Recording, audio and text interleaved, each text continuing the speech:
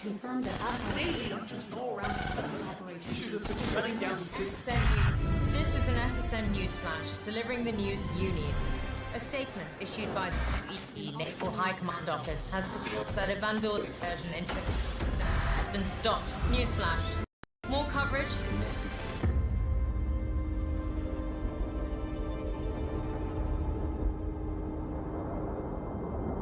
Archangel 6, come in. Go for 6. I'm getting a faint contact on bearing 287. You picking that up? Yeah, got it. Scanning now.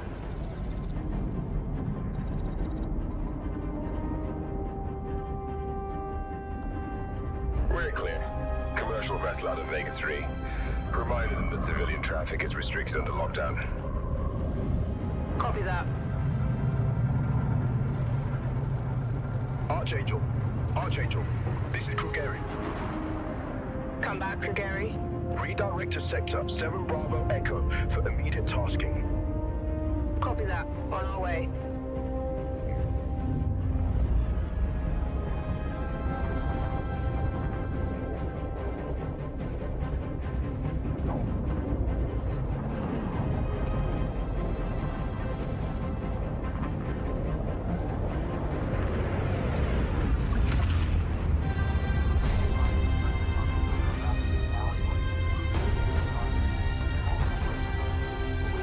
Scimitar, reposition for heading 038. Copy that. Adjusting heading now. Reaper Squadron. Thanks for joining us. What's your sit rep? In position, holding now. Understood. Stand by for further orders. All flanks. Bishop wants to lose formation on our baffle so we don't clump up. Copy that.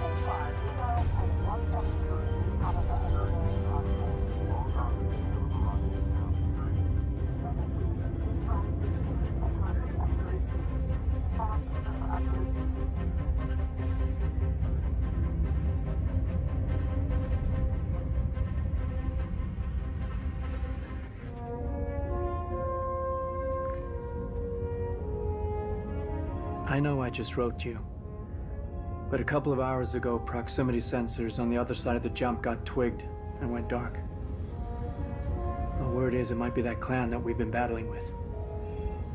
I guess that last fight didn't scare them off quite like we all hoped it would. Honestly, we've been out here so long, I don't know what to pull for anymore. I just wanted to let you know. I'll write as soon as I can.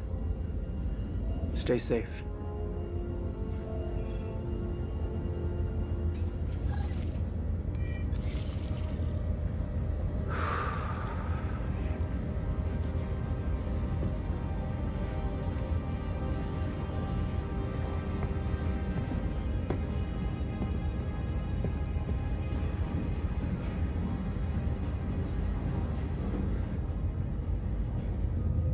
never gets old, does it? Sir. Eddies. I used to do the same thing when I was first coming up. Post up to the flight deck whenever I could to watch the launches.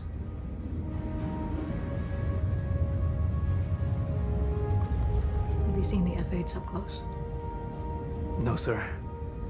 The thing's a beast. Nimble, too.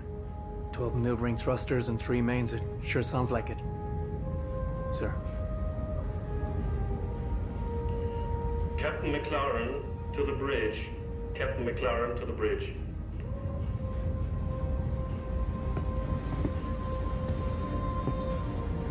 I saw you apply to the Flight Academy again. Yes, sir. Keep your head up. Took me a couple times before I got in.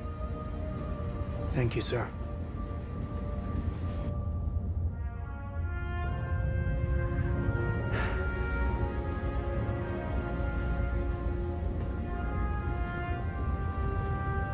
All gunners. Any gear, report to your turret. Repeat, all gunners to your turrets.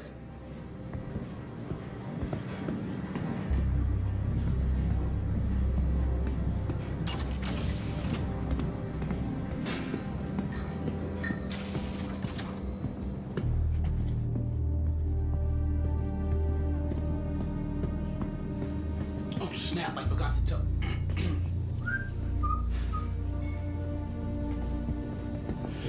to Watkins and Logistics, and he said the recon team was wiped out. Really? Then why are we sitting here? Vandal aren't stupid. If they know we know, they would have hit us by now. Hey, they can take as much time as they want. The longer they wait, more of a chance the 42s will get back. Well, they can hit whenever. Hey, there you are. Hey. Where's your helmet? Can't gun without it. Come on. Rookie mistake. I gotta get to my turret. Got to go up.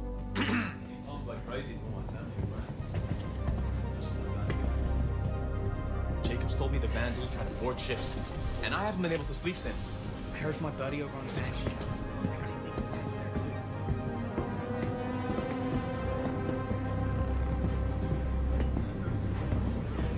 I heard we aren't getting any reinforcements. We've got to send them through, right? We've been getting tuned up for weeks. It's this Polo Initiative horse shit. Parker Man's been freaking out about having to make cuts, so everybody's taking hits. Winslow and the Banshee told me they got denied on extra ammo for their main gun. Almost like the suits on Earth 1 on attack. I think we should oblige them, you know. How the government offers to go.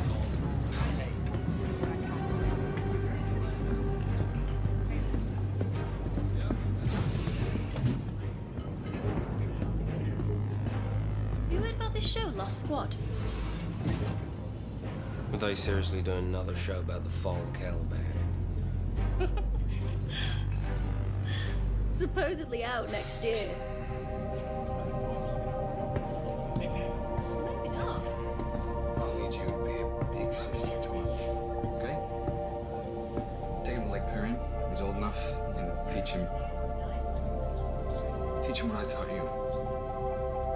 And do me a favor. Hug your mom. You can't.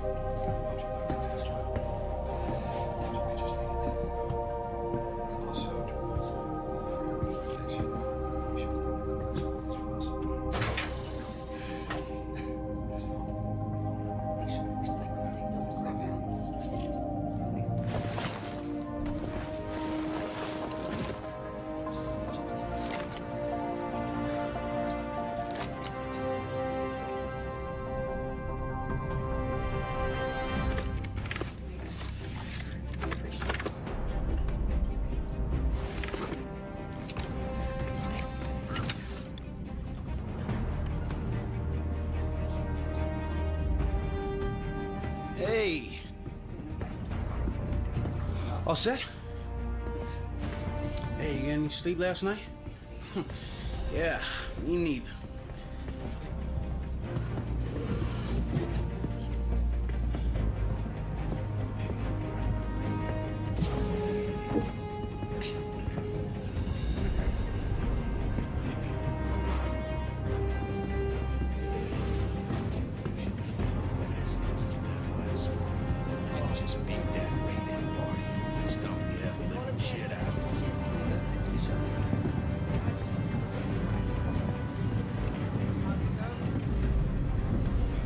Oh, bad news.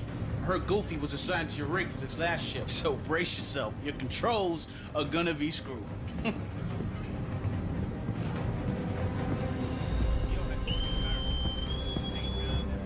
This is Captain McLaren. CitizenCon upgraded to orange. All reserve personnel get to your stations. Looks like this could be it.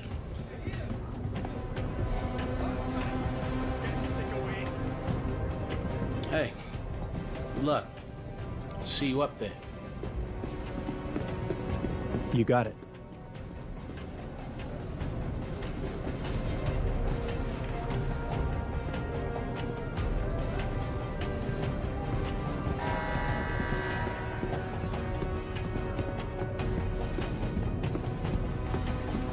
God damn it, Goofy, get the hell out of there. So glad you could join us. I want you calibrated and ready to fire in 5, here?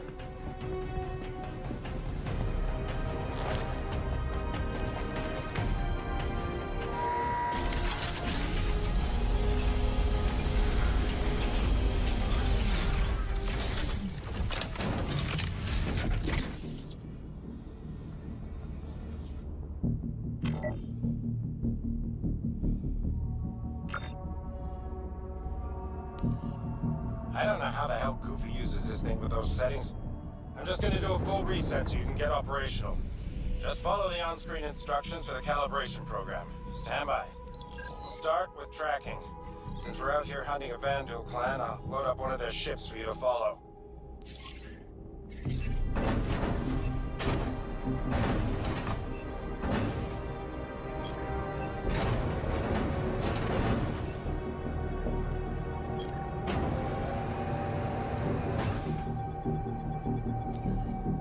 Alright.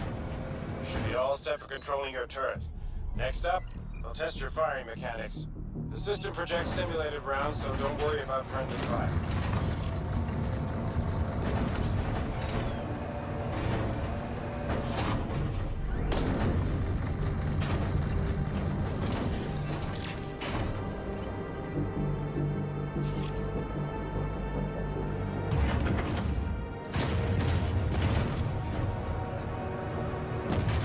Looking good. Last thing we need to do is verify your targeting. I'll load up a larger Vandal ship for you to practice targeting specific parts of the enemy.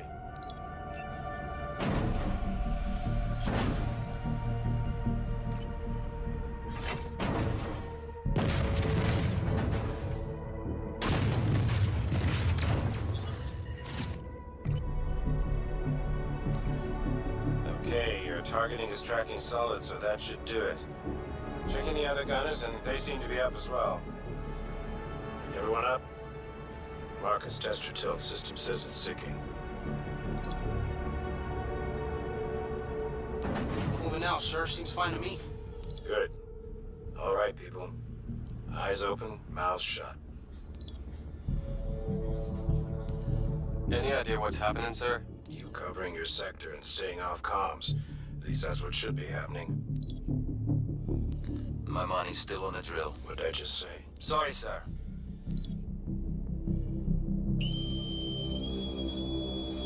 About time. Shut.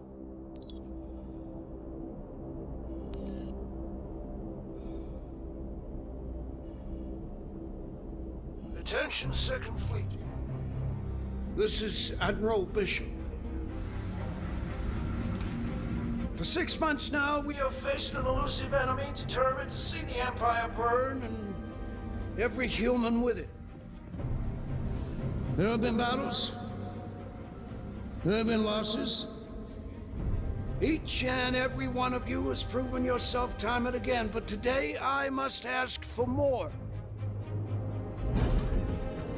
Today, we fight one last battle. Advanced recon indicates the entire Vandal fleet has just entered the system. This means a king ship is headed our way.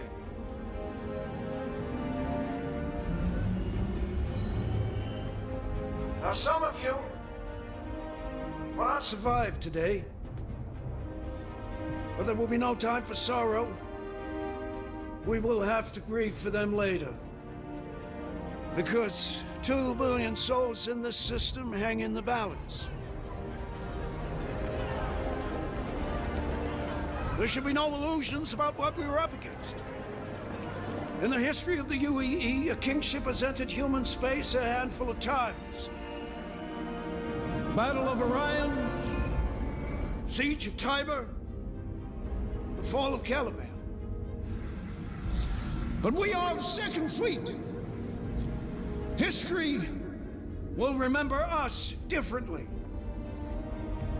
We will not have to worry about it being kind, because today we will define ourselves through our actions. We will not lose the system. We will not fall back. We will win, because we have to. We fight today. So in 40 years from now, when you're surrounded by everything and everyone you hold dear, and they ask, what did you do in the Battle of Vega?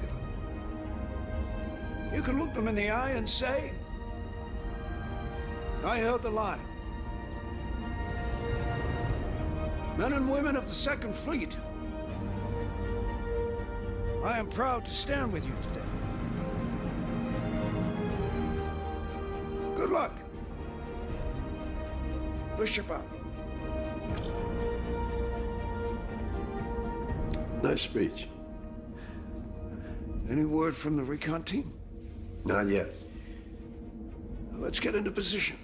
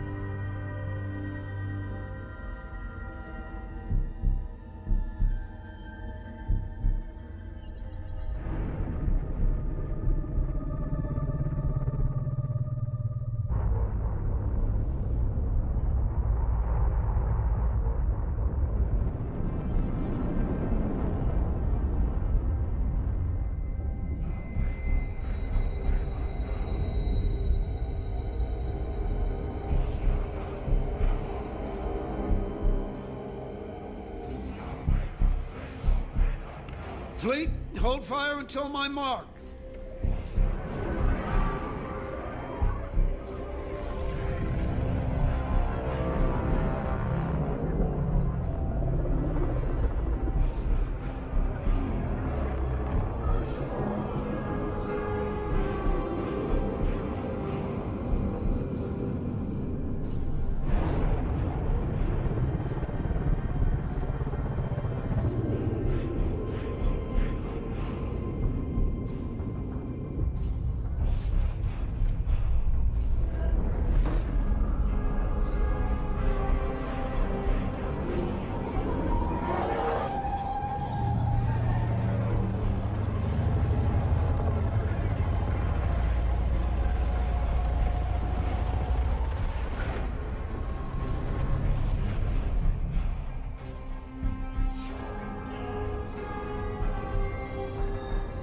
Strip safeties from the Goliath. We'll have to hit him close. I want him live on launch.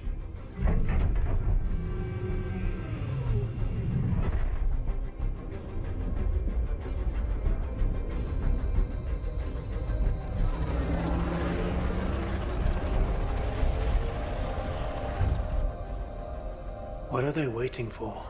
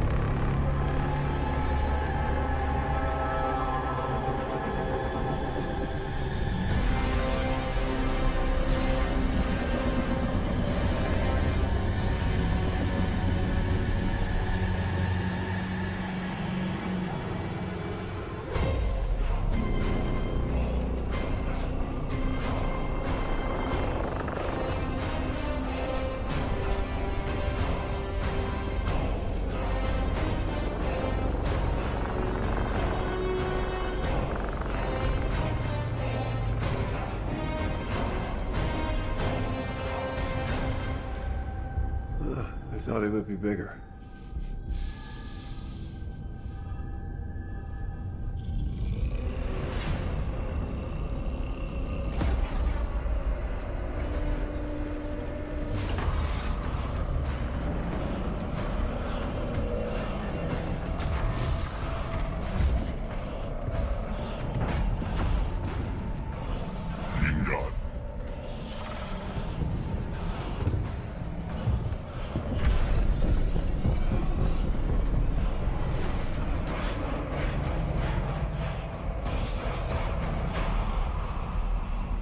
Ship's locked, sir. Fleet's ready. Stand by.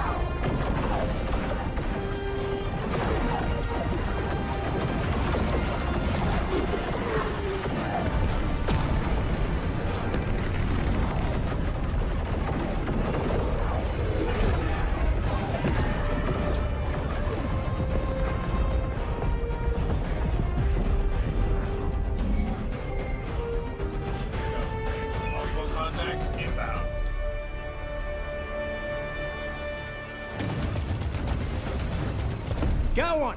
I got one! Good kill.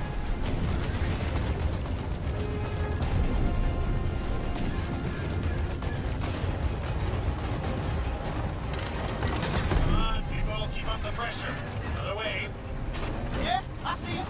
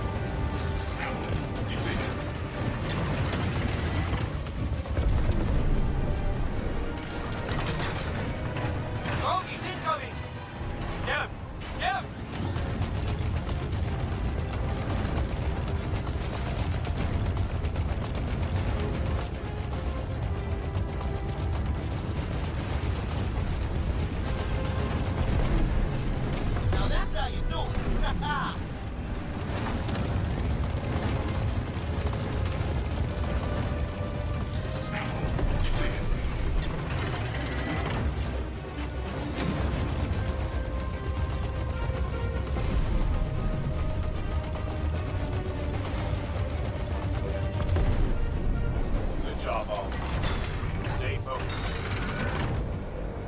Tracking enemy sides. Light him up. On! Woo!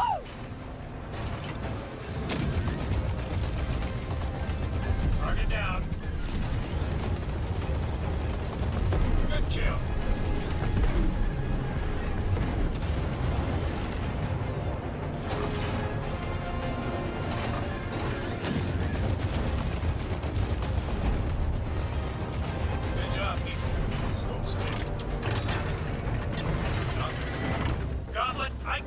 I can't shake. I need a brush off. We got your pilot. All right, gunners. Protect our fighters. Tracking target.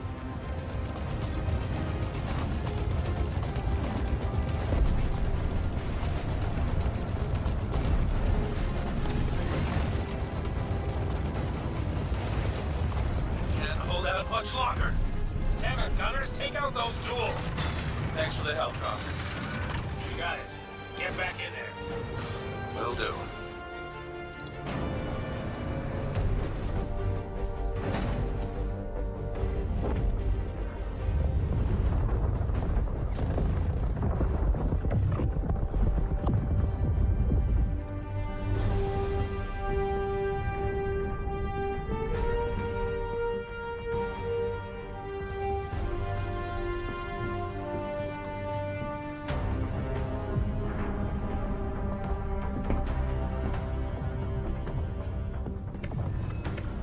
August, shift your position back and drift 8 degrees off X-axis. That should bring that Moiler into your field of fire. Corvers, redirect to fill the gap and take those gunboats off integrity.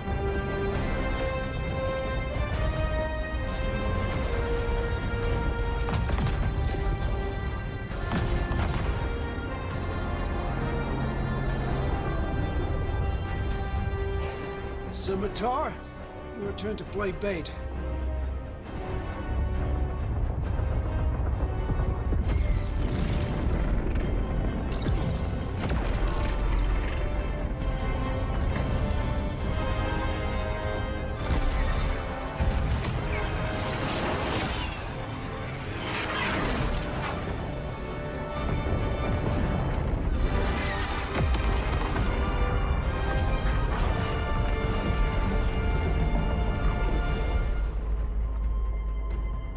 Banshee. Push forward, let's see how strong their line is. Raiden, you're their support.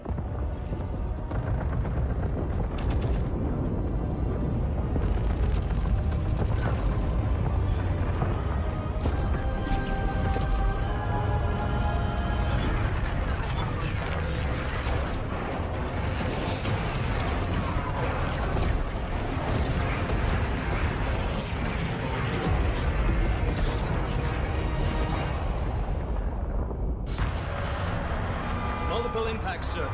Could have been capital ship fire. No, it's too focused. It's more like heavy fighters. Do we have a line on them? Turrets have been taken out, sir. Gauntlet, come in. We need you to sweep up some fighters on us.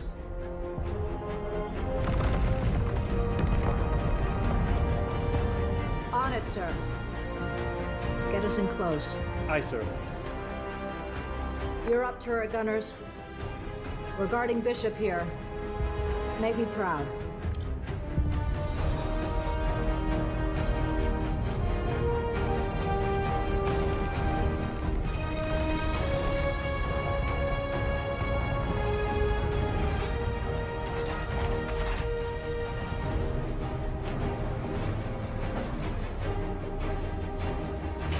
Heard the captain?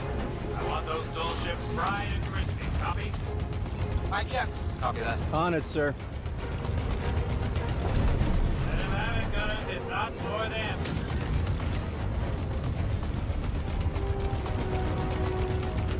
Good kill.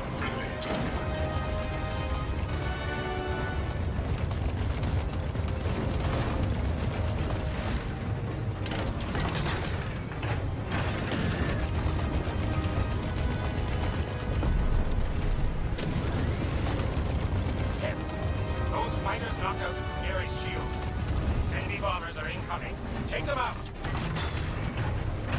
Tracking target.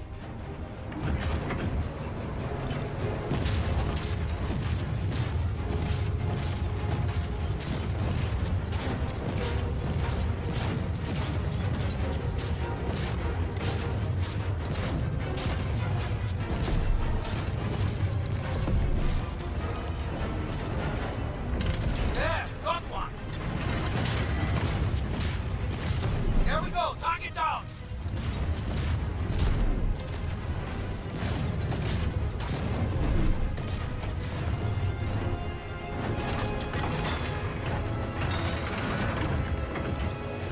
Got more Vandal bombers trying to hit the Krugeri again. Focus up and take them out.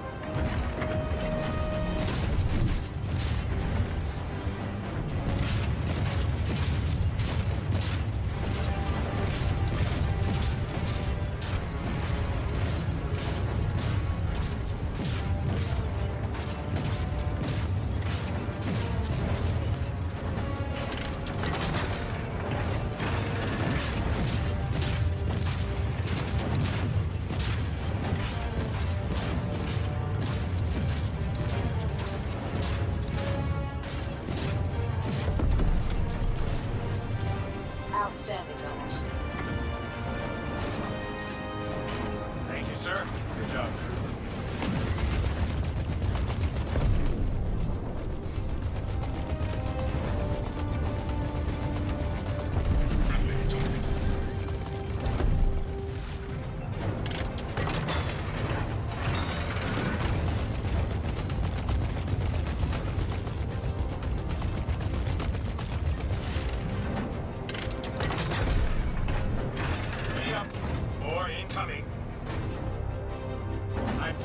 slaves.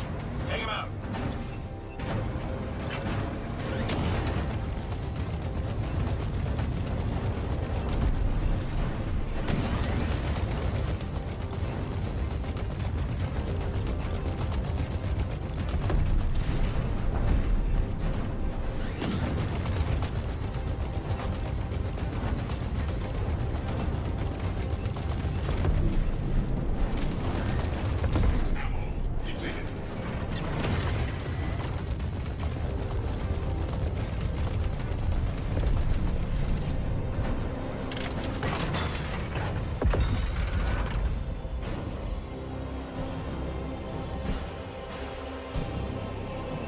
See that?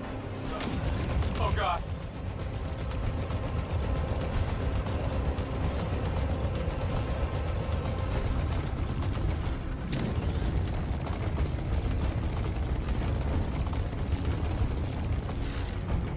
We gotta take out that hunter's small turrets.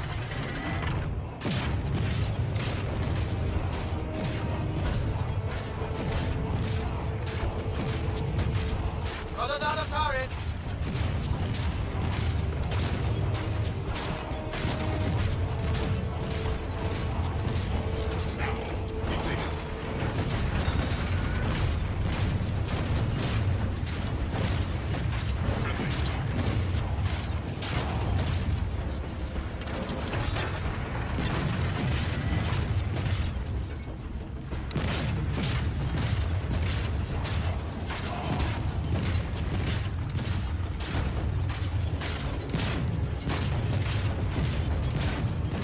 Focus, people. We got heavy fighters incoming.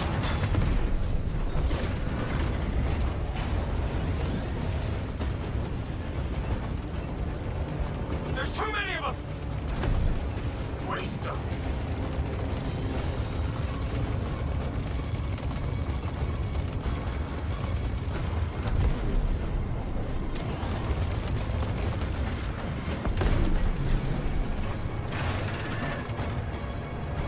Keep up that fire.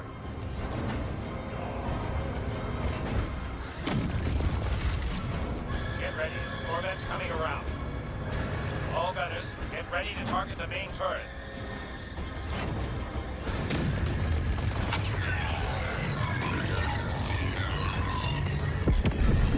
Marcus! Is that Marcus? Can anybody see? Open fire. Take out that main turret. One of my guns is down.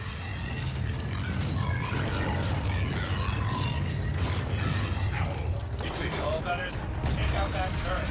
It's your only target right now. We won't survive another hit. Turret down!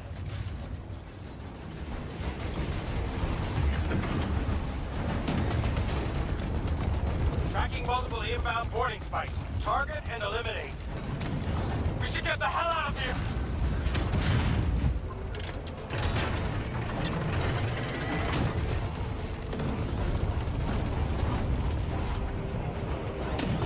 I need help! I need help!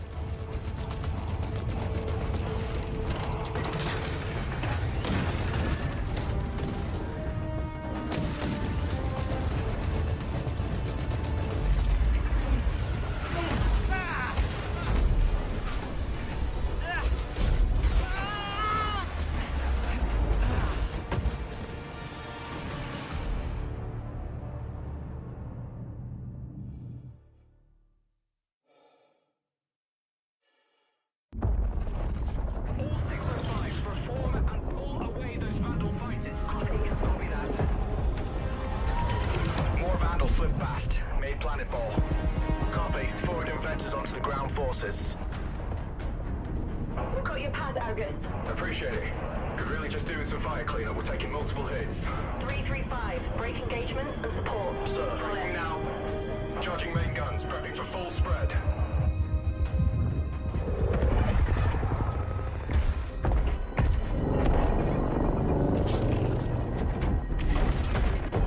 Any effect on target? Countdown. Hostile captured. Bearing down on us. Copy that. Raiders inbound.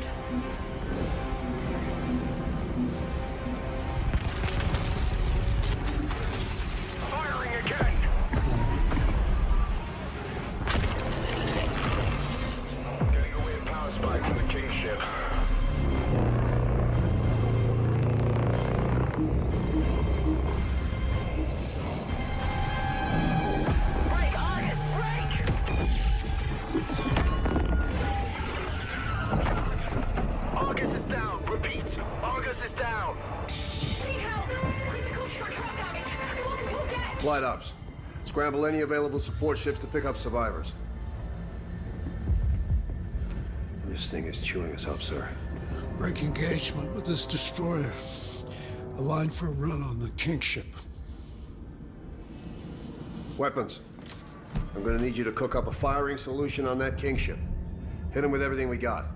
So, all of our weapons even focused? Have to do something. Right, Mr. Kraus? The Van Duel aren't gonna blow themselves up. Yes, sir. Wait, next time we take a hit, drop our shields an extra 30%. Hear that, Shields? Sir.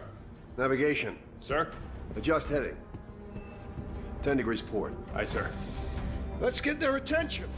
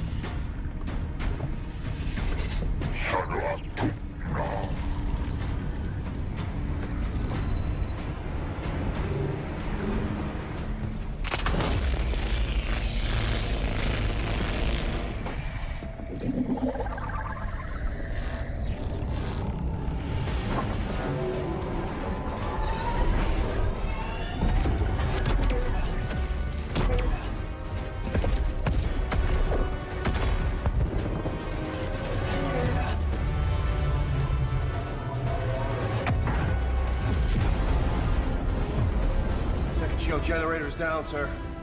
Starboard 4 exposed.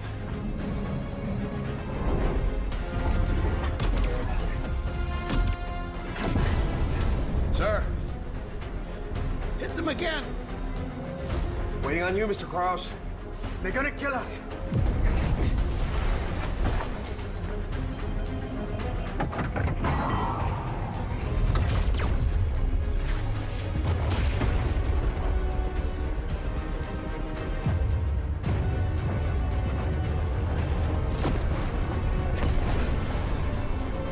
Getting power spikes.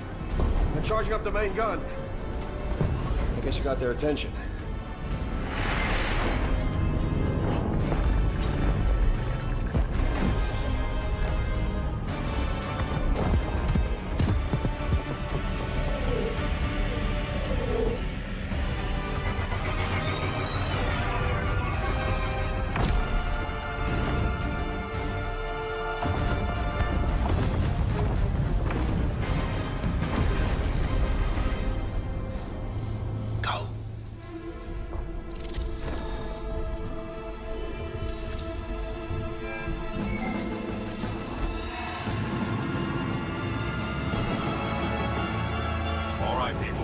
Seconds out to the fray.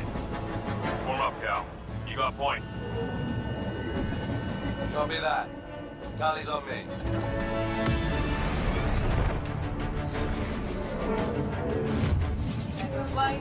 Echo flight, prep for boost.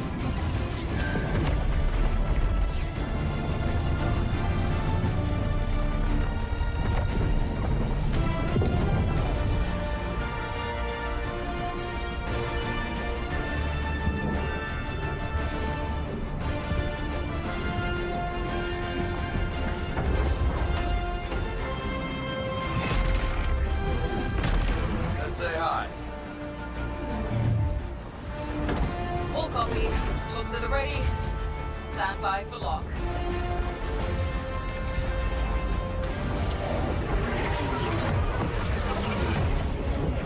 Ready up, people. Enemy vectors inbound. Copy, Doug. You can cover. I can make a run at that shield, Jenny. Copy.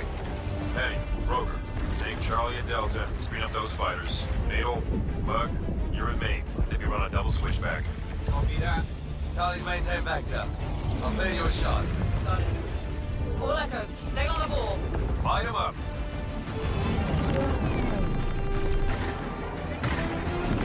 Look out.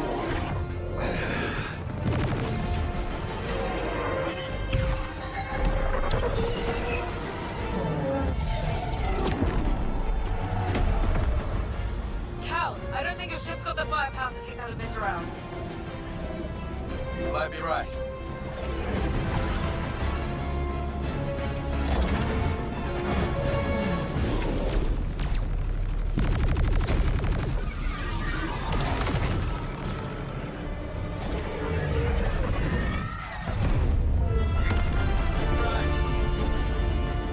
Shield softened up.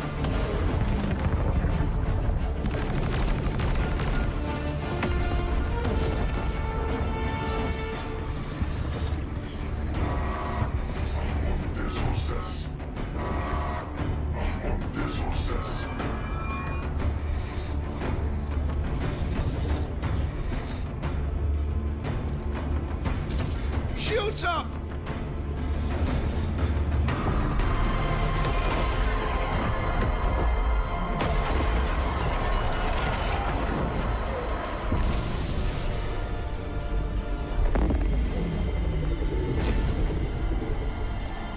Report! Shields are holding. Barely. That shot took out our main thrusters. No, not us, them. The Kingship shields are down. Yes! We don't celebrate until they're dead.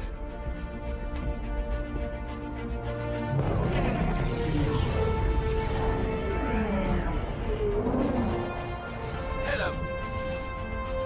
Hit him!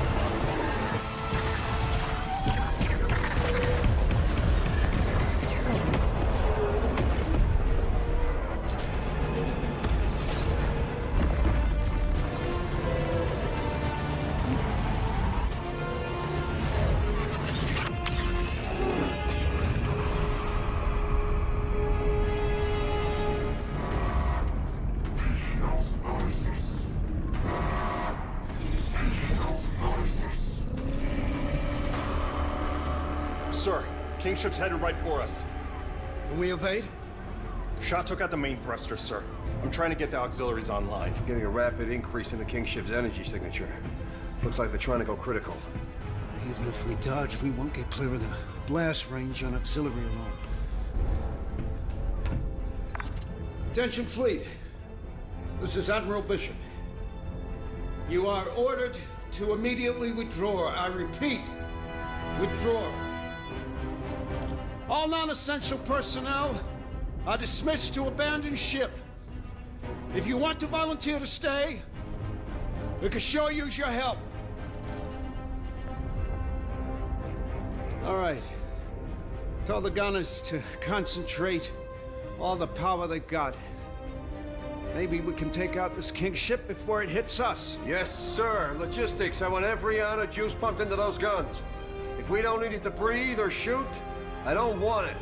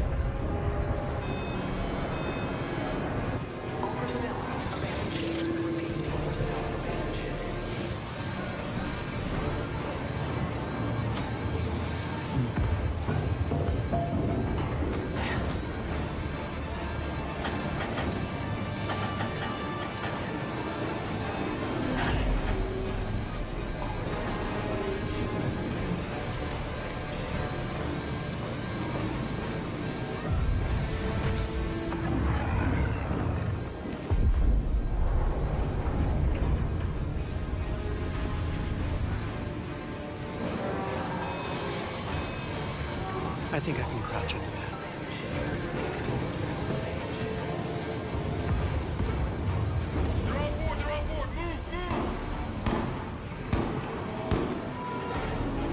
Let's go! Ah!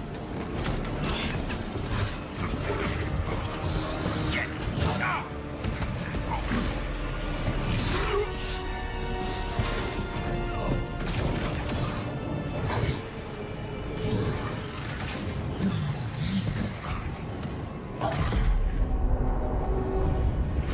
Bien le bonjour, monsieur Balator, sur nos deux chats respectifs.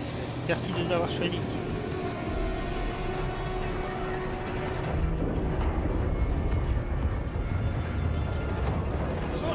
Hey, hey, hold the door!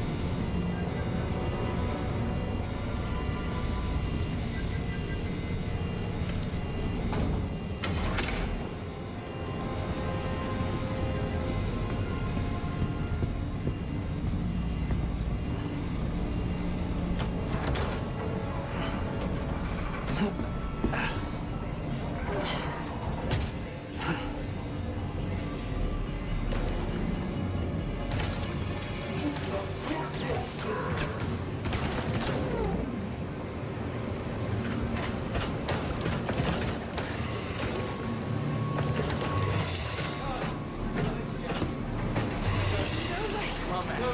Get to the door, seal it. Once I raise the turn. Just go. Now.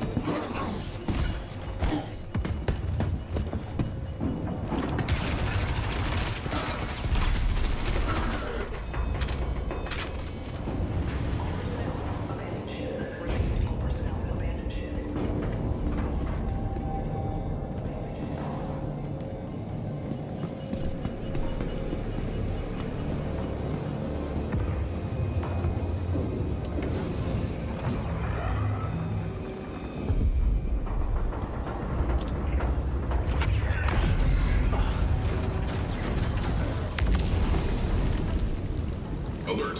Fire detected. Room locking down. Repeat. Room locking down.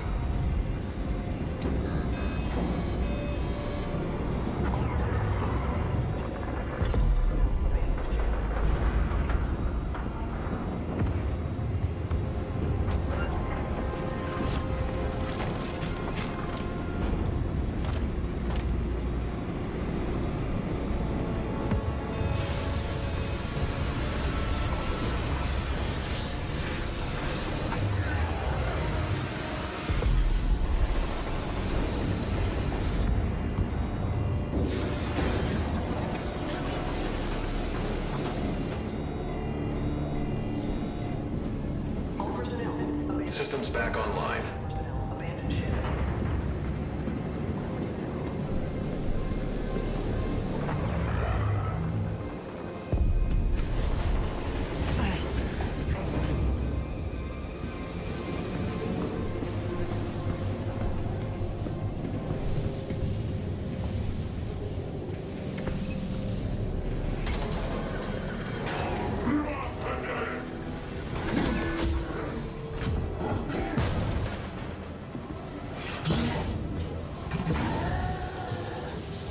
Breach detected. Depressurizing.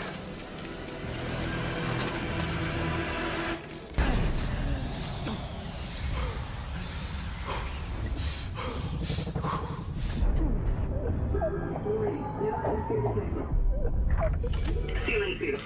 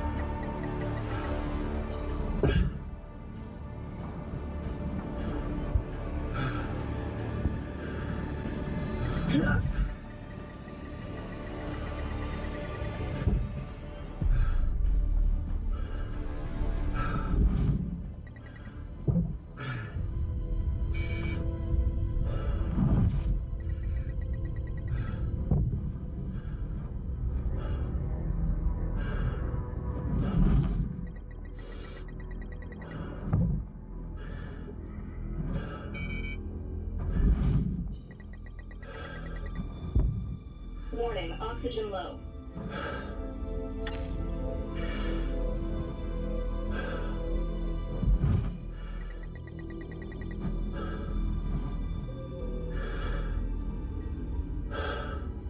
Pressurizing.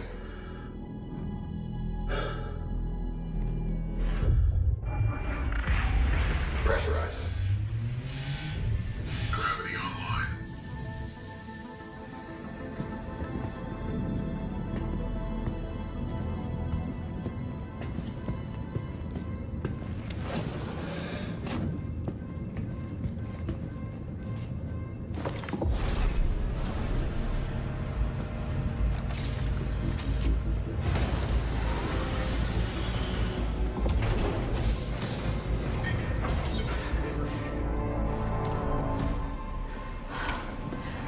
Thought I was the only one left. So did I.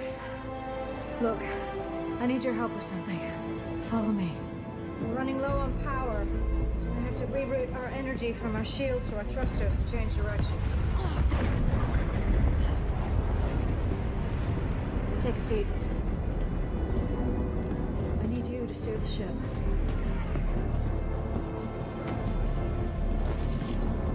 Time for your first piloting lesson.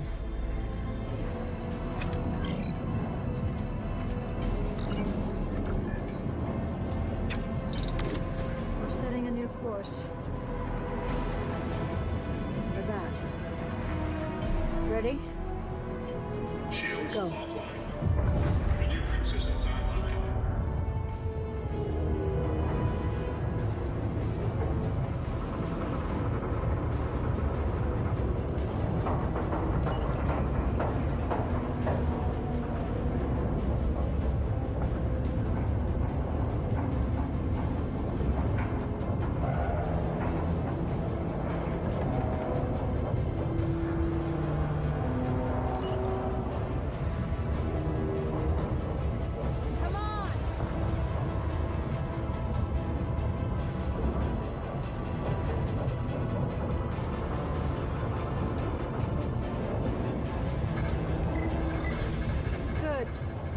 Good. Hold that. Shifting power back to shields. Shields on. Engaging autopilot. Cordless! I ordered you to fall back! Can't do that. You're dead in the water and we can help. The situation's under control. You are to reverse. You can't kill it. Not before it takes you out. We are boarded and burning. This is the only way. Well, lock your course and get off that thing. Both of you, clear? Aye, aye. Rachel. I will.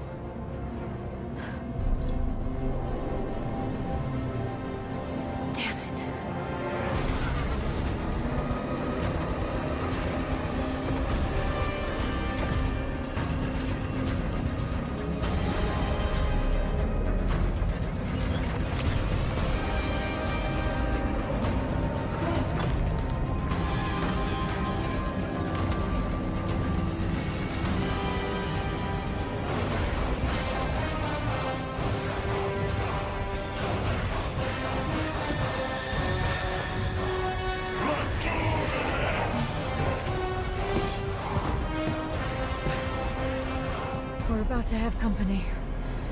I've got to try and divert as much energy as I can to the engines. So I'm gonna need you to hold them off. Go now. Yes, sir.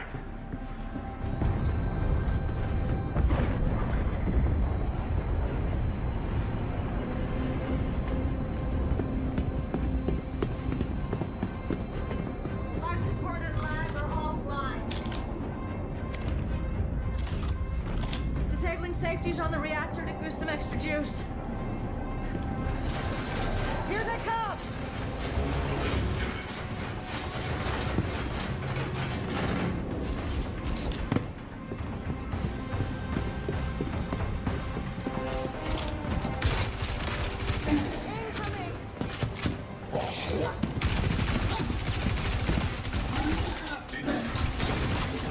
Keep it up.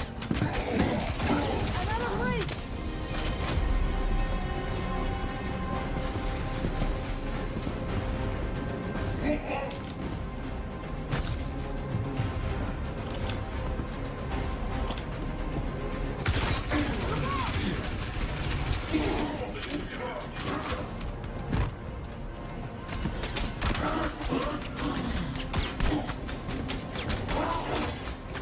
You're doing good. We've got more jewel coming!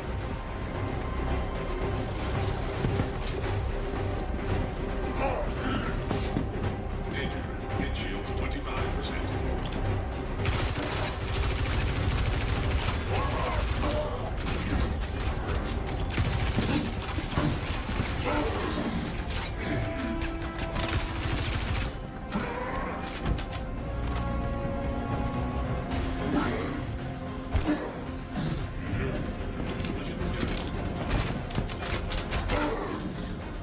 Nice work. On me, quick!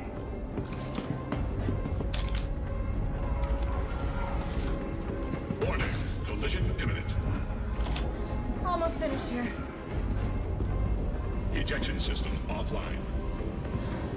The escape pod door is jacked. I need you to manually override the door.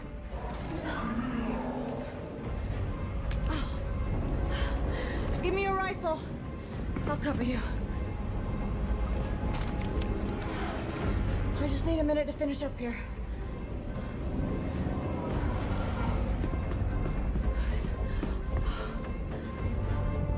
What's the status on the door?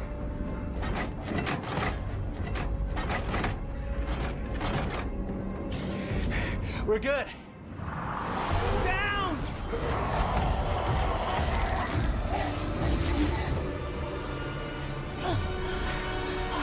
Captain.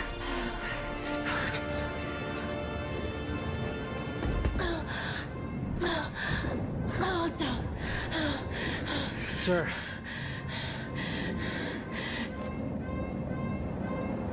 Don't argue. Just do me a favor.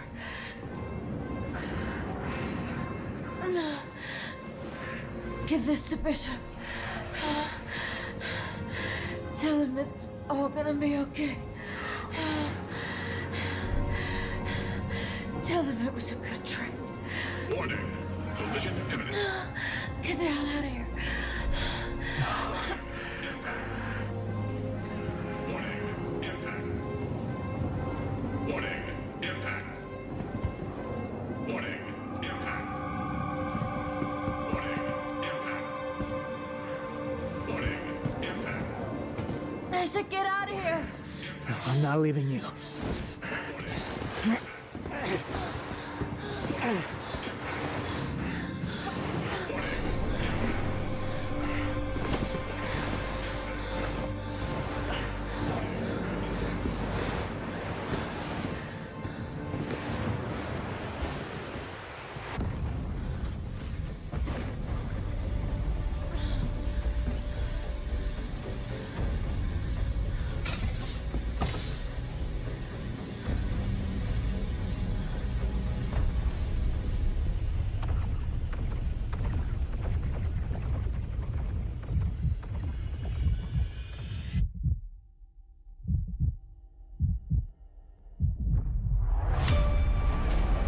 I do solemnly pledge, mind and body, I will defend the Empire with my life. Your application to the Flight Academy has been reconsidered. Captain McLaren had submitted a letter of recommendation on your behalf before the battle. Hey, it's fine. It's fine. You're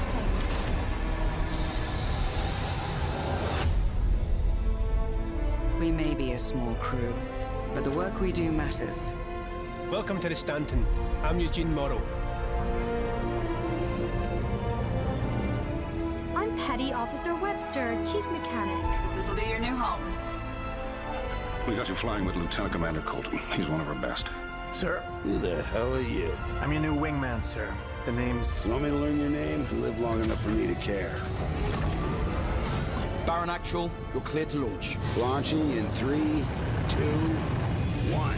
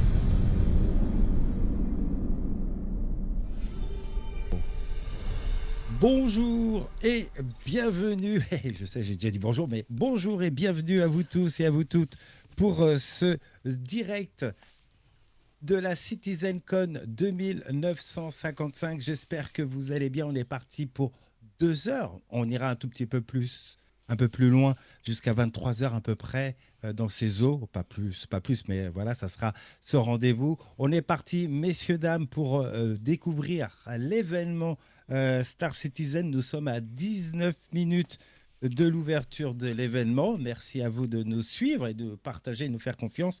On est ensemble pendant cette période. Vos ressentis, on va pouvoir dialoguer, pas directement, mais on va attendre tout ce qui va nous être proposé. Comme je vous ai dit, on se laisse découvrir cet événement. Je n'attends pas grand-chose. En gros, je tiens à voir ce qu'ils vont nous proposer pour 2026 avec l'annonce de Squadron 42 qui, elle, ne sera pas d'actualité. C'est pour ça que Zitoïd et moi, on vous a permis de découvrir le prologue qu'on a vu l'année dernière de Squadron 42. Ça ne sera pas le sujet de la CitizenCon de 1955, donc ça ne vaudra pas la peine de poser des questions. Mais on sait que la sortie de ce opus solo de l'univers de Robert Space Industries, Squadron 42, est annoncée pour 2026. On ne connaît pas le mois de la sortie et le jour, donc on découvrira ça l'année prochaine. Le sujet étant dit pour Squadron 42, partons, si vous le voulez bien, pour cet événement CitizenCon de 1955 avec notre camarade Ziltoïd que vous avez, si vous faites point d'exclamation multi-Z, vous l'avez juste à côté de moi. Alors, je ne sais pas s'il est là ou s'il est là, mais voilà, il est là et on va lui faire coucou. Hein. Salut, monsieur Ziltoïd, bonjour, bonsoir, comment allez-vous en cette belle journée de ce samedi 11 octobre 1955 pour la CitizenCon, comment allez-vous? Et j'aimerais que vous me fassiez une petite point météo vivemavie.com. Si tu veux, c'était pas prévu. C'est la nuit, il fait sombre, monsieur L. Mais si tu sais pas si je suis là ou je suis là, où suis-je? Mais pas ici. Vous voilà. Êtes pas ici. Vous êtes pas ici, mais vous êtes là. Voilà. Salutations, Lorcide, comment vas-tu? Et sois le bienvenu. 17 minutes avant la CitizenCon, les amis. Bien debout, bonsoir, monsieur Lorcide également. On compte sur toi s'il y a l'IA à nous faire parvenir. Tu seras d'une grande aide. Ah Ça bah est oui, un ça, peu il y aura beaucoup compliqué de... aujourd'hui. Voilà. Ouais. Comme il assiste, monsieur L, tant pis, je le prends au mot. Alors, Mhm. météo comme d'habitude, parce que vous l'aurez demain, vous inquiétez pas. On fait Ah, c'est les sûr. habitudes vive comme. Actuellement, 12 degrés, globalement nuageux, ressenti 8 degrés. Le ciel sera partiellement nuageux, la température maximale sera de 9 degrés, en moyenne 7 nuit. Voilà. Euh, Eh oui. bien le bonjour, bien le bonsoir plutôt, monsieur L. J'espère que vous allez bien également. Et quel Bah temps oui. va-t-il faire chez vous cette nuit? Bah écoutez, j'en sais rien, mais en tout cas, il fait nuit. C'est tout ce que je peux vous dire. Merci, Voilà. merci monsieur L. Si je peux Euh, aider, hein, vous savez. Hein. Voilà. et bonjour à toutes et à tous. Bienvenue parmi nous. Cet événement spécial CitizenCon Direct de 1955. De mon côté, le Silver Invader, bonjour à toi. Monsieur Balator nous fait l'honneur d'être là. Monsieur Chajouk, Monsieur Drezil aussi, merci pour ton abonnement de niveau A, c'est ton 7e mois d'abonnement, merci beaucoup, c'est gentil de ta part. Mhm. Oh, Fastcap, c'est la fête, oui, bah, c'est un événement spécial, sûrement comme ça à utiliser les mouvements dans Starcitizen. Voilà, donc j'ai coupé dans Exactement. Starcitizen pour pas avoir de problème. De toute façon, il n'est pas lancé. Euh, Bien le bonsoir Hermod également. Et mais sur leur site de mon côté, je vais essayer d'aller assez rapidement parce que Bah oui. on est contraint par le temps pour aller à l'essentiel. Du côté de chez Monsieur L, William Faro, je t'avais pas vu. Euh, Bonjour à toi, bonsoir à toi, Monsieur Rio, Monsieur JP Dreux, Monsieur MR62. Un nouveau venu, Monsieur Zazer 77. Euh, Lilou Dallas, ah j'avais pas vu non plus. J'avais pas eu le temps de les voir tout à l'heure. MR62. Il y avait Boop aussi, évidemment, dans le coin. Kemteza TV, aussi un nouveau venu. Bonsoir à toi. Darzid, j'ai déjà dit, mais bonsoir. Captain Douane, fidèle au poste. Euh, Merci pour ton abonnement, Captain Dams TV, pour la chaîne de Monsieur L. Et merci Drazil également. Monsieur Ursite. Et j'espère que j'ai oublié personne. Autrement, veuillez m'excuser, il y a beaucoup de monde, c'est bien. 27 Eh oui. actuellement sur Twitch. Et Monsieur Rio.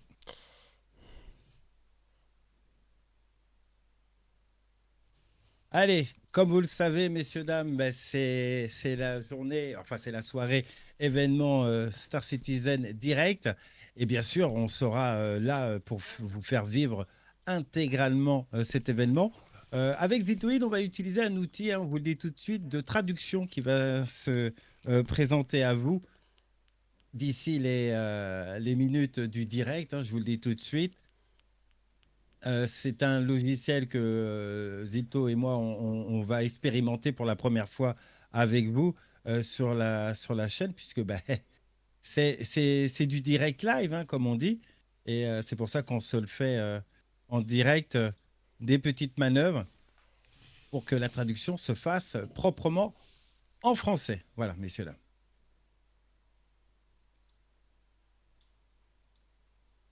Et voilà. On attend que ça démarre et ça sera traduit à ce moment-là, messieurs, dames. Allez, qu'est-ce qui est au programme? Ce que l'on sait, messieurs, dames, c'est tout ce qui sera pour nous mis en avant. Ce n'est pas une promesse, c'est un souhait, encore une fois, de la CitizenCon avec les nouveaux vaisseaux, du nouveau contenu pour les 12 mois à venir. Vous êtes au courant que cette année, 2025, c'était l'année de la stabilité et des performances. C'est en train de se faire. On n'a pas terminé l'année, donc soyez indulgents, encore une fois, messieurs, dames, parce qu'il y en a beaucoup qui n'ont pas compris que l'année se termine jusqu'au 31 décembre. Et voilà, et que tout ça va s'annoncer. Ah, une petite pub de la part de CIG, donc c'est un peu normal. Allons découvrir ça. Comme on le sait, c'est des petites vidéos qui ont été faites par la communauté, hein, je vous le dis tout de suite. Hein. Aucune vidéo n'a été faite par CIG même, c'est la communauté, pour la plupart. Attention.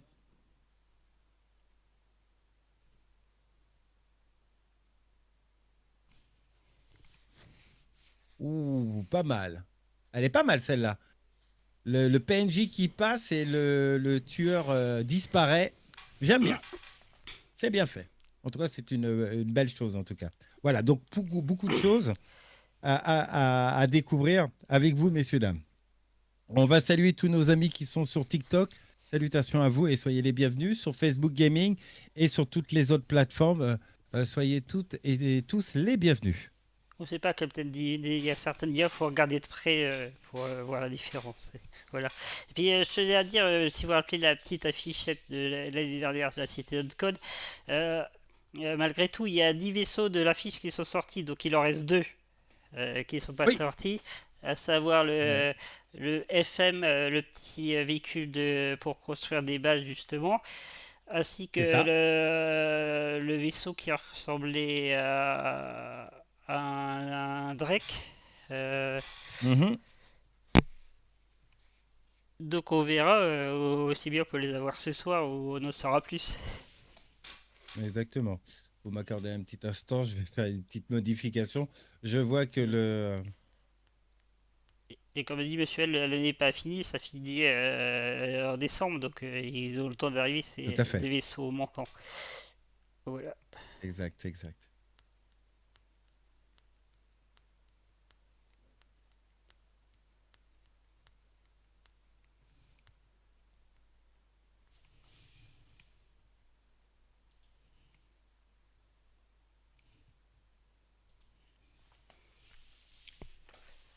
Je le mets comme ça pour faire descendre le niveau du son, etc. 10 minutes, messieurs, dames, 10 minutes.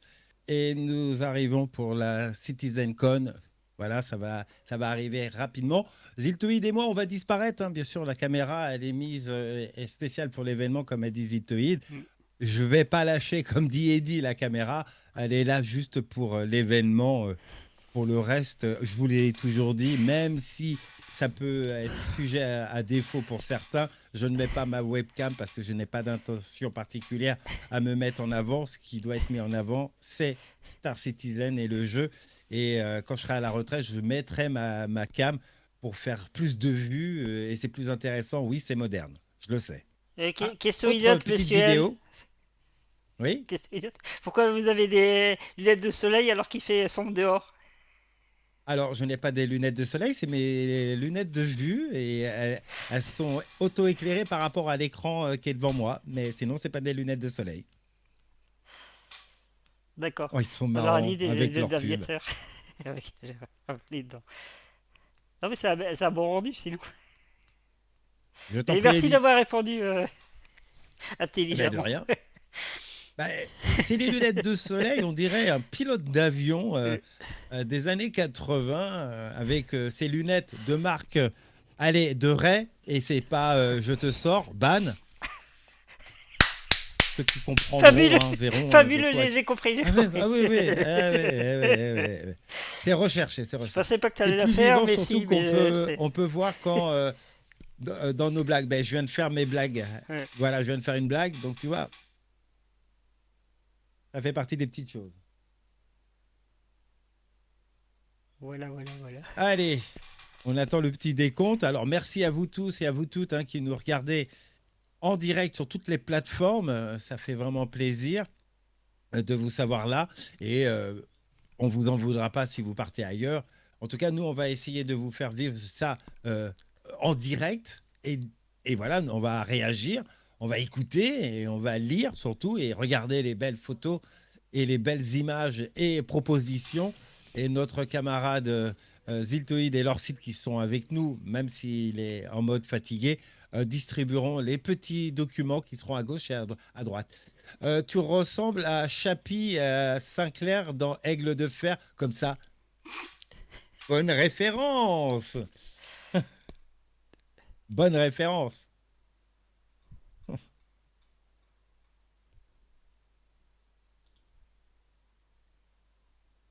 Allez, 7 minutes, allez, 6 minutes d'ici quelques instants. Et on partira, messieurs, dames, pour le départ de la CitizenCon Direct 2955. À vous tous. Et on salue Mister Ashuram qui vient d'arriver. Salutations à toi, cher ami. J'espère que tu vas bien et que la semaine fut bonne. Eh bien, le bonjour, monsieur Ashuram. Bonne soirée à vous. J'espère que vous allez rester parmi nous. Merci. Et salutations à Tim que je n'ai pas vu. Pardon, cher ami, je ne t'avais pas vu. Excuse-moi. Salutations à toi, Tim. J'espère que tu te reposes et que tu vas te reposer en notre présence ce soir. Ça sera un tout petit peu plus détendu puisqu'il y aura beaucoup d'informations et beaucoup de surprises à découvrir, bien évidemment. Eh bien, bonsoir, monsieur Tim. Heureux que vous soyez parmi nous également. Bienvenue à vous. C'est énorme. Ah oui, pas mal. Allez, ascenseur, dans la vraie vie. C'est ça, oui, c'est exactement c'est tellement ça. C'est tellement ça. Comment ça, ton cœur, il saigne? Qu'est-ce qui se passe, Tim? Ah, je me repose pas, j'arrive à l'instant. Ah, pardon. Bah, désolé, hein, je ne pouvais pas savoir. Bon, bah écoute, détends-toi. Oui, sors tes charentaises. Ouais, sors tes charentaises. Sors ta petite bibine de Cronenbourg à la française. Pose-toi dans ton sofa. Allume la télé en mettant bien sûr la chaîne de Ziltoïd et ton serviteur L66 sur le PC et l'un sur le grand écran. Et détends-toi. On s'occupe de tout. Et si tu t'endors en cours de chemin, on t'en voudra pas. Il y aura les rediffusions qui seront à ta disposition. Exactement. Allez, 5 minutes, messieurs, dames, et c'est parti pour ce retour classique, messieurs, dames, de la CitizenCon.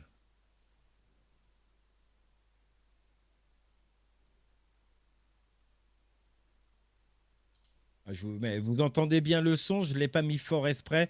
J'attends que ça démarre parce que si je le mets maintenant, vous me dites si c'est trop fort ou pas maintenant. Est-ce que c'est convenable, acceptable et vous arrivez à entendre ma voix aussi? Comme ça, je fais mes petits tests en avance. Test. Je fais ça plus. Test. Nickel, ça marche. Merci à Adam.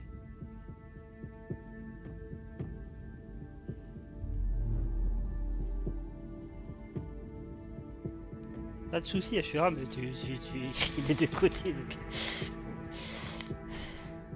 Allez, on va disparaître. On va vous mettre la page officielle de la CitizenCon, messieurs, dames. Merci à vous tous de nous suivre. Et nous sommes partis pour moins 3 minutes.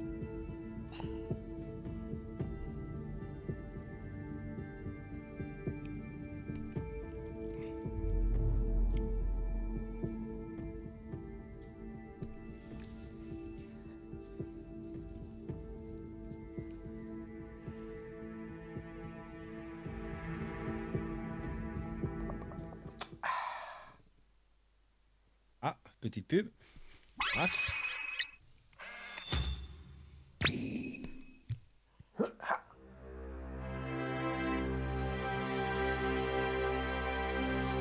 Ah, les pubs des poubelles. Est-ce qu'elle va arriver à destination? Ah non. Va-t-il réussir? C'est ce qui m'arrive à chaque fois. Ah bah voilà. Du vécu. Comme peut-être un jour. Alors par contre, je ne savais pas qu'ils mettaient des pubs. Il y a beaucoup de pubs sur Twitch. Ils avaient dit qu'il n'y aurait pas de pub. C'est assez édifiant. C'est honteux. Bah, surtout que, regardez, ça bouge pas. Normalement, ils devraient me laisser la page en entier. C'est lourd. Ah, je crois que tu faisais de l'humour par rapport au pub de CSG. Ah non, je parle pas pour CSG, je parle t'étais sérieux. de Twitch. Ah ouais, Twitch devait pas placer les pubs et là, j'ai mon écran qui n'est plus rafraîchi. Ça me gonfle. Ah ben voilà, là c'est revenu. Ok.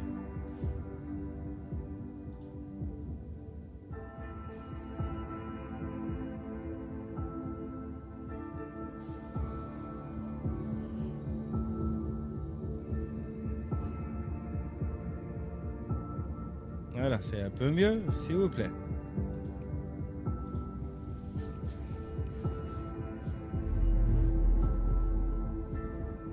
Et c'est peut-être l'une des plus importantes. Tu parles de quoi? De la pub? Je crois qu'il fait du troll encore, mais il est déplacé.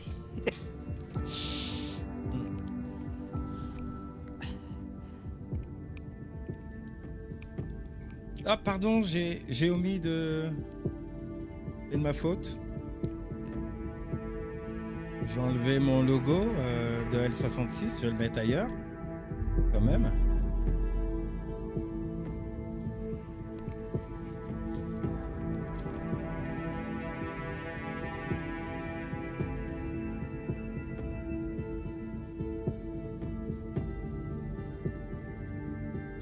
Secondes. Ouais.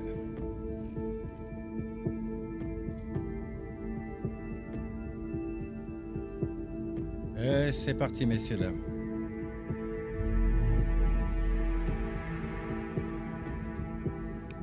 Allez, c'est parti. 30 secondes. Décompte, messieurs, dames. Et bon événement à vous tous et à vous toutes.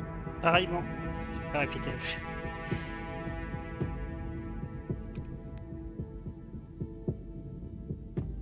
19 secondes. Allez, on fait le décompte comme à l'école, hein, les amis. Vous le savez. Okay. CitizenCon, 10 secondes. 9, 8, 7, 6, 5, 4, 3, 2, 1, 0. Top This year Citizen. has marked a turning point in Star Citizen's history. We have finally moved past the question of whether we can build an architecture to deliver a universe with incredible detail at massive scale, seamlessly, and where thousands of people can all play together. Server meshing has been working pretty much flawlessly at scale for the past 9 months. It has brought a more populated and active verse with up to 700 players online and in the same space at once. It's greatly increased server performance and delivered a much more responsive player experience. I couldn't be prouder of the team. They delivered something no other online game does presently. There may be other games out there that claim large player counts or even the ability to mesh, but none do it at our detail, scale, and seamlessness. Of course, there will be continued improvements to server meshing and to Star Engine, but having moved past this last big technological hurdle has allowed us to finally focus on quality of life and stability improvements, something that has long been overdue. We're about to deliver our 9th patch in 10 months, with content that has brought Star Citizen storytelling into new and exciting directions. We pushed more than 24 features and more than 2,000 bug fixes. And while there is still a long way to go, the game has gotten more stable, performant, and fun as a result. We see this in player metrics. More of you play every day. The daily average users is up 45% from last year, and your play time is up 15%. So more people venture out into the verse and stay there longer than ever before. And through all that, we've told the dual stories of the Frontier Fighters Assault on Pyro and the moral compromises being made to combat the regen crisis.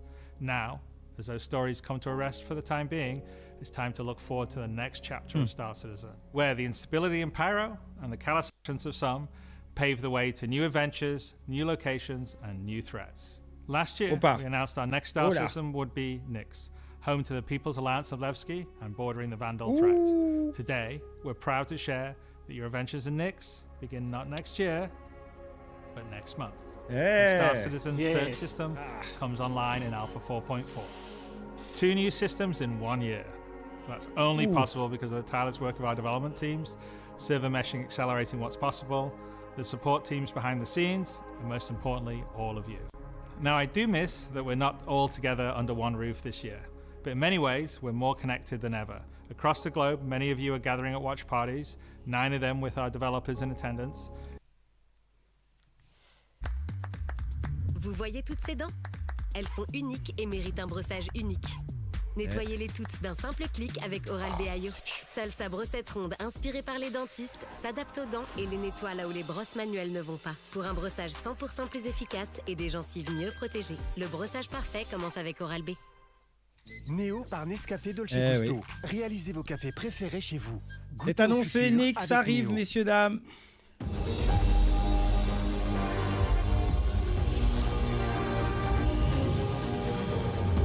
Ouh là là, ouh là là.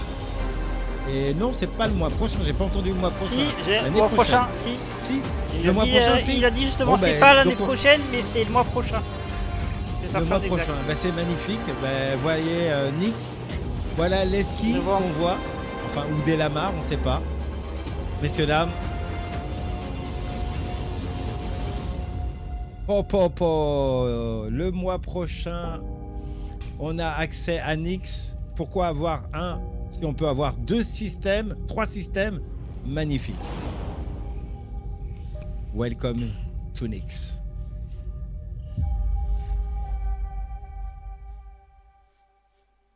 Dans un mois, messieurs, dames. With the foundational technology now in place, the content development of the game is no longer restricted, allowing us to forge ahead with building out our first 5 star systems.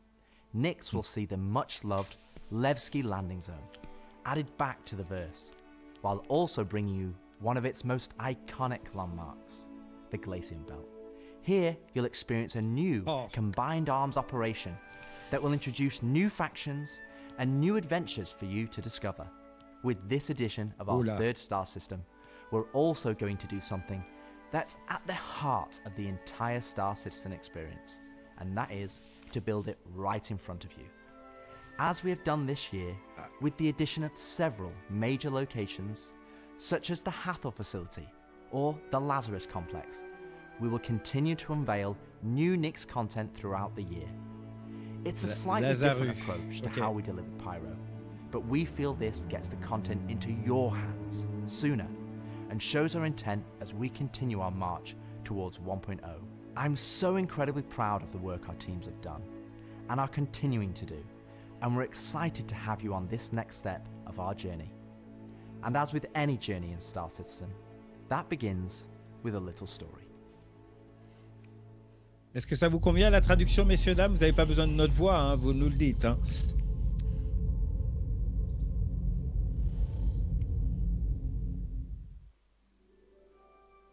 In 2025, we introduced 2 major storylines spanning multiple patches, creating a living backbone for adventure across the universe.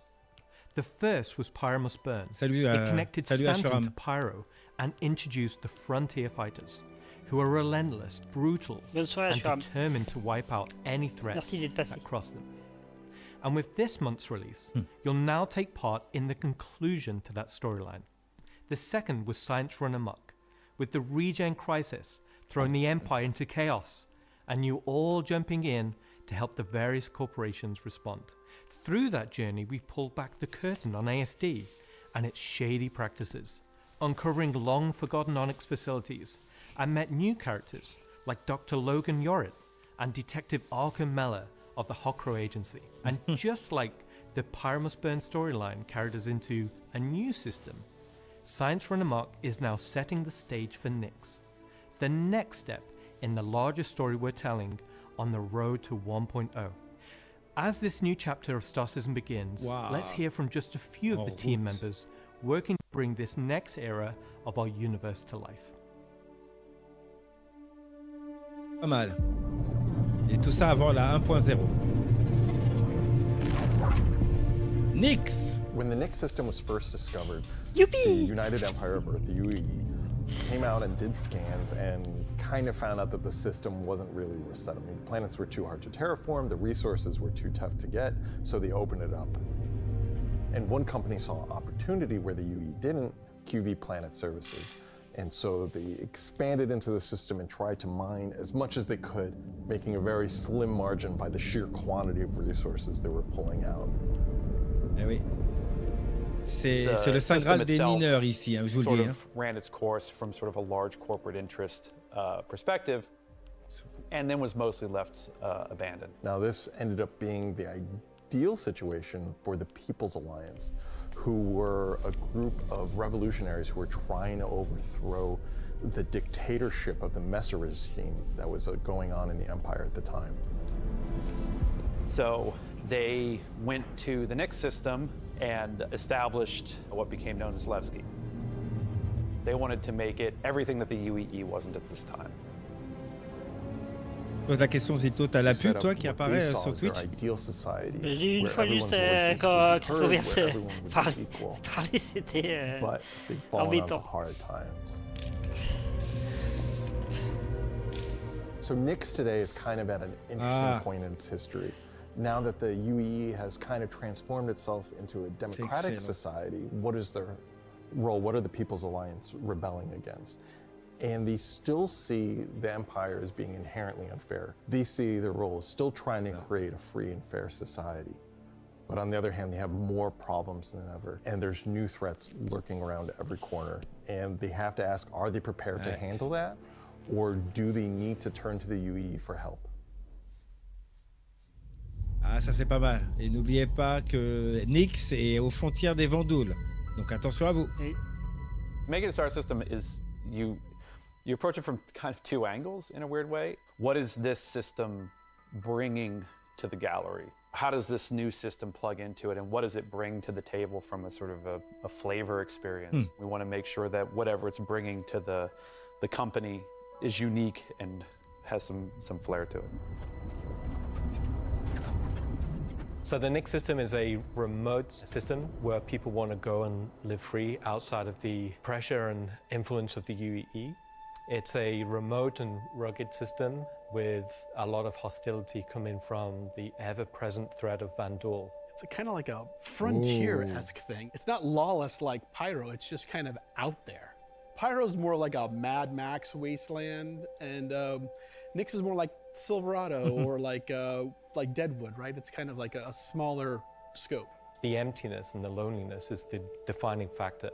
You're still going to find gangs, you're still going to find hostile presences, but it's where people go if they want to live off the grid. The People's Alliance is the main peacekeeping force in Nix. They were unhappy with the direction that the Empire was going under the Messers. They got out.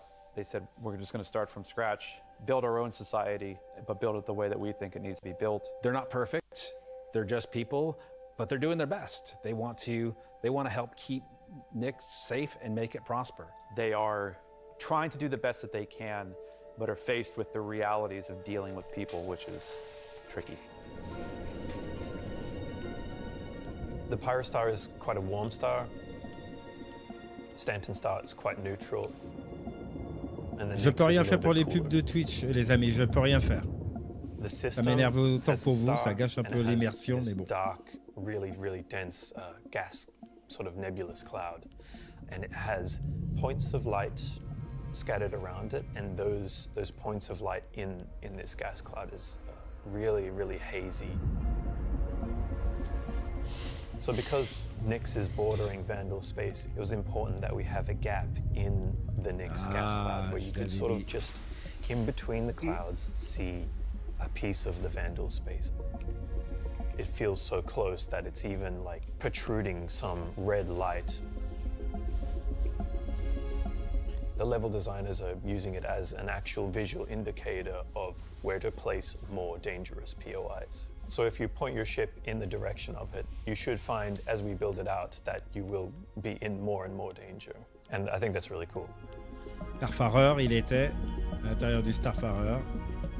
To give more atmosphere, I was testing out adding some sort of space snowflakes, essentially. So when you look towards the sun, you can sort of see that sort of like sparkle. Salutations à Kou. But then when you look away from the sun, you'll see the reflections, sort of like little glints of light.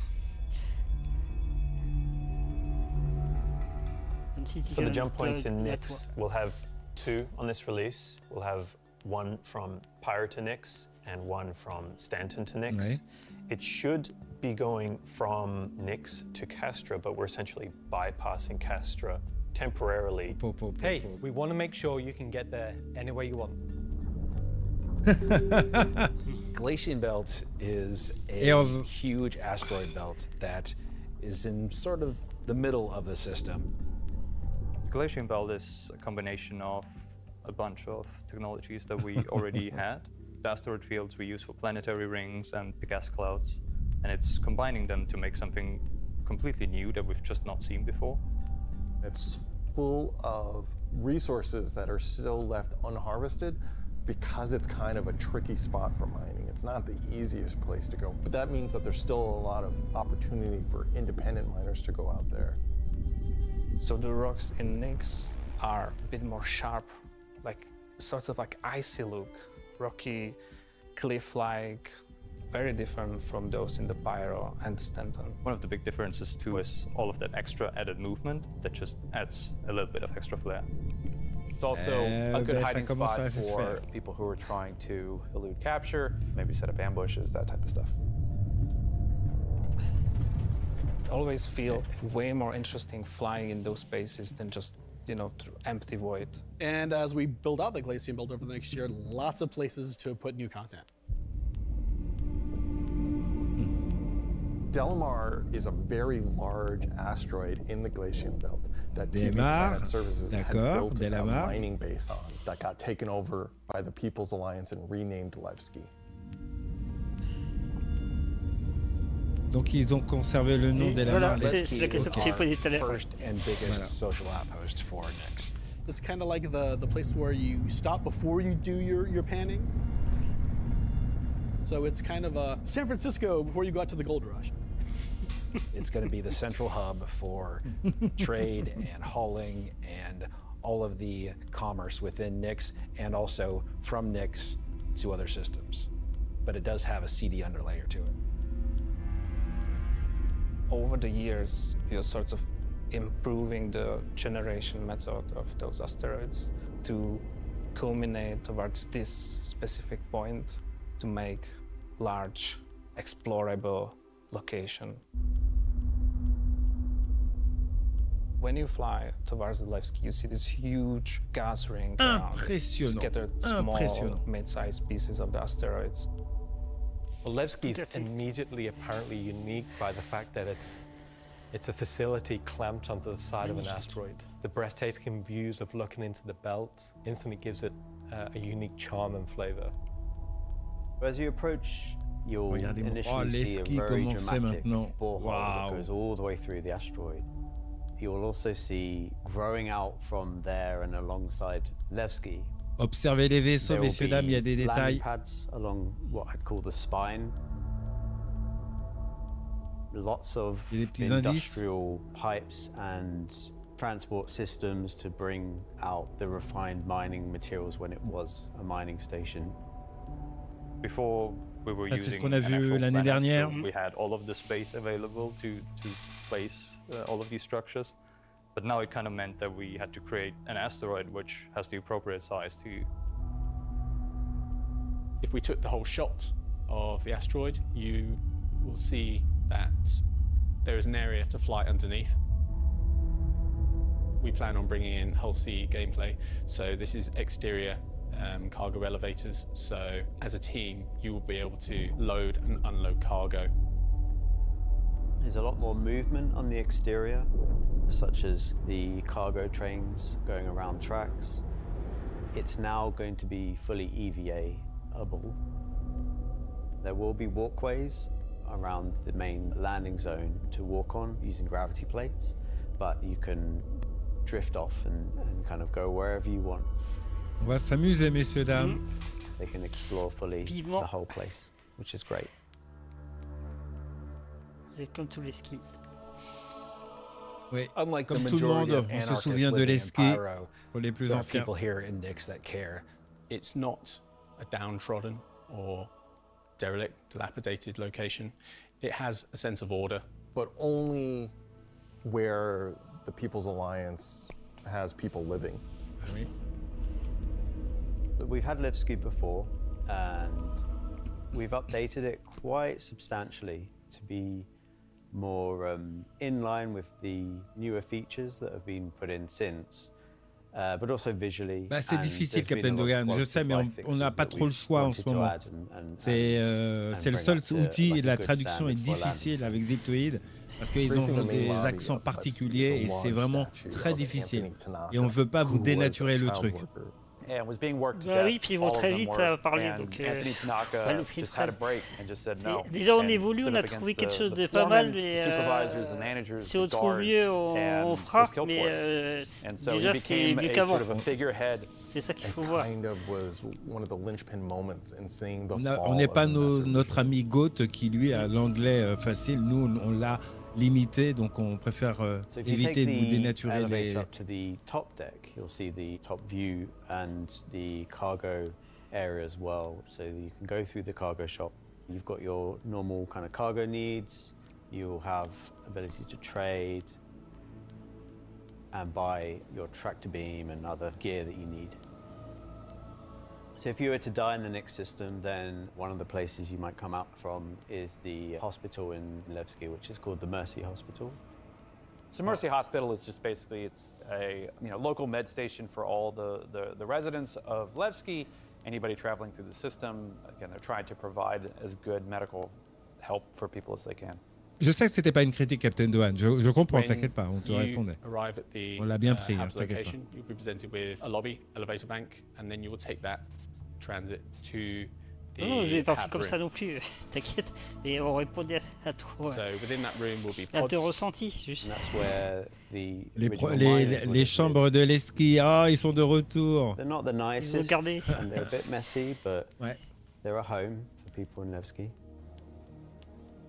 If you Ils head ont down to gardé, the lower l'identité. view deck, you'll go through into the Grand Barter, which is your main social and commercial area of Levski. This is where you will see market sellers selling their wares. There will be stalls. There will be kind of more embedded shops. And that includes things like corderies, which is your armor shop, and also conscientious objects, which is for weapons. There's also one of my favorite places, Café Musée, which is where you can go down into Le café, il est de and, retour, oui. grab yourself a drink, and you never know who you meet down there. Vous faisait de belles choses avec Ziltoid et les copains avant. If you Est-ce que la explore petite the dame walls va and the être Grand là? Barter, there's other Eh routes oui, around la petite and dame. little side passages. Est-ce qu'elle va évoluer ou elle aura There's toujours. another shop that's away from that area called Teachers. Teach a Ship Shop is basically where you would go if you were looking to pick up a used ship, buy some ship parts, fix up your old ship. Oh, le magasin. Vos Eh souvenirs. oui. We've closed up Ouais. Dumpers Depot for Ah. Levski, and everything Vente that et used to déchets. be sold there will now be sold at Teachers. Ah, on Another peut new area vendre as ses well as ordures the là-bas. cargo Très bien, shop in c'est bien, Valais c'est bien. is the refinery Monsieur deck for Tim? Levski. That's where you can take your Moi, j'ai rien processed dit. goods, not just from Levski, but La from raffinerie. the rest of the Oh. Nix system, and refine and sell those goods there. As a lot of the content in the next coming releases for Nix is going to be mining related. So it's super important that Levski is a really nice hub for mining type of gameplay.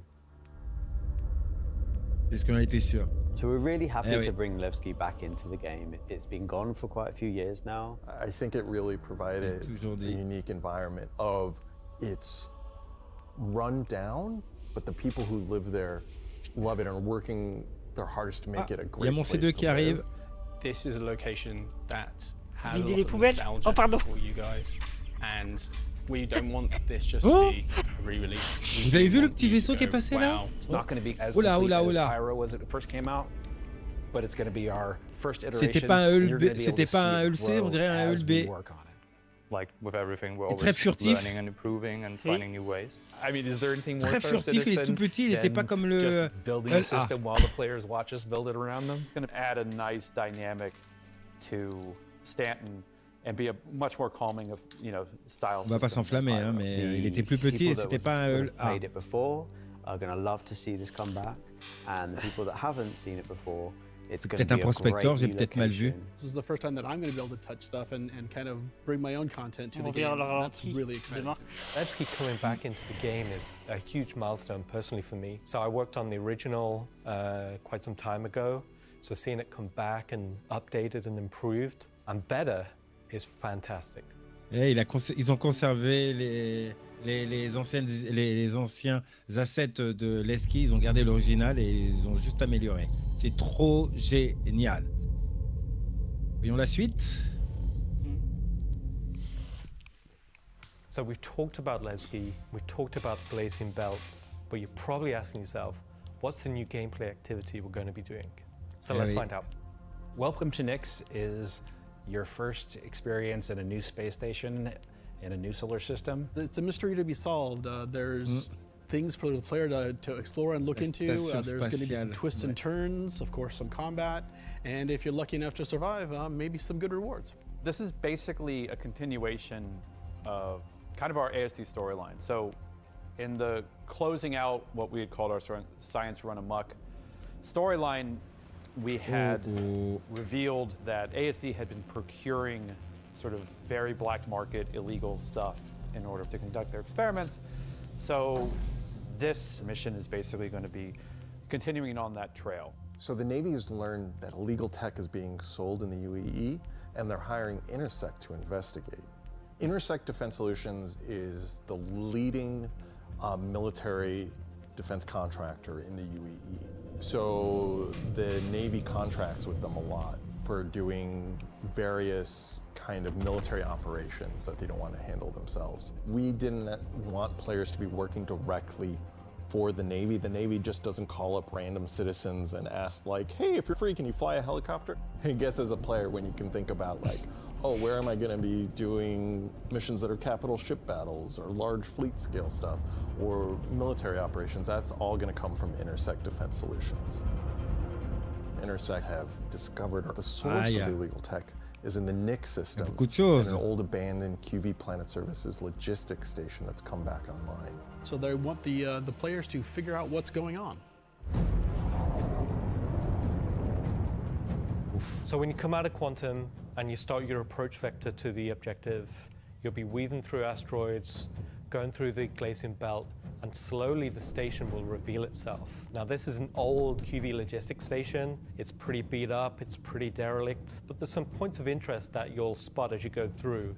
So the station itself shares design cues from old Pan Am stations found in Pyro.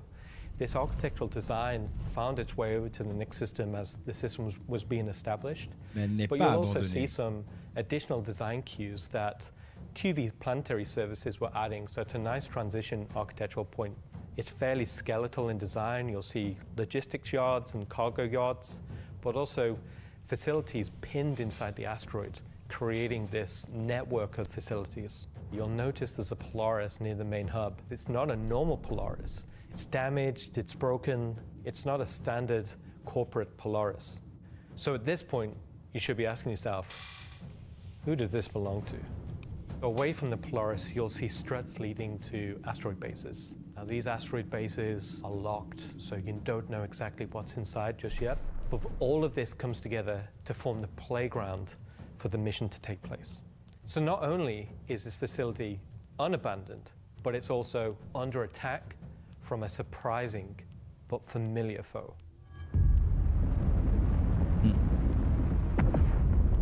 Le Asgard.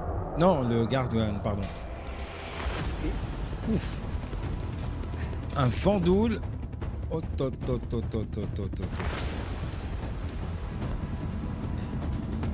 Ouh, c'est un vaisseau qu'on connaît, qu'on connaît pas celui-là. Et on connaît. Ah non. For the first time in the PU, the Vandal. Ah si, les trois on connaît. On connaît les trois.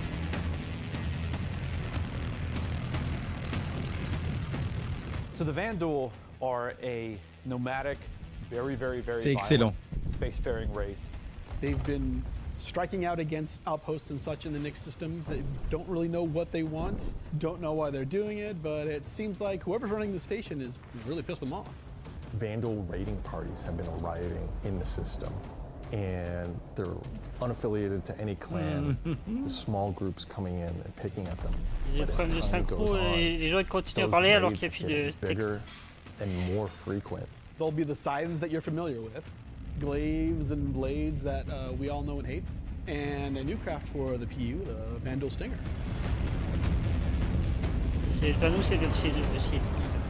You will be contacted by some civilians on arrival asking you for help.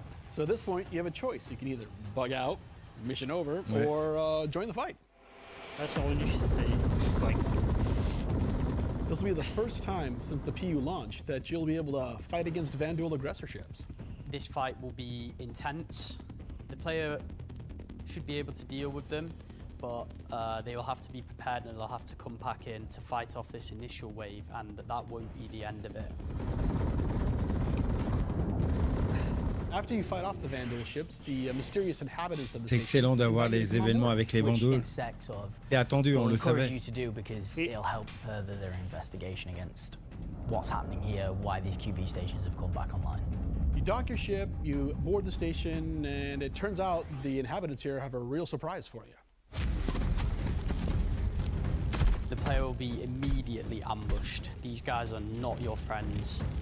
Of course, it's not going to be easy because the people that are inhabiting the station are going to fight you every step of the way. The fight will be challenging, but this definitely will be the warm-up phase of this mission. This will be the players getting a sense of what exactly is going on here, who these new people are. They'll be in unfamiliar armor, they'll be wielding unfamiliar weapons, and we want you to get a sense that you are in a new place, in a new territory, fighting a new faction. So after you survive this initial ambush, you get back in touch with Intersec, and obviously the question is, who are these people? Why are they attacking? Why are the Vandal attacking them? At this point, there's more going on here than anyone thought. The directive from Intersect is to explore the station and collect as much information as you possibly can. Along the way, you're going to get to explore some new areas. It's not just the space station. There's the disabled capital ship. There's asteroid bases nearby with obvious installations there, other forces that the Vandal have been attacking. There's a debris field. Explore the locations in any order you want and try to find out who these people are and why the Vandal are after them. You'll find new clues. You'll find ways to solve the puzzle of what's going on at the space station. Il y en a qui vont se faire plaisir. Find out what kind of loot they have for you now that you beat them. And of course, this is a legally open station, so anything you find is yours to keep and sell, maybe even give to Wicklow. This isn't just a one-time event, this is a permanent sort of mission that we're going to be adding to the game. You can go back and repeat this mission and find ways to do it even better, even faster. There'll be a different story. Bah, ils nous spoilent tout à fait, ils divulgagent tout, hein, c'est normal. Ils annoncent, hein. To you, based on the evidence that you found. Now you know the real story, and you can start digging and giving more information to Intersec along the way. Il nous explique qu'il ne soit pas excessivement non plus. Il donne un avant-goût de ce qu'il fera. I'm super excited. En tout cas, les Vandals sont à l'intérieur de Nyx. Pas mal. On sait que ça sera permanent pour la faire quand on veut. Now get a face down these awesome ships and get a taste of like we already have it in a bah, les Vandals sont les ennemis. Tout à fait, contre les humains. Is going to be, I think, a heck of a lot of fun. Je fais la même réflexion, il était en armure humaine. Oui, c'était bizarre. Not only pushing hard and adding great content this year, we're also being able to introduce the c'est des factions qui essayent de rentrer aussi. J'ai pas très bien compris pourquoi. Mais les Vandals sont extraterrestres, donc pas humains. Et on a vu une armure. C'est bizarre. Ils font pas la même taille. So we'll leave 4.4 there. If you're at one of the watch parties, please raise a toast to the il arrive quand? all the teams have been doing this en year. 4 points. And I'll be right back in D'accord, just a few minutes to look ahead at some of the things coming in 2026.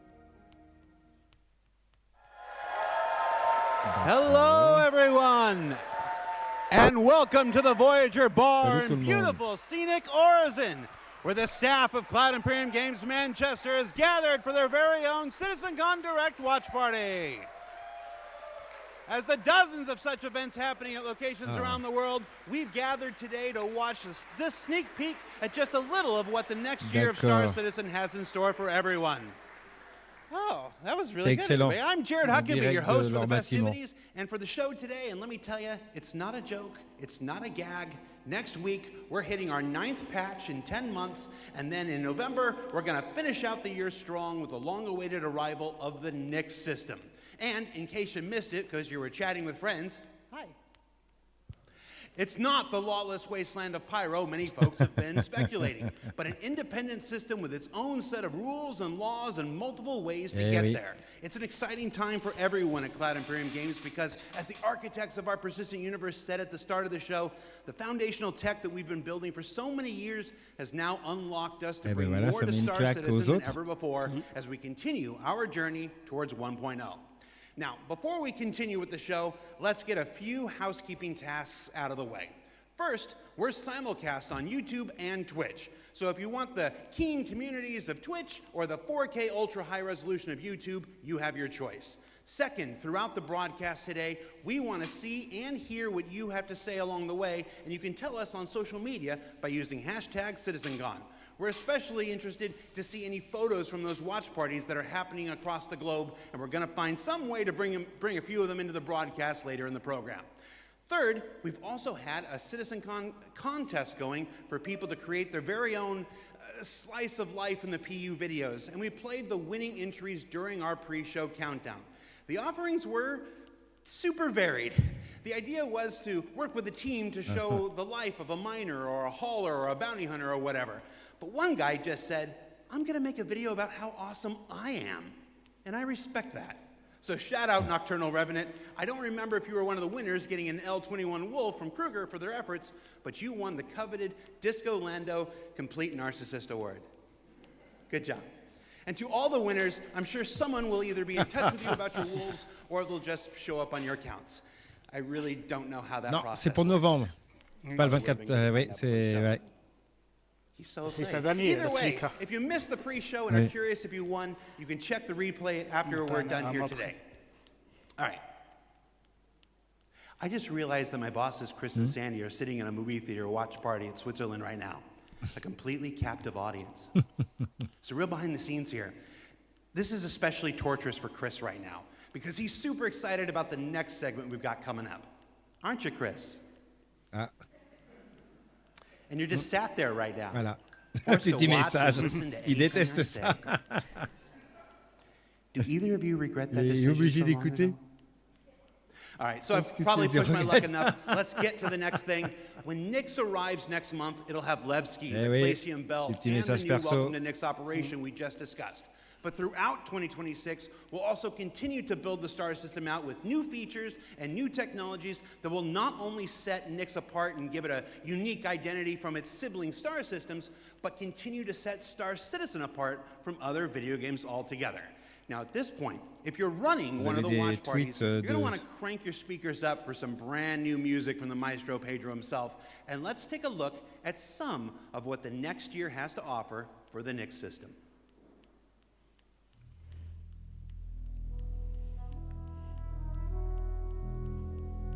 Il y a des petites infos qui tombent à gauche et à droite, messieurs. Je vous le dis tout de suite. At Cloud Imperium Games, we believe art inspires the best technology. And through the development of that technology, it pushes us to create even better art. When Genesis comes to the persistent universe starting next year, it will change how you experience every world. And not just in the building of the new planets for the Nyx system. We will also go back through Stanton and Pyro and reimagine them through the lens of our technology. Previously, and more traditionally, we'd create slices of biomes, like deserts or forests. This approach moved us forwards and got us this far. Biome et déserts sont solving de the retour. scale was always tricky. And for Star Citizen, we like to do scale on another level. Issues like seeing tiling from our height maps from high altitude, or the unpredictable blending when two biomes connected, were common. But ultimately, things just never felt right. Our worlds were gorgeous, but to us, they still sometimes felt like interpretations. Now, this was a super hard problem, which we needed to solve at the scale for Star Citizen requires. We challenged ourselves to emulate nature in the most believable way, and not just on a planetary scale, but to our level of detail.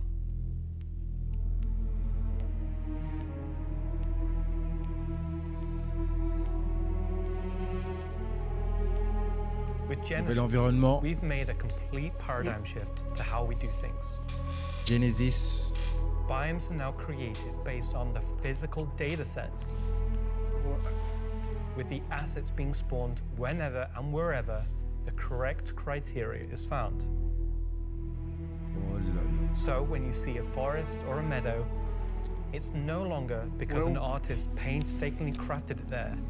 It's now because it simply wants to be there. It fits inside our rules. Genesis Eh ben, also on a la ties faune qui into commence à our arriver other avec gameplay le système systems. Genesis. Our new planets are built from the information we create for our different datasets, like height maps, humidity, temperature, soil c'est types, énorme. soil amounts, geology erosion data, to name but a few. This Ouais, comme tu dis, c'est means beau, you can now c'est de tell toute where to beauté. find valuable minerals à fait, mais as c'est the type. geology looks like it would be suitable for it. Where scree piles exist Eh oui, des below minéraux, sheer cliff des faces, nouvelles découvertes, and where d'exploration. rocks have broken off over time due to erosion. Of course, these new tools still give us the ability to direct the look and feel we want. The attention to detail from the tallest mountain to the smallest flower is still our core DNA. With Genesis, we can now Ouais. keep that detail-orientated mindset as we focus on the quality, and it Eh provides oui, the les détails quantity. et plus travaillés, plus recherchés. Genesis Ça va provides être énorme. our Là. planets with Et the là, ultimate sense of exploration and adventure. le jeu prend tout un sens. Discovery in the purest emotional form.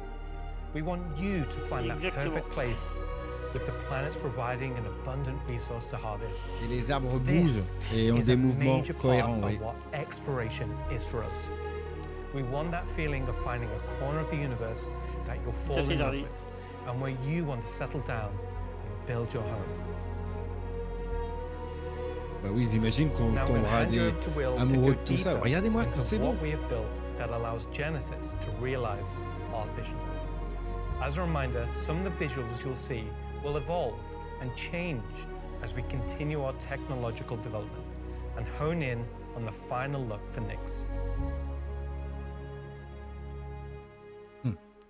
Thanks, Ian. Et ça arrive chez So, in Nyx case it's not prochainement. already clear, Genesis is our name for a group of technologies that are improving our ability to build worlds, refining those that we've already created, and ultimately expanding our persistent universe to the scale and quality that we all expect. I work on Planet Tech, so let's talk about how that's continued to evolve since our presentation last year.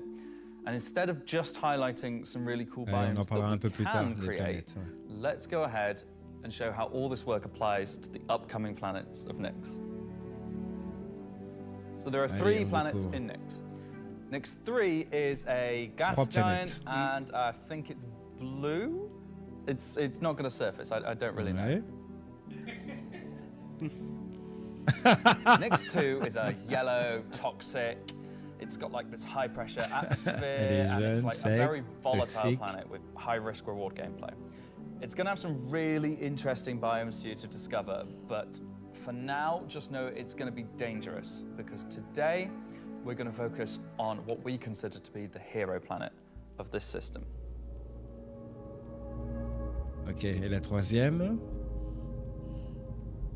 Nyx 1 has got a Ouais, ça ressemble, rugged, ouais. remote beauty.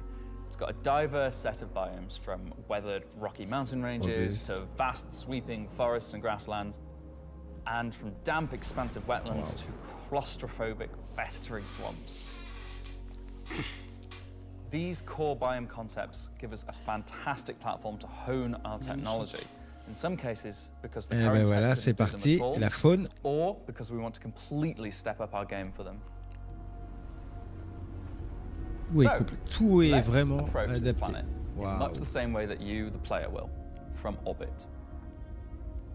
The orbit appearance of the planets going forward is far more tied to what is present on the surface. Previously, we had different data that drove the orbital and ground coloring. That's because the orbit was D'accord. designed to look like Okay. vegetation that we'd place on the surface, and the ground coloring was trying to be a mix of soil, rock, and the organic compound coloring that forms the kind of colors there. Now we author much more of the Il y a data beaucoup in a de unified way. When you look at Earth, You see blues and greens for ocean and vegetation, and brown or yellowy tones for sand and soil. We wanted to keep it as simple as that. The same set of textures and data that define the color of the soil, sand, and rock on the ground are used to create the orbital look. We then assess the presence of vegetation and competition between different species on each part of the planet and use that to blend in tones of green, including variations due to species health and the current season. This creates a far more complete image and allows you to identify features, geologies, and potential points of interest all the way from space. Même de l'espace, t'arrives à les identifier, c'est énorme. Something closer to what you're used to, but in a whole new light. Descendons à la surface maintenant. Peut-être les mères qui utilisent les mêmes assets, mais ça fait penser, mais c'est... Avec Genesis. Mais c'est différent des Bloom. C'est plus long. We wanted to start by focusing on just the soil. Mais impossible de rouler là, non, stop quoi. One of the things that was missing from our terrain previously was simply feature complexity. Looking at our contemporaries, we lacked detail at the ground scale. To combat this, we've added a new layer of data. That layer is called the medium tiles. Okay. These are intelligently placed on top of the existing 4-kilometer terrain tiles based on slope, soil type, and other erosion data. And these medium tiles don't just create height changes, they also bring in local erosion data both for soil and bedrock size. And this gives us a whole new level of terrain detail, of scale, and allows us to create far more unique locations across the planet. So now that we've nailed the surface, let's have a look at adding some rocks. We've now got two major contributors to the rock content of our planet. Firstly, long desired feature, cliffs. We are adding large scale, very detailed to all our cliffs based on the geology at a given location. This adds an exciting new dimension to steep slopes that we simply couldn't get before. The second is a big one for you ground vehicle enthusiasts. Rocks are now found not scattered everywhere, like spilt popcorn in cinema, les dimensions sont but only in énormes. places you'd expect to find them, thanks to a brand new rock scattering algorithm that isn't annoying as hell. Using physical data generated for each large and medium tile, now rock distribution physical basis. So if you're still crashing into them after this comes out, that's on you. The rock assets themselves have had a glow up too. We now create rock sets related to a particular geology that look like they originated from the same source. And this ties into how we'll be distributing minables in much more interesting ways too.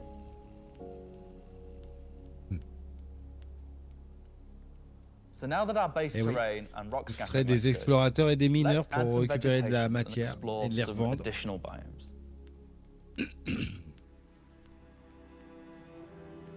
Nix, l'Eldorado des mineurs, je vous le dis. C'est énorme. Les arbres ressemblent à des herbes et les arbres aux arbres. Rock formations. Salut Adiancraft, comment vas-tu? Bonsoir et bienvenue pour la CitizenCon. Bien le bonsoir Adiancraft, bienvenue parmi nous, ça fait plaisir de te voir.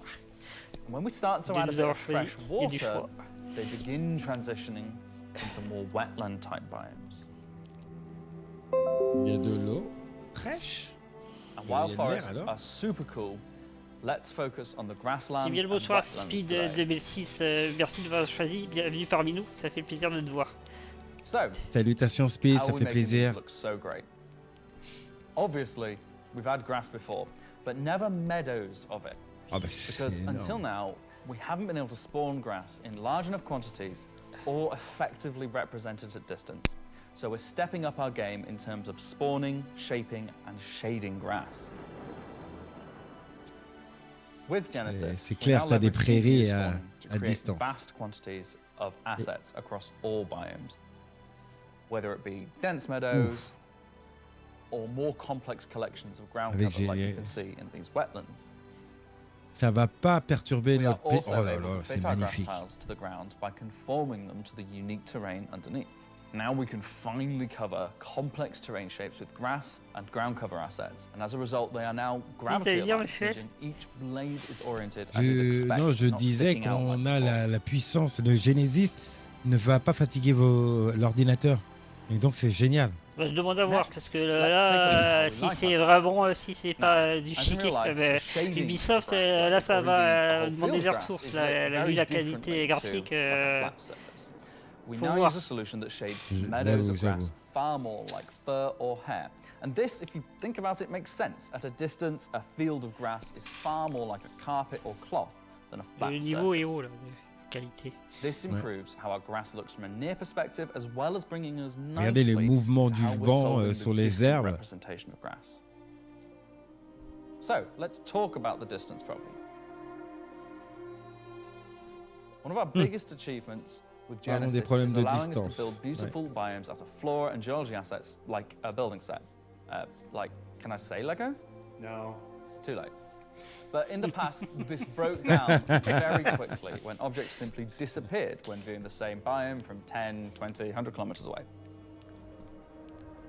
Because we don't hide planetary transitions and allow you to view complex regions from very large distances, there are almost infinite perspectives from which you can see a location in Star Citizen. So, how can we afford to evaluate complex spawning logic at runtime for the entire swathes of the planet? Enter the virtual terrain. Virtual terrain, or Ok, il y a VT beaucoup for de variantes, short, ok. is how we now On se cache rappelle and de ça. represent our terrain On l'avait vu at l'année varying dernière, scales. les zones d'intérêt. This has been the enabler for all of the lovely advances in terrain complexity and asset spawning we've shown so far. And it's also how we now evaluate and represent vegetation from a distance. Et mais ça dépend de la qualité que When tu veux, creating speed the aussi. VT, each Si part of the c'est pas bien terrain, trop lourd, ça we vaut pas le assess coup. if vegetation has covered the C'est ground. pas le but. And if so, what shading should be applied? For all of our biomes, we're now able to use the same shading model for the distant representation as the close-up asset, whether that's our lovely rolling hills, some more dramatic rockscapes,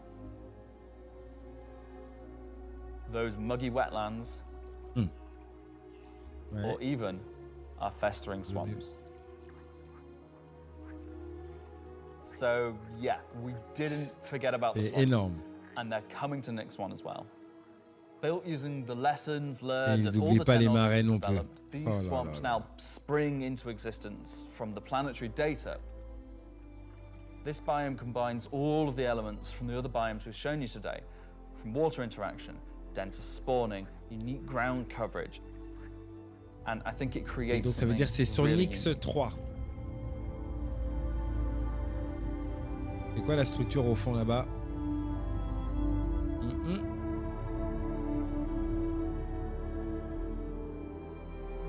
C'est magnifique. Waouh. Anyway, that's our update on the planet tech portion of Genesis and how we're using it right now to sculpt the identity of Nyx 1.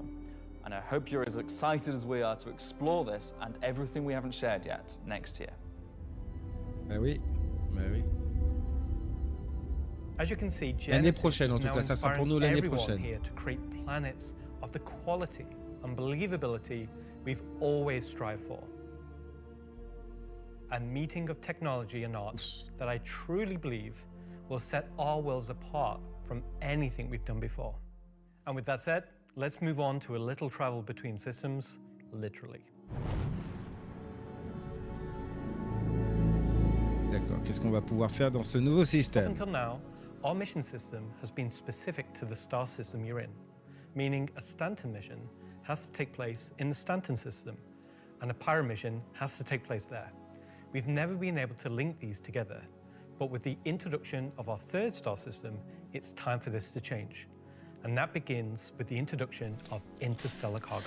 What are you talking about today? System-to-system hauling missions. Hauling is back. No one said Holly was gone. He doesn't even play Transport. These are exactly Eh what ben they say voilà, in the tin. enfin, comme Missions tu where dis. you're going to start in, say, Stanton and end in Nyx, taking various volumes of cargo. Et des between missions de stations. Stanton vers Nyx. So there'll be high volumes of cargo that Beaucoup kind de of fulfill diversité. the purpose for the Hull C and the other series of Hull ships. And there'll be a few sort of more direct routes. So you might pick up some Ouh, ça va plaire à beaucoup de monde. Le décharger manuellement. Voilà, génial. Drop it off there at one of the LEOs. So if you've never sort of experienced the jump point or going through it, these missions will require you to. They're no way limited. You can do them in any sort of ship you want, any size of ship. I'll be doing them in my Drake cutter myself, between Stanton and Nix. En même temps, on m'a dit que c'était permanent, le chose où tu vas avec ton MC et que tu dois aller à un endroit, tu dois pas bouger le temps que ça charge. C'était temporaire. One thing that we're looking to add with these interstellar missions is scripted combat encounters where you can be attacked by NPC ships. Maybe the mission giver has tipped off some pirates who are looking to get a hold of that cargo, as well as express missions, which means the deadline timers that you're used to in the regular hauling missions might get really tight, and you've got to learn to be very fast. All of the love and care that has gone into hauling missions so far, with the logistical network and making sure they make sense within the themes of the systems, just as much love has gone into the interstellar missions we're making now. C'est ça qui va arriver, effectivement. Les attaques cargo, il faudra bien s'organiser. Mais en tout cas, je vois que c'est fait, c'est manuel. Et je suis content. Pareil. Why we want to keep as much of what we're doing behind closed doors, so you can discover it for yourself, in-game and on your own. We still are excited to share with you a brief look at one of our up-and-coming locations we're calling Rockcracker.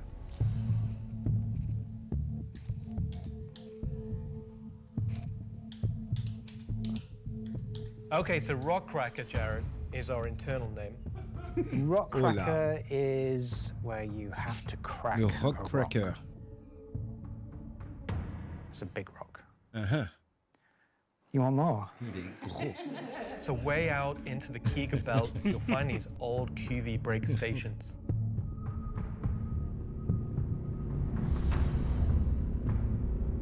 Non, il n'y aura pas de Squadron 42 cette année, il n'y a aucun sujet. C'est 100% le monde persistant Star Citizen. Ouais, ils l'ont dit.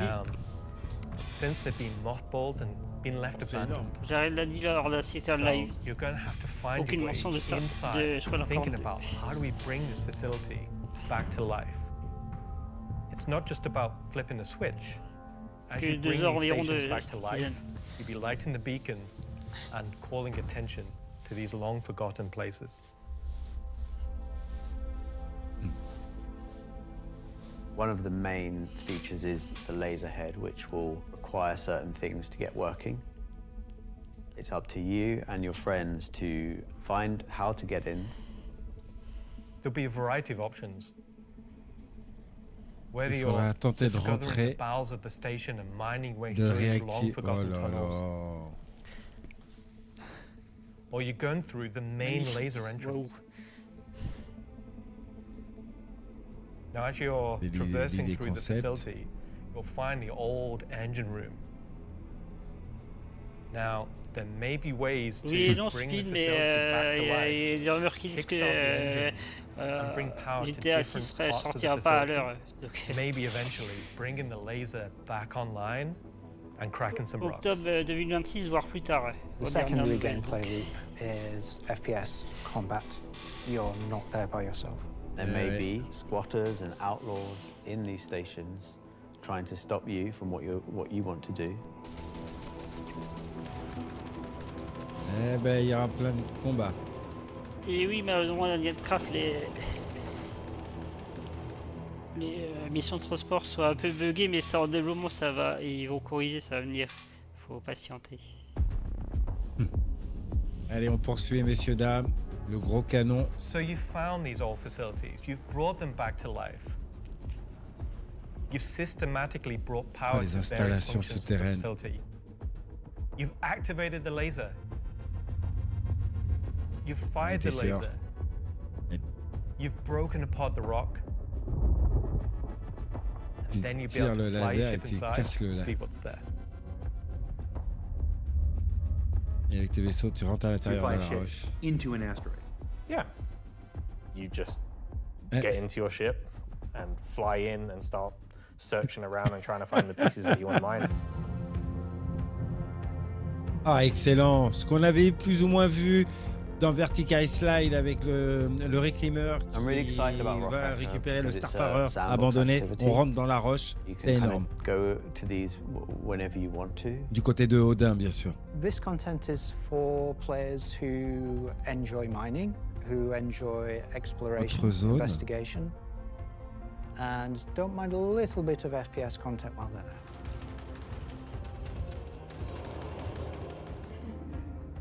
It will be very new experience compared to any other asteroids, because this one, kind of like Alan and mine, will crack open and show its secret.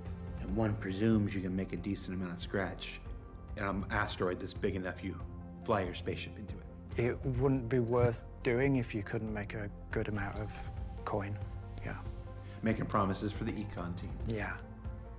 They've got to balance it. Ah là là. It's On a des people petits who secrets. want a lot of minerals. When crafting comes in, when all the other mechanics and features that we want in the game for 1.0 come in, it will be a place where like an organization or a group of like 5-6 people could come and just get a monumental amount of minerals. So that's Magnifique a look cette at zone some of de what's combat. coming over the next 12 months. In addition to what we've shown, there'll be new mission packs tailored to the People's Alliance les and their 12 struggles. prochains mois There'll à be venir. events that invest you into the evolving storyline of all 3 systems we'll have in the game. And of course, when we Des begin événements qui seront de plus en plus populating these difficiles, new de planets, plus en plus there'll durs. be a whole host of ground-based POIs, Ah. settlements and structures inhabited by those trying to make Peupler their les way in the planètes. verse. And all of this in service of building Et des star structures de systems that colonies un peu complement plus. the massive Aïe, aïe. corporate yard of Stanton, les verts sont the déjà lawless là. ganking of Pyro, and now the new frontier of discovery for the Nyx system. Should I say ganking? You did.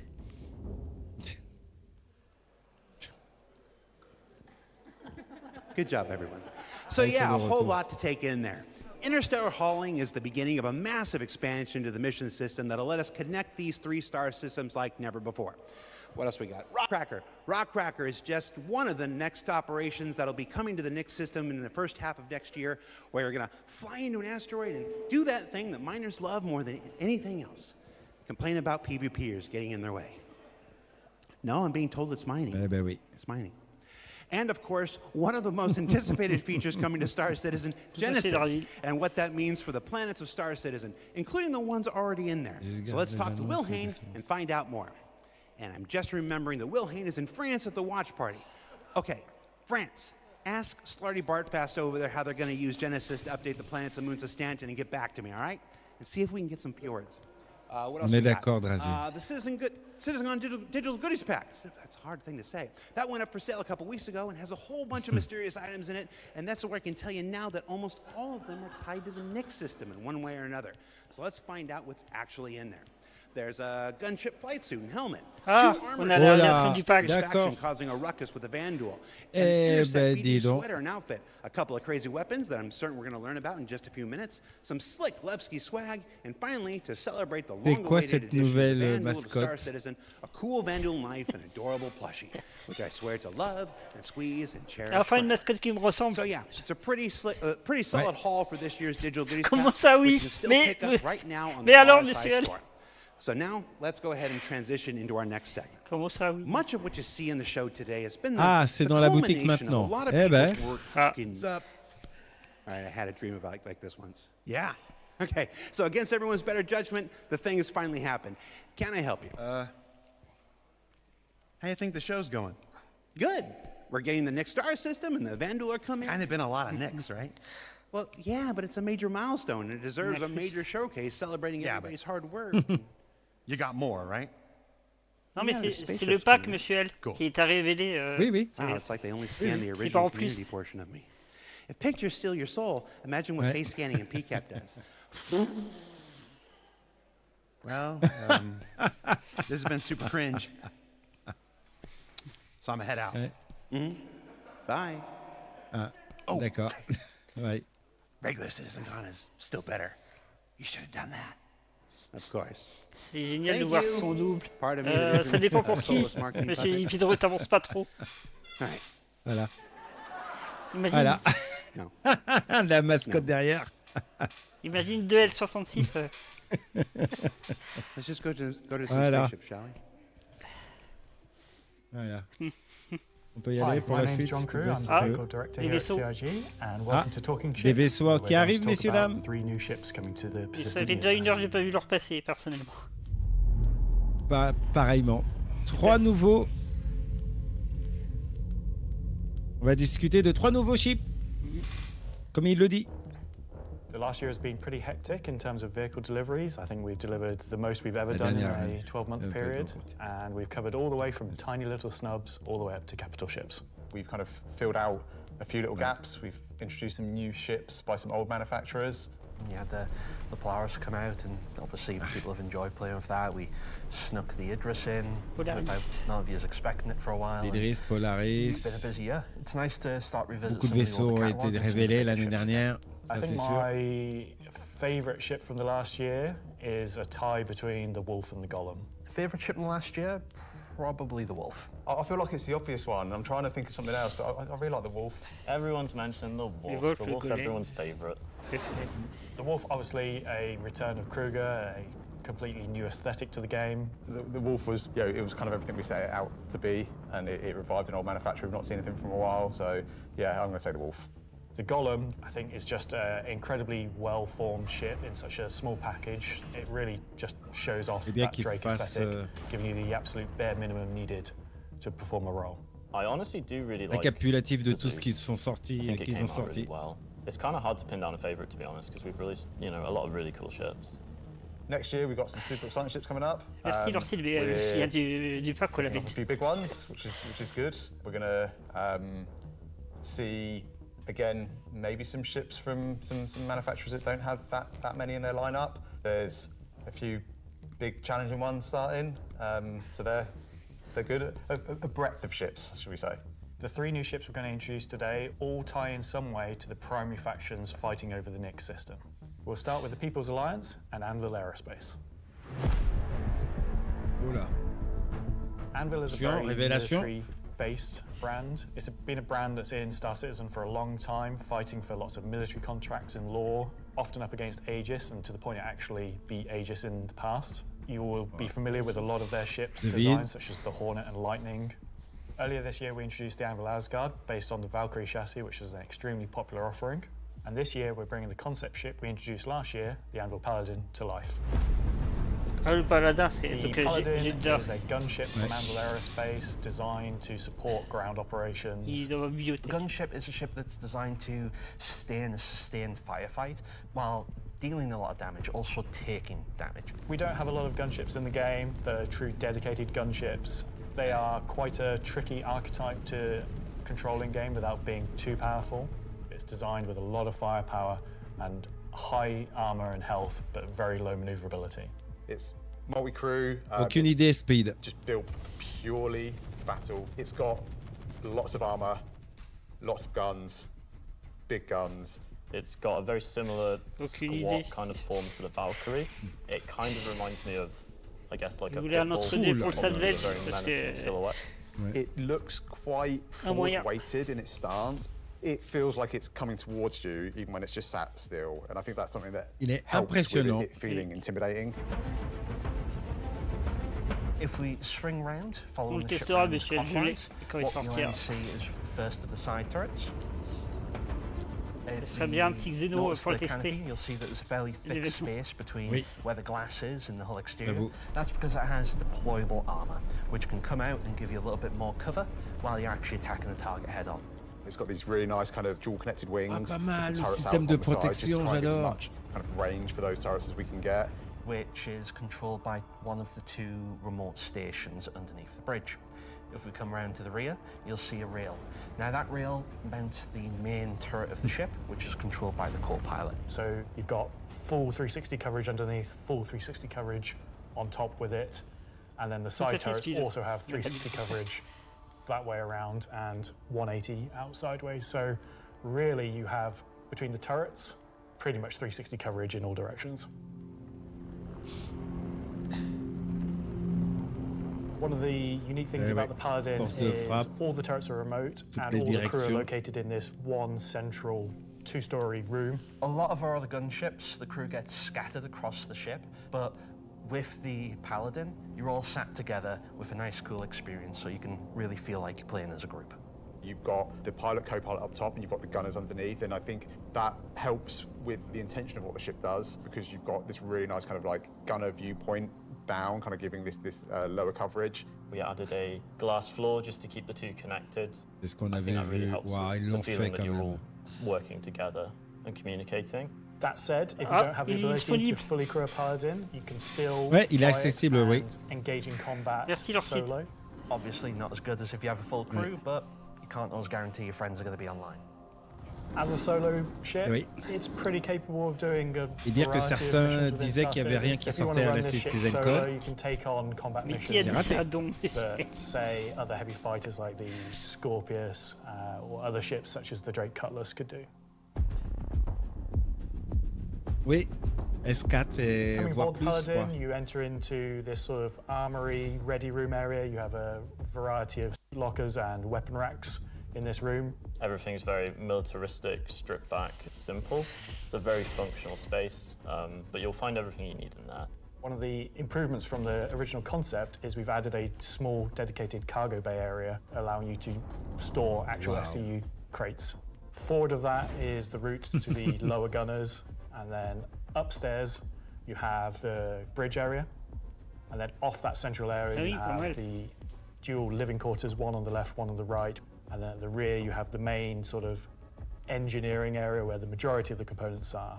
Also within the upper traversal area you also have a little breakout area with seating, food machine, toilets, etc. I think it's a very cool looking ship. I think we did a really nice job of taking what was there in the concept and adding an extra level of detail and trying to kind of push things forward. I think it hits the nail in terms of a really solid military ship. It's really complementary to some of the other ships in the Anvil lineup, so something like the Valkyrie, where you've got this big drop ship. You know, the Paladin's there just to Avec les trois make sure couleurs it's safe, make sure no one certainement messes with you, proposées. and just Un basically peu plus scare tard. people away. The thing I like most, I think, about the Paladin is that it's very clearly got a crew of 4 and they all kind of work and operate under the same conditions. You know, the pilot, co-pilot and the 2 gunners, they're basically all equal on the Wow. ship. There's one toilet, everyone's got the Okay. same style of bunk. When they're at work, everyone's at the front of the ship together. It's really odd to me that you called out you like that there's one toilet for 4 people. Well, you know, it's you all work together. You're all equal at work. Your The toilet seat never gets cold. toilet seat never gets cold. Yeah. So that's the Anvil Paladin. Whilst originally a military-built craft, it's the perfect ship for folks on the frontier trying to defend against threats. And talking of threats, let's move to our next ship, a replica from Hesperia. Eh ben voilà. Ah ouais. Xperia, prochain vaisseau. Hesperia are a high-end manufacturer. They specialize in recreating exotic and quoi, ça? particularly alien spacecraft. Il m'a semblé le voir dans la vidéo précédente. Making them a little bit more Un suitable noir, for kind of human flight. que- And the latest offering from Hesperia is the Vandal Stinger. Le voilà. Vandal are big, scary space aliens. They're like 7 Le foot Vandal, tall, donc, evil ok. war race that sort of take over, steal technology, absorb Celui it, que je vous ai dit fuse it qu'on all ne le together connaissait into pas. their own needs. They are the relatively nasty aliens that you sometimes hear about and haven't seen much of yet. They also make really cool spaceships. The Stinger as a Vandal heavy fighter was reserved for their higher tier sort of ace pilots or high-ranking members within their clans. The Stinger is a competitor to something like the FA or I guess the Scorpius. It packs a lot of firepower in quite a large frame, so it's a very, very tanky spacecraft. The firepower is almost unrivaled in terms of just Il l'a dit, both il the est vraiment number and the tanky. size of them. So it's there for players Est-ce qu'il est who comme le don't want tanky comme le agility. Terrapin, They don't want to monsieur? be in and out quickly. They want to be there On va brawling poser la question with à qui big vous guns savez. and taking all the hits. One thing Hesperia have done differently with the Stinger is they have done away with the majority of the bespoke weapons. They heard everyone's complaints Ça va about pas être blade facile à and manier. blade and have stripped off the original Vandal weapons to allow customization for standard human weapons. With the exception of the single-size 5-gun. Because it was too well integrated into the whole, even for Hesperia to remove. All Et the celui-là aussi additional est weapons disponible, are generic monsieur mounts, so they can be Lancite? swapped with any of the existing lineup that we have in the game. Bah, By doing attends, this, ça va provides arriver. greater flexibility to the end user, and this is something Mais Xperia je wanted for raconte the pas les civilian mecs market. du For that one bespoke site weapon, the internet size 5 qui doivent être plasma synchro cannon, par rapport à ce que functionally, disent it is le the crew pour same envoyer la as page. the Attends. existing size 5 plasma cannons on the scythe and glaive, but it is a sort of Gen 2 Confirme que model oui. and wraps it in a different aesthetic compared to those models. You'll see they're very much older Vandal styling. This is much newer Vandal styling, but underneath it is the same weapon that people have used for years. Our job as the vehicle art team on the PU was to take the Stinger from the squadron team and prepare it for life in the PU. Oui, tout à fait. Et Nix, c'est exactement ça. Nix, c'est vraiment pour le minage. C'est vraiment l'univers des mineurs. Mais bon, il y a autre chose, mais c'est vraiment pour eux. Et par rapport à Onyx, je ne sais pas trop. You can tell it's very different from the Vandal ships that are currently in the PU. Et il est impressionnant, hein. The way the cockpits are constructed. Et merci à Ossian d'être toujours présent. Merci à toi. That gives the cockpit quite a unique shape compared to some of our other ships, and also gives the pilot a unique position within the ship and kind of gives great visibility. Boarding the Stinger is a little unusual compared to other ships. Je sais, Adam, t'es là. You're going through a ramp at the rear, and it leads you kind of straight up into the belly of the ship. There's, you know, lots of organic detail, rib cages, kind of strange alien forms. On entry of the cockpit, the seat kind of comes down towards you, and you kind of climb over the back of it a bit like a motorbike. You're basically riding into the cockpit. It feels very much like you're being carried inside the cockpit. Into the traditional prone flying pose that Vandal pilots use. Very happy with the Stinger. I think the team done a really good job of making something that feels different, it feels alien, but it suits our lineup of ships and it suits our universe. I think the guys did a really good job of respecting the direction and vision from the original Stinger and Vandal ships in Squadron. Alors, n'oublie pas qu'Experia, c'est des humains qui récupèrent des vaisseaux extraterrestres et ils les adaptent pour les humains. Donc effectivement, il y a des armes. The Stinger for people that really like Vandal and want to try and pretend to be them. But what about the other mysterious faction we have running around? Allez, il manque le dernier vaisseau. He was working at a cargo center out in Oh là, non. started being able to get his hands on some Pas le stuff Star that Wars. other people couldn't. Pas le personnage de Star Wars. Necessarily you couldn't find C'est on quoi a son store vaisseau? shelf, but you wanted anyway. I think Gray is interested in, happy customers. Oh là Gray just là, sees vaisseau de themselves as a chasseurs de conduit primes ou de to get these things in the brigands, hands of people who are contrebandiers. appreciate them. And I think that his latest offering is really going to turn some heads. Pas très Attention. So the Shiv, we don't really know what it is, to be fair. It's what happens when someone who is a genius at aeronautics and ship assembly is given free rein to do whatever they want. Enfin le voilà. The best of l'espèce de vaisseau qu'on a vu put together to make something dans Vertical Slide. Le voilà. Wonderful, L'espèce arguably de vaisseau beautiful, Drake. and just released out into the universe to see what happens. At first glance at the exterior of the Shiv, I think most people will probably recognise there is more than a fair proportion of the colours visible there, but it's had quite a few changes to it. As you look a little bit closer, you'll start to pick out elements from other ships. You've got, main thrusters that are from the Valkyrie. Even the bits that are obviously a Cutlass have had panels welded on, panels removed. The top des moitiés de turrets, which is now vaisseaux qui viennent du remote, Valkyrie just de this gauche à droite, hodgepodge c'est énorme. amalgamation with multiple other ships' turrets. And then the changes continue onto the inside where, again, it sort of feels Cutlass-like, but then you'll find there's bits of Crusader ships just integrated into the wall instead of what was there originally. It has lost its side entrance, some of its cargo capacity, but what it's gained is it's gained visually more powerful thrusters. C'est un patchwork de plusieurs vaisseaux, c'est dingue. It's upped its firepower. As ever, with the refined work from Gray's Market, you can see that great care was taken to the health and safety to ensure that there's no trip hazards anywhere. There's like loose cables, panels are exposed. If you look carefully, you'll notice there are like tools laying around in the cockpit. He's going to toilet. Bucket. Toilette. Yeah. C'est énorme, un seau. It is very much taken that. Ils ont mis un seau d'eau.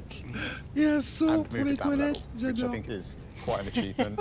Just look at this thing. How do you even begin to describe the madness that created this? It's the Shiv. Ils l'ont fait. This is something Le new vaisseau and qui a pas different de for Star sens. Citizen. Where did it come from? I'm not going to answer that. Just Nope. nothing. Just No comment. Gray goes to places and talks to people. I mean, you know, there are just many ways to find these things that, you know, I mean, are they legitimate, you know, manufacturers? No. Are they operating on the right side of the law? Maybe not, but, you know, money's money. Does Gray have a motto, an ethos to live by? It probably comes down to, don't ask where I got it, Don't ask how we got it. Don't worry about it. Just ask if you want it. I think the Shiv is for someone that is looking for something a bit different, a bit away from the norm. That C'est just wants totalement something ça, that's unique. reconditionné. Mais on l'avait déjà vu, hein. On l'avait aperçu. It's a fun ship, but it's also really strong, to be honest, and it's absolutely a statement. I'm happy with the 3 ship offerings. They are obviously very combat heavy. There's something we wouldn't normally release all at once, but honestly, all of them are a different statement and they're all cool.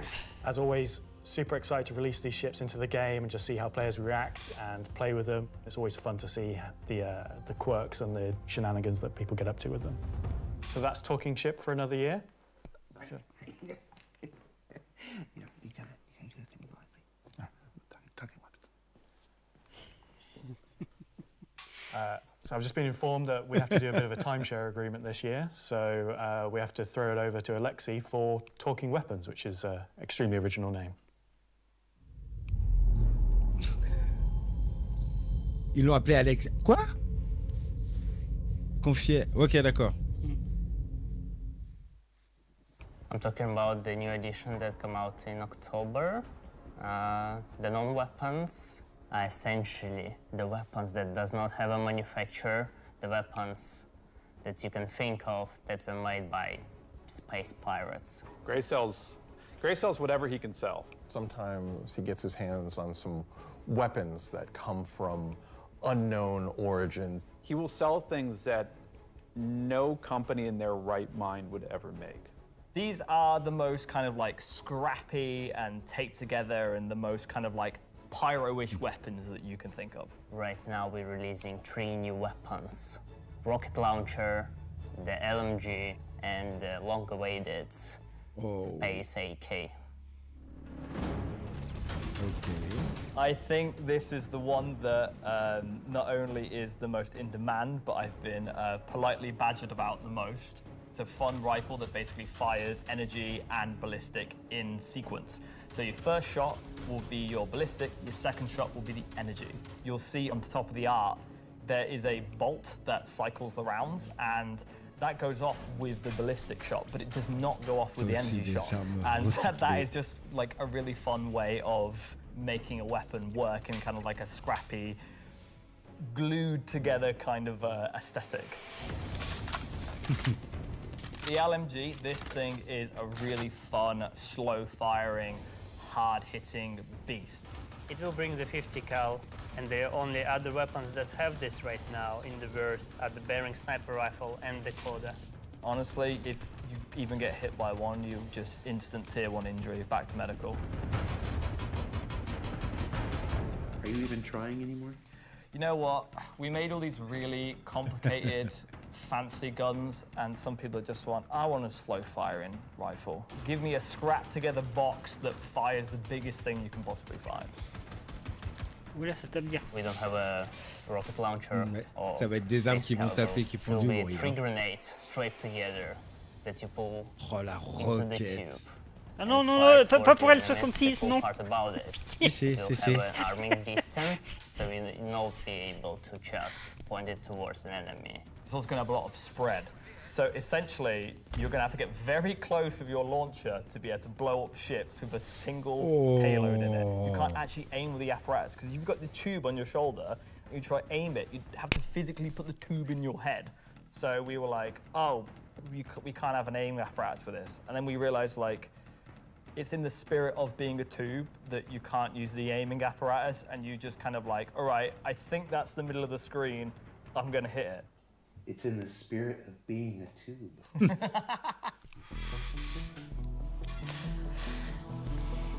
Are we going to talk about les binoculars? instruments. Binoculars are really cool.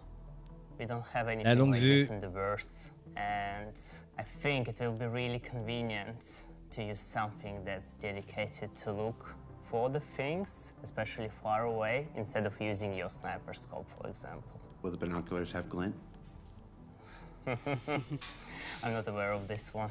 Probably not, because binoculars are not something that you need to be aware of. It's really funny because obviously, due to glint gate, as I beautifully internally call it, basically there was a lot of community feedback basically saying like, oh, I really like spotting people. I really like playing a spotter. And essentially I was like, oh, this community wants to be able to spot people from distances. And what can we make gadget-wise that doesn't require new features? And it was like, binoculars. And I prototyped a thing which essentially was just a scope in a hand, and it worked. So we've got some really cool binoculars coming that allow you to spot people from distances. Wow. And how much damage do the binoculars do? Depends on how you throw them.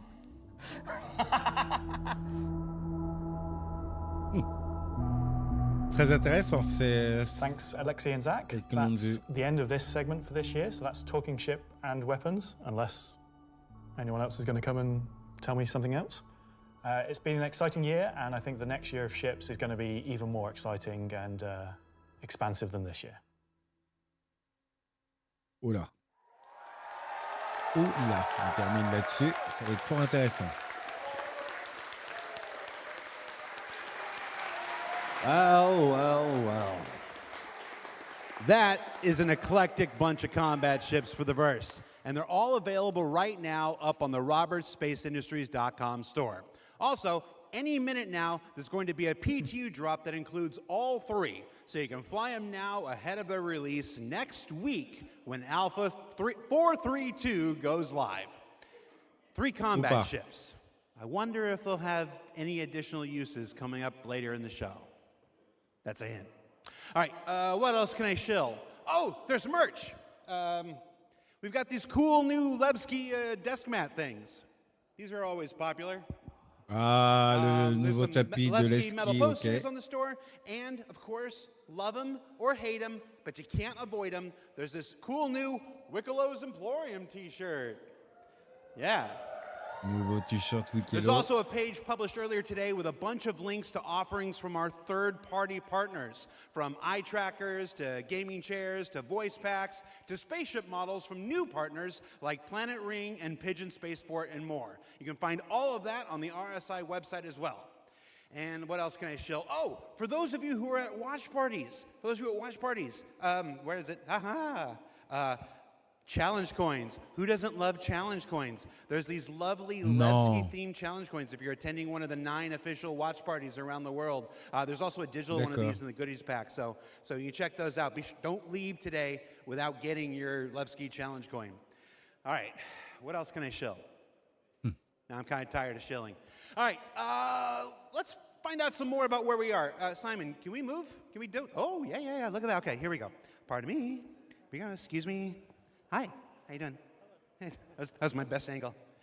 Hey, I gotta be careful. Last year I took 3 steps and tore a muscle. Oui, All right, oui. so this C'est ça. is the 9th Il se rappelle floor qu'il of s'est blessé CIG la fois dernière, Manchester's donc il fait attention maintenant. Manchester office. C'est énorme le local. This is the room where we have lunch every day, and if you get here early enough, croissants, if the weapons team hasn't stolen all of them. Over here, we got some cool mannequins representing different aspects of the game. You got the ever-present Hurston security armor over here. That's really cool. You got your Duster's armor right here. You got this guy from a game that we're not talking about today.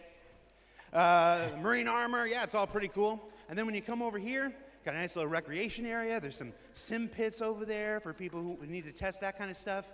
We got this cool Krigeri Bengal carrier. Come over here, shoot it. Go down the nose here. Watch this. It's pretty cool. I'm gonna go over here. Can you see me? Hi, Mom. So yeah, and what are you doing, Richard Towler? All right. I thought John went to Washington, D.C. Let's see, what else we got? We got cool Voyager bar here. This is where we get all kinds of breakfast goodies, coffee, stuff like that. Hey, who remembers the big coffee controversy of 2016, where everybody took to Reddit and pondered the question, do devs deserve coffee? I do. You want to see what next year's big controversy is? Check this out. I'm going to come over here. Do devs deserve coffee? Welcome to the Stargarita machine. Yeah. Do devs deserve frozen deliciousness? I don't know. Go to Reddit and let us know. All right, let's go over here. Competition. Oh, competition winners. We have the list of competition winners. Can we put that on the screen? Yeah, sorry, competition winners. Remember the competition for the CitizenCon winners? The people made the videos, and we gave them a Kruger L21 Wolf. We actually have the names. They're behind me. Look.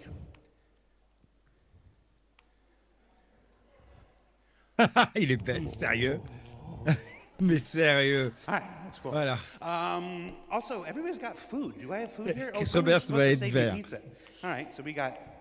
La maquette est magnifique. Let's see, there's like 3 different kinds of pizza here. What if we just combine them into like a challenger situation here? Non. Il fait un challenge. That's a CitizenCon throwback if you're not familiar with. So I have now crafted my own pizza experience.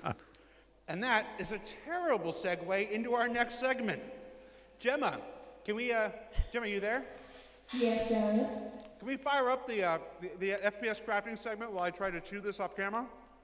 We sure can. Roll, BT.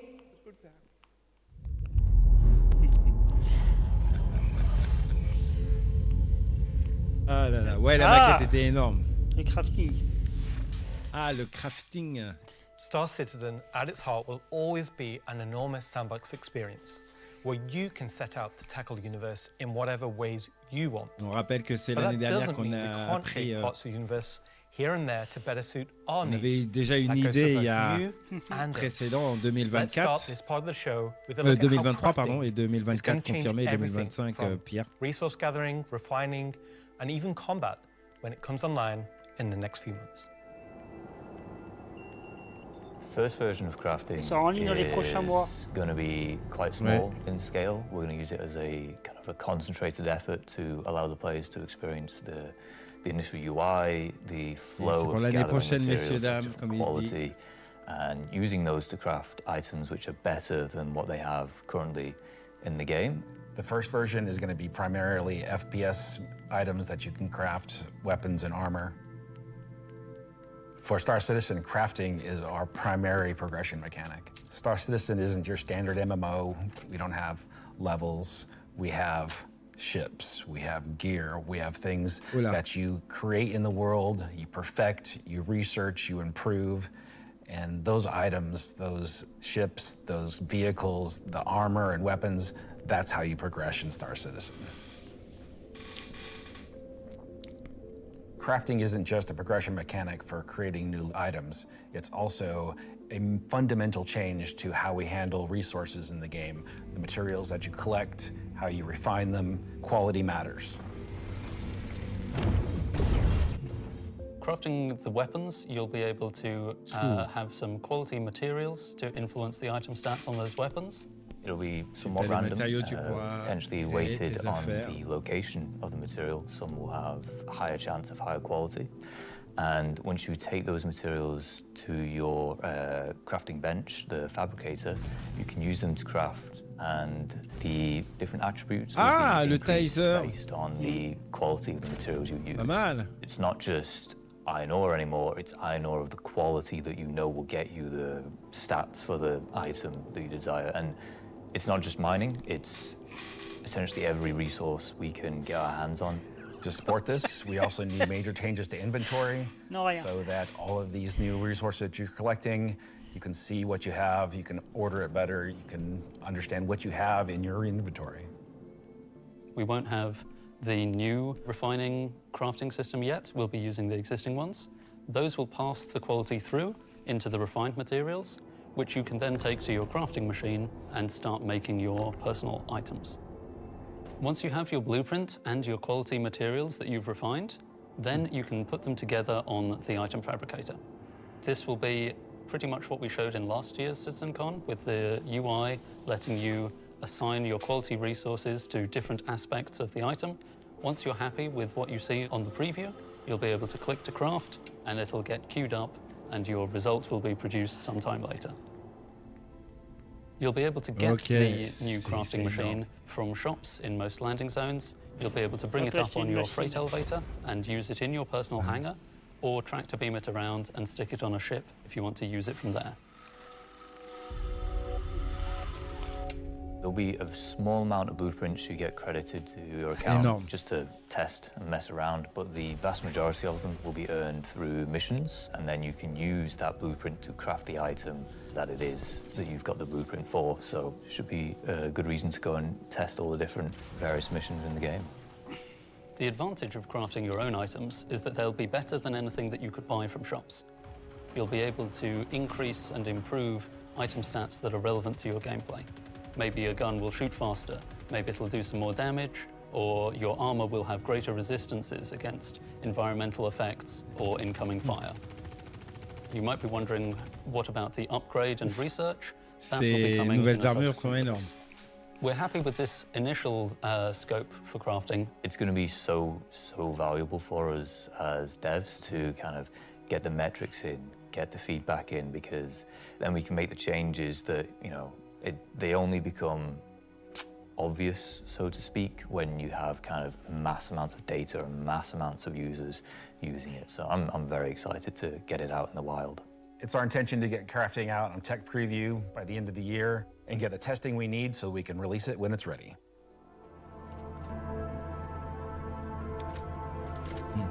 So that's one way you'll be crafting your own experiences in the Star Citizen universe.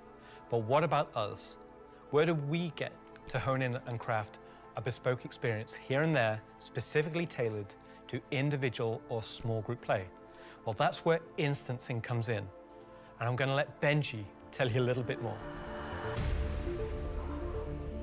We're bringing instancing to Star Citizen in 2026.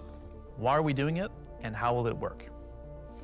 So if you've played any content in 2025 in Star Citizen, you know that most of these areas were in actual PvP zones where other players could interfere. Instancing is a means to create an environment where designers can create tailored content that's tuned to a specific group size, but it is also protected from outside interference. It's not to say that we don't love PvP. I'm a PvP guy. PvP me, bro. Like most MMOs, a good balance between a dangerous overworld and a protected instances is needed. Right now, we don't have this ability, and this is something we really need in order to give you a sense of progression that is tailored and balanced to a tunable amount of groups, so the difficulty matches the group size. There's a beginning and an end. It doesn't mean that that doesn't fit in our overworld strategy, meaning getting to the instance is dangerous, exiting the instance is dangerous, or can be interfered with others. But at least when you're playing the content, we can actually make something that's curated for one experience. So before anybody says this is only a PvE thing, this technology can also be applied to unlock curated PvP experiences that are as seamless as the PvE ones. So it's not about one thing or the other. It's really about unlocking developers' ability to create curated content. So that said, how will it work? Instancing is really an evolution over static to dynamic meshing. We want your instances to be as seamless as your instance hangars, meaning that when you take an elevator, you exit the elevator, you're inside the instance. A gateway opens, you cross that gateway, you're now into your instances. Could be also a quantum jump into an instance that you don't even see. The transition is just like a dynamic mesh transition. And so throughout the universe, we will be able to add these areas that are open or closed Excellent qu'il instances ressorte that allow you to join in either with a party and have a reserved instance for your party, or join an open instances that has a number of slots. And so some of those areas will be completely instanced on different servers. This allows us to leverage the compute power of the entire mesh. The closed ones will be really to drive one piece of content. You enter and exit seamlessly, just like we do with your instance hangers currently. Let's go and find out what one of our first instances will be. Siege of Arisen was an event we did previously, which created a gameplay scenario where the player had to run through and progress through contested islands of Arisen. This was a high-paced, high-intensity event, but it struggled a little bit from its technical execution. But now with the introduction of instancing, it gives us an opportunity to evolve it and modify it and make it better for you and a small group to work through that activity. It is an event that I had c'est de retour. the honor of pretty much solely designing and building all of the logic and having the stress of trying to get it working. Agent Dooley from the CDF puts the call out for volunteers because basically the Nine Tails have taken over sort of a cluster of floating platforms in Orison. And you are there to kill these sort of lieutenants of this terrorist organization and take back control. So in our current thinking, Siege of Orison is designed for about a 15 to 20 people fire team. So you, your friends, or your org will go in, you'll all have sort of dedicated roles. Some of you might be the tank who brings in the heavy weapons and sort of pulls the fire. Some of you might sit at the back and be the sniper and pick people off who are a bit further to make the advance easier. Some of you will be the medic whose sole job is going to be revive and look after the rest of your team and the health of them. And some of you will be the people who push for the objectives to try and get sort of most of the mission done.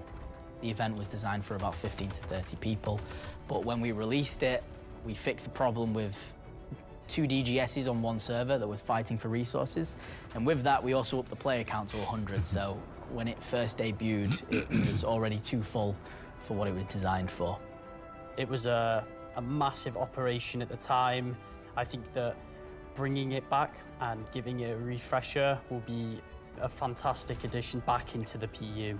So imagine if Siege was a instance that you could go in and play solo, or if it was a public event that you could go with your friends, or you could join up with random players on the server. There's lots of ways that we want to take a look at Siege, how we can make it a more approachable piece of content.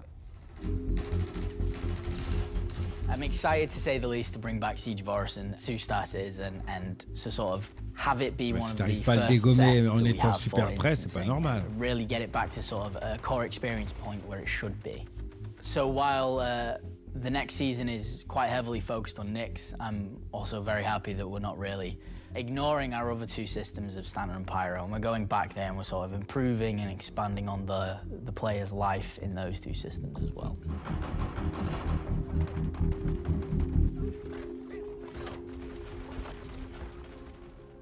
Yes, and while things like Genesis, interstellar hauling, crafting, Siege of Orison, and more will reveal next year, we'll continue to bring life into the existing universe outside of Nyx. There's still one more exciting use for instancing we're building right now.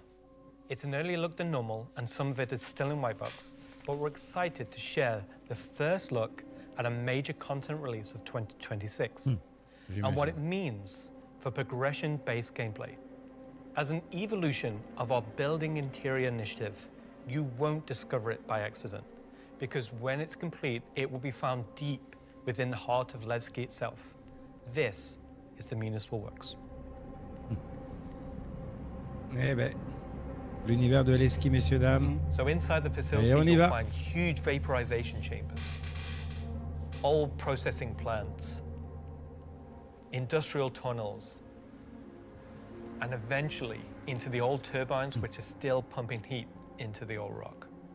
So this is the true history of Levski. This is a place where you won't see in Lorville, you won't see in I-18 or the other landing zone. It's the pure basis of Levski. You will have, of course, metal and tunnels c'est un and Français, more bien sûr. structural plays, but you will also see Eh ben a lot voilà. of rock and cave. So it's not a place you go to take vacation. It's really a place you go to fix stuff.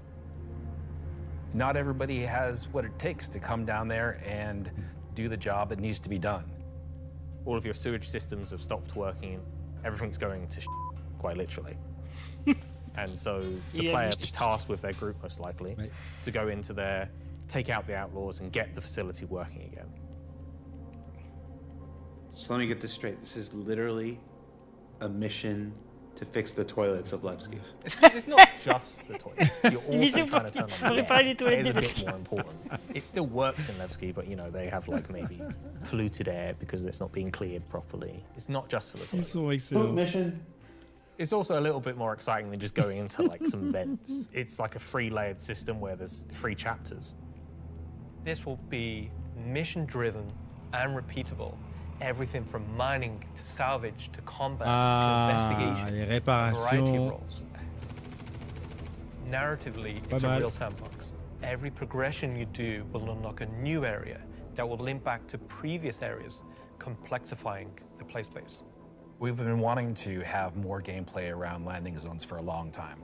Now that we have instancing tech coming online, that allows us to do something that provides really cool gameplay close to a landing zone. With the missions, that's what will create different overlays or change the spaces or change the progression, but it'll be the instancing which will enable us to create tailored content to you and your group.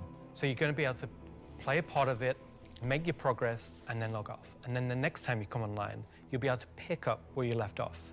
It's going to allow players to return back to it at different states, depending on how much you've progressed, and be able to keep it going until you've reached sort of the end of the whole 3 chapters.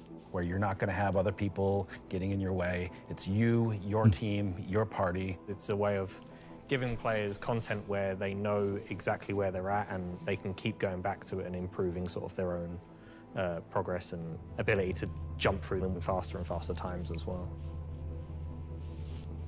So that's a look at how we'll be allowing players and developers alike to create more crafted experiences within the greater sandbox of the persistent universe. Okay, is that it for me at this point, Jared? Almost. Throw it back to me, and I've got one more for you after this. Back to you, Jared. Et ben voilà.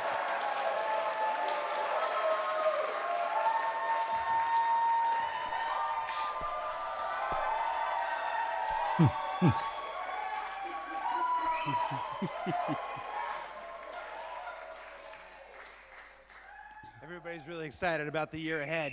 So that's a brief look at some of the ways in which we're allowing you and our developers to craft a more curated Star Citizen experience. Now, at this point in the show, we are in the home stretch. We've got only one more segment to go. But before we do that, we wanted to check out, we said earlier in the show that we would look at what you were saying during the show.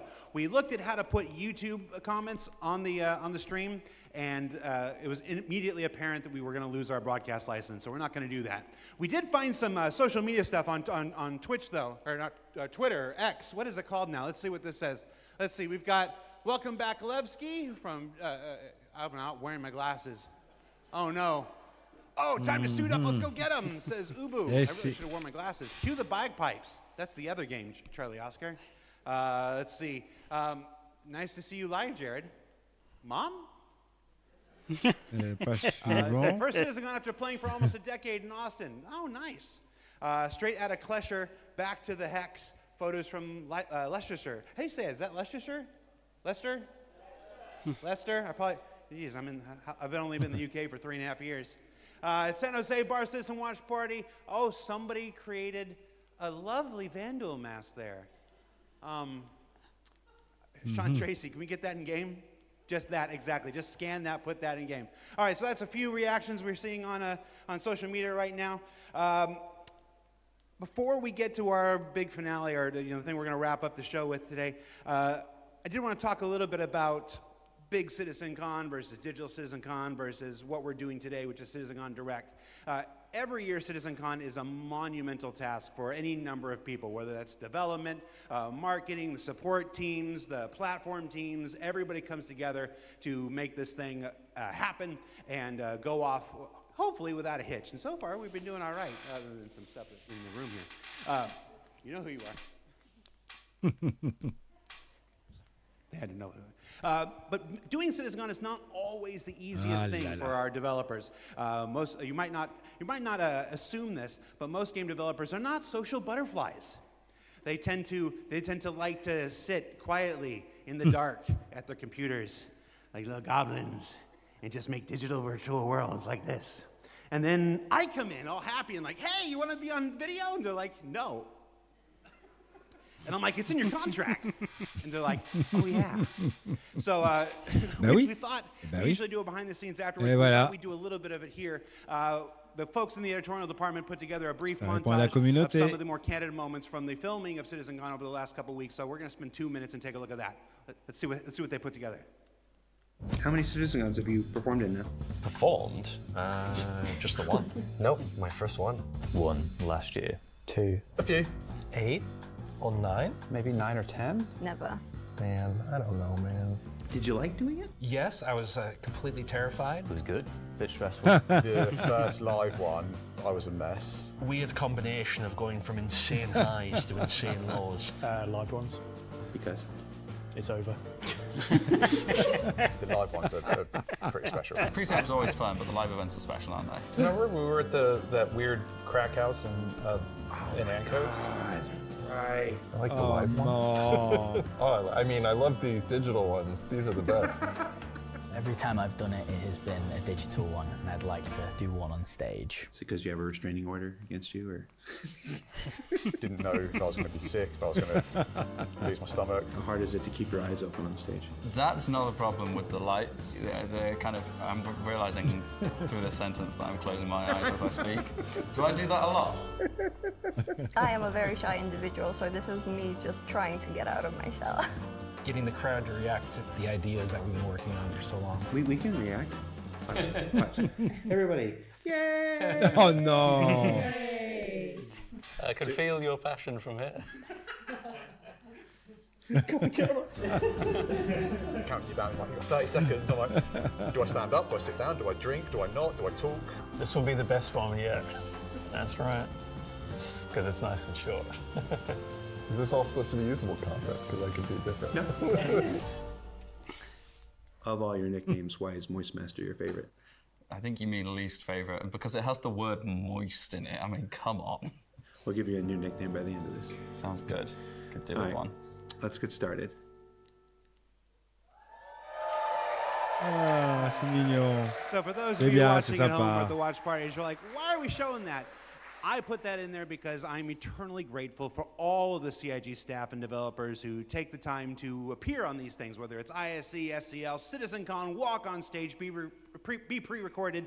It's not the easiest thing for everybody. And on behalf of the community, if I can speak for them in this regard, I want to say thank you for participating in these things each and every year that we have them. Ouais. Now, Bravo let's à eux. wrap things up here. So, let's see, how do I want to do this? At this point, we've only got one major story left to tell. But before we do that, we wanted to do one more check-in on something we started last year.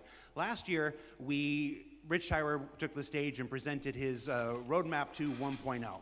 And we didn't want to go an entire year without talking to the senior game director himself to get his update on that 1 year later. So we're going to throw it to him, and we're going to go to our last segment, and when we come back, we'll say our goodbyes. And if you're at a watch party, it's time to get...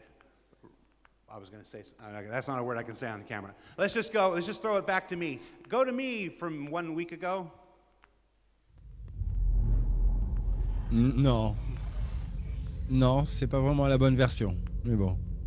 Allez, les prochaines évolutions vers la 1.0. Last year, Senior Game Director Rich Tyler took to the stage and revealed our plan for 1.0. Now, before we end this year's CitizenCon Direct, we wanted to take a few moments and follow up on that reveal from last year, to do as we've done today and look at the year ahead. So, Rich, thanks for taking the time to join us. Well, you're welcome. All right, so we're going to jump right into it. Everybody knows the only constant in game development is change. So I'm going to ask you outright, what's changed about the road to 1.0? Well, fortunately nothing. It still remains our North Star. The team is busy working towards that goal in the background, and every patch this year has moved us towards that goal. And if you haven't watched the Starcitizen 1.0 presentation from last year, I highly recommend you do so, because everything in it is still relevant as of today. You mentioned every patch this year has moved us towards that goal, so I want to dig deeper into that. We've done, at this point, 9 releases in this year, more than any year prior. How does each one of these not just sit as their own moment in time, but move us forward on this road to 1.0? Well, last year I discussed the framework of 1.0, how all those complex systems can tie together. And one of the core aspects of that was the main story, which became the spine of the universe, which brought all of the locations, mission givers, guilds, and all the different areas of the game to the players. Now, what I didn't talk about from last year was all of the content that was going to support that framework, add the flesh to the bones, should we say. And I think that's where this year has moved us towards that goal. If you think about previous events of previous years, they've generally been locations that we've put into the verse, but they've been transient. We've taken them away, like Siege of Orison or Zenithreat. We've added them to game, and then they've been moved away. And I think with the addition of the patches this year, when you look at the Hathor facilities, Onyx facility, these are permanent additions to the world that not only have their own story, as when we release them with the patches, but they'll also become points of interest and areas that the larger 1.0 narrative will utilize. Since we're on story, I'm going to stay with this here. Since we launched the PU back in 2015, it's always been this sandbox where players can do what they want. They can bring their own story to the verse, and that'll never change. But how important is it that we also build this concurrent narrative of our own, this crafted experience, if you will, alongside that? Well, we're trying to create a living, breathing universe. And that includes both the player stories that you mentioned, that they can go and enjoy and create their own memories together. But it also means that we want to have a universe that gives back. We want areas and locations to feel like they're believable and real life locations. And if you look throughout this year and the patches that we've worked towards, we've had an overarching story that's moved from patch to patch, and we're going through some of those cycles right now. We've also been introducing mission content that has fully voiced dialogue and facial animation, which allows us to inject some of the meaning and the why to what you are doing as a player.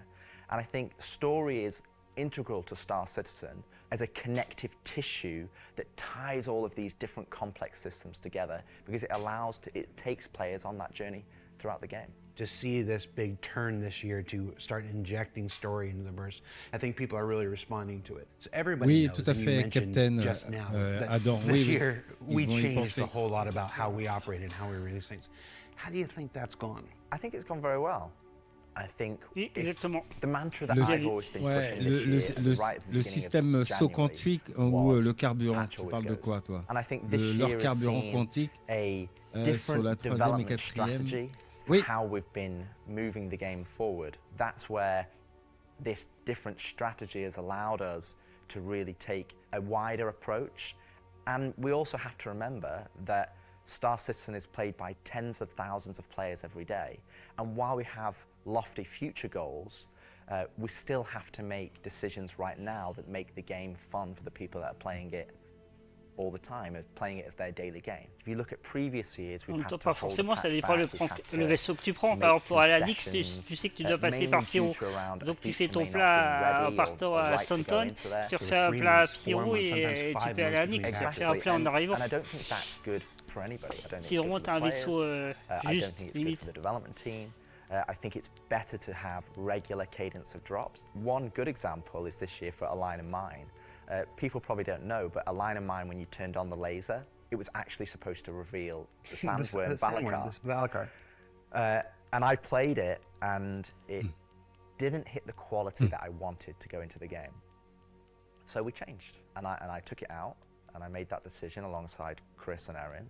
And we've held that back, and we're going to work on that towards a future patch. But I think definitely the more regular cadences has had the multiple benefits. And like I said, I want to dispel a myth right here, right now.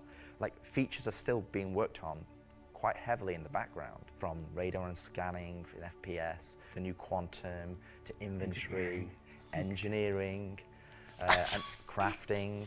And all of those features are going to be coming very, very soon for players to get their hands on. And, you know, I'm going to be honest, I'm not going to sit here and say that if I was to go back to the start of the year, I would hope that we would have released more features. But I also think every decision we've made this year has been through the lens of making the live experience as stable and as good as possible. Absolutely. All right, so that's a bit about the year before. And the year before has been, I've said this before, I've said it internally, I've said it out there, I'm going to say it right now again on camera. I think this has been the best year of Star Citizen ever. And I'm willing to look right into the camera and say that. The player numbers are up, engagement numbers are up, the length of the play sessions are up, the bug numbers are down, 30K is gone. It's been a solid year. But CitizenCon isn't CitizenCon without talking C'est about clair the que les gens ne features. se I wanna rendent move pas us compte. to the Ce qu'il vient de dire, c'est We tout est talked about amélioré, story. tout We talked est about de mieux this en more mieux. diegetic, Et pourtant. immersive universe and adding voice lines and stuff like this. But where do we go from Il y a here? les bugs, Obviously, that j'en continues, conviens, but mais quand what même. more Mais les bugs are we baissent, going comme to ils do disent. to make this universe seem alive and real and breathing? I think the biggest thing is to start having that conversation be two-way. So if Ouais, you think voilà, about this l'univers year, as you respire mentioned, et becoming réel. fully voiced Il est palpable. NPCs. C'est But a ce lot qu'il of dit, lui. those missions and those NPCs, they're talking to you, they're talking at you. You don't get to talk back to them. Now, obviously, you get to interact with them through your actions. You get to go and do their mission, and you get to move that along, and then they talk to you again. But it's a one-way conversation. We're missing that conversation wheel. Mais malheureusement, tu es obligé de faire des concessions. Adam, avec le Wolf, tu peux pas faire des longues distances, tu es limité. Et même chose pour le Vulture, il peut aller un peu plus loin que ton Wolf. Mais c'est ça, il faut malheureusement prendre un vaisseau qui t'achemine là-bas et utiliser des vaisseaux que quand tu as atteint tes affaires. D'y aller toi tout seul, ça va faire ça. À chaque fois, tu dois aller en station. Et n'oublie pas que dans le jeu à venir, certaines stations ne pourront pas te ravitailler intégralement tout ton carburant pour ton vaisseau. Donc ça va être problématique. Ça aussi, il faudra tenir compte. Mais il y aura des vaisseaux qui pourront te permettre d'aller plus loin, comme des transporteurs de vaisseaux. On le sait, il y en a un qui va arriver, etc. Ou les stations-service de Starlancer des joueurs. Exactement, tu choisis un vaisseau et évidemment le Wolf et le Vulture ils peuvent pas aller loin. Et comme de toute façon ils vont équilibrer le quantum, mais un petit vaisseau restera un petit vaisseau. Et comme dire mais je suis allé, il y aura par exemple le Libérateur qui peut transporter des vaisseaux de cette taille. Et donc tes deux vaisseaux que tu viens de préciser, tu pourras le prendre avec le Libérateur, qui lui partira à longue distance, que lui il a une capacité supérieure à tous tes petits vaisseaux, etc.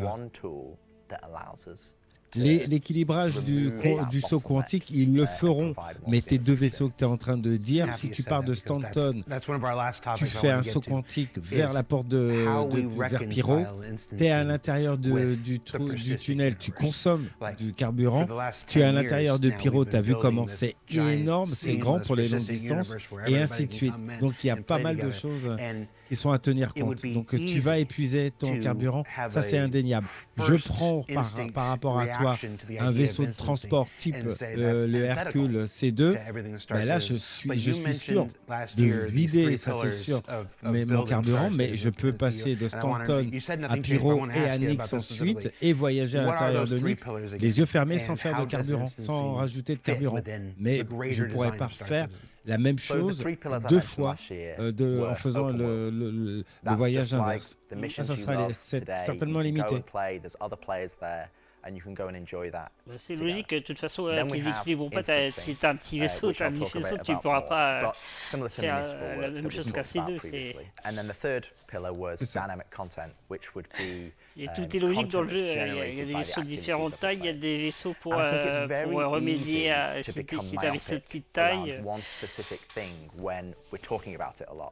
When it's the next stage of our development. And I think you could reverse it. If we'd have made a game that was all instance and then I'd come on camera Pas and say, nécessairement, hey guys, Ado. we're going to start doing On a open dit world. libérateur, mais It would be Kraken like, aussi is peut the game transporter des changing? Are vaisseaux, we doing effectivement. open world now? Is open world the new North Star that's going to take us this way? And it's not. It's just one more tool that's Tu dois going tout to allow gérer, us to ta offer soif, ta faim, ton different carburant. and dynamic experiences for players to go and engage in. Que Now, tu when sois I talk habillé about ou en instancing, armure selon où tu instancing es. isn't always what you'd imagine as a solo instance experience where it's only just you. We're going to have several different versions of instances. Some are going to be closed instances, which will be like the new player experience. Will be able for you to go in by yourself.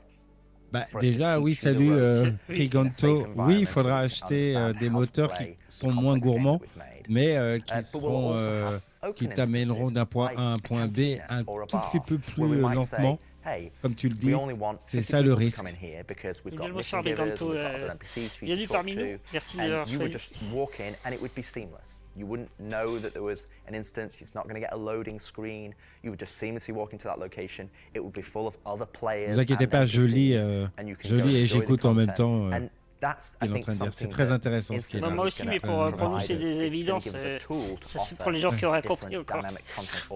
Curated content, as I'd say. It allows us to create experiences that are different to the open world experiences that we've already made. And it's not to say that we won't continue our open world development or only do instant vous avez vu, ils ont content. fait plus de It's gonna 2 be a heures. mix. And C'est like tout ce I que je said, dis. this is one of the pillars that will move towards 1.0. Ils avaient dit environ. We will eventually work on dynamic content that will move us towards 1.0.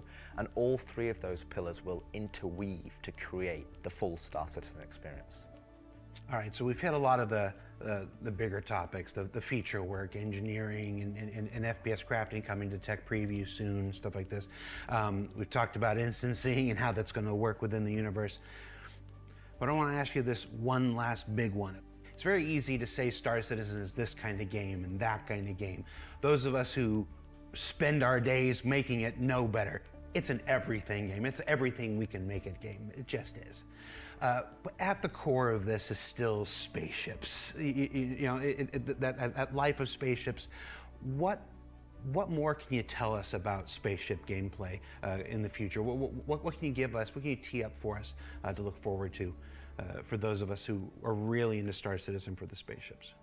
Our intentions going forward are to make sure that every ship or ship archetype that you acquire has a role and has content that you can go and enjoy in the universe. For example, right now I know that we're working on more robust mining missions, more robust salvage missions. We're going to be working on refueling missions. And we want to make sure that each and every one of the ship has a purpose and has a reason to exist in the game. That's from the smallest Argo MPUV, as well as ground vehicles, all the way up to the large capital ships. We want to give them purpose, and I think it's something that we are absolutely aware of. We want to make sure that we're building that spectrum of content to allow players to go and engage in. And I think 2026 is going to be a very good year for Star Citizen, and I think there's going to be something that's very interesting and something that a lot of people have been waiting for. Bah, quand même. But rather than me spoil it, I'll let des choses qu'attendent les jeux en 2026. Get a twinkle in his eye. Ian, take it away.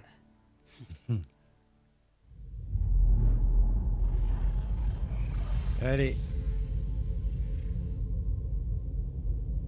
Ah là là.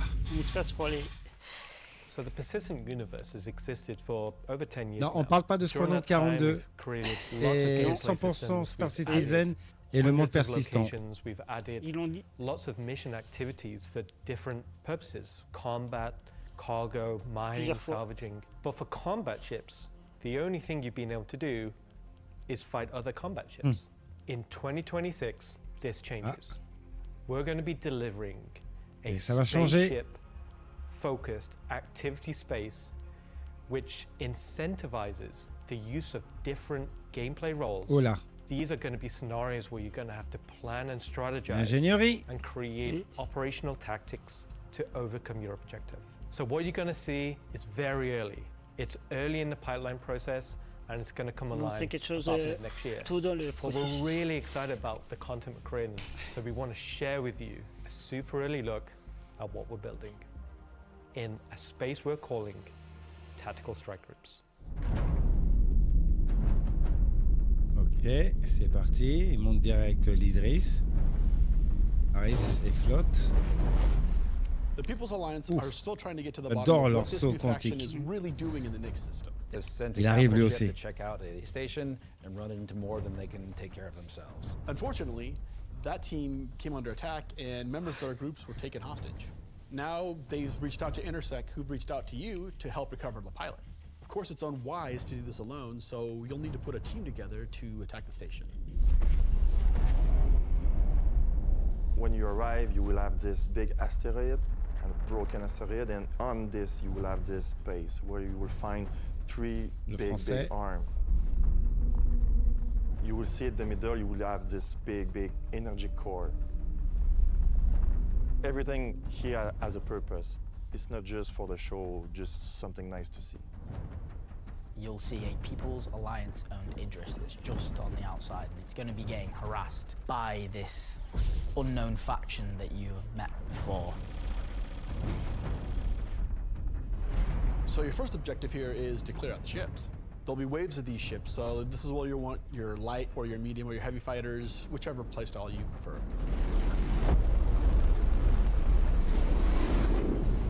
So while one part of your group is dealing with the fighters, now it's time to actually assault the pilotage. station.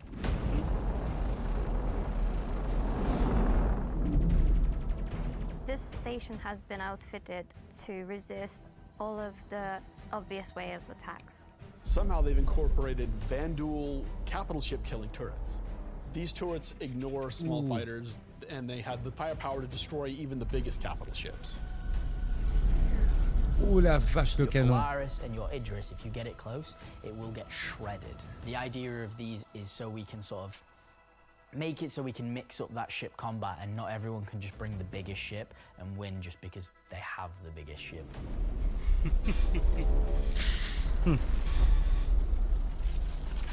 You have to send out your best pilots to navigate the superstructure and take down anything that may damage your bigger ships. So at this point you're thinking, destroy the turrets. But it's not that easy. This turret has shields that you've never seen before. It won't take any kind of damage. Your missiles won't do anything, your lasers won't do anything, your ballistics won't do anything to them. But like everything, they do have a weakness. You have to cut the power to their shields. To do that, that actually brings you to your first objective, the power relays. So the exterior has a number of power relays that are holding the doors closed so that you can't get in. You have to find them, you have to target them, and you have to destroy them. But it may not be as easy as it seems. Here's our first wrinkle. The power relays have their own shields that are resistant to energy-based attacks. We know how much you like using laser repeaters, but so do these guys. Capital ship can't get close enough because of the turrets. So ships with explosive or ballistic ordnance will be needed here. That's torpedo ships like your Retaliator or Gladiator, or even another fighter with ballistics loadout. That's going to take you a while.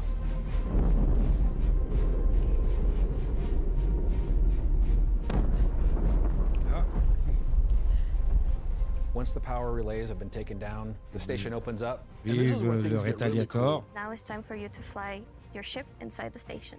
Yeah, you, in your ship, fly into the superstructure of this station. How cool is that? I feel like this is a proud dad moment. Thank you, Jared. We're just going to call it what it is. It's a trench run.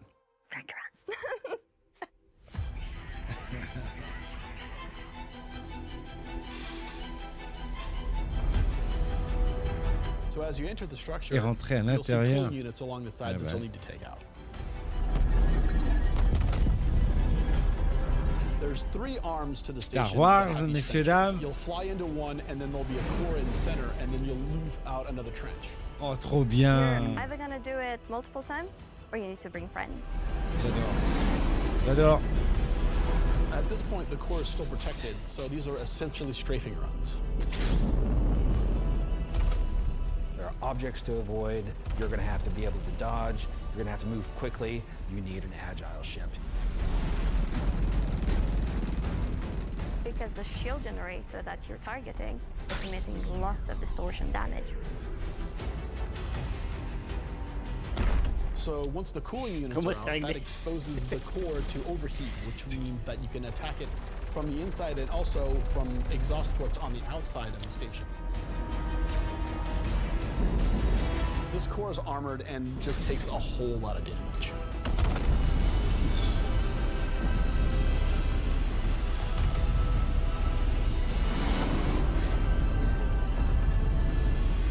Once the power core goes down, the turrets come down, and then the capital ships can get closer.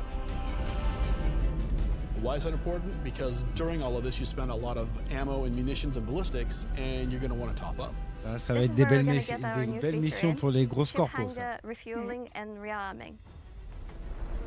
You're going to be able to land in the hangar of select ships and be able to use the same interface as you are right now at stations to refuel and rearm. It's specifically for ships like the Idris and the Polaris and other ships that are designed to have other ships land inside them.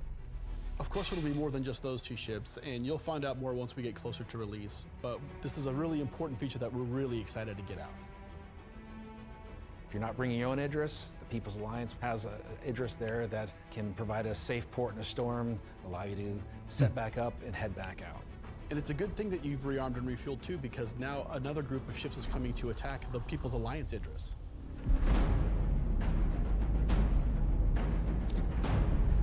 Tu vois, Captain, les vaisseaux ils ont pas été loin, mais rien que leur manœuvre, il faut les ravitailler complètement. C'est ce qu'ils viennent de dire. What's happening at the station? Que t'ailles loin ou pas, c'est de toute façon. Now you've got to take a fire team in. You've got to land. You've got to fight through an onslaught of FPS enemies that belong to this unknown faction, and you've got to open a hangar door which will allow you to release captives from the station.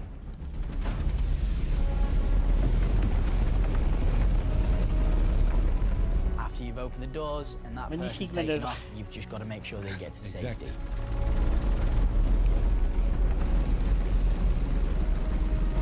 So at this point, all of this sounds pretty simple, but there's an additional complication. So up until this point, it's just been you versus the enemies in the station. But the enemies in the station have their own enemies. The Vandal neighbors who really don't like these guys for some reason will come in and les Vandals qui arrivent. And they're not going to discriminate between you and the station. They're out for blood. When you alert the Vandal by destroying the power core that the station's now vulnerable, you're on a time limit. Vandal are coming, they're going to come hard, they're going to keep coming, you're going to have one hell of a fight.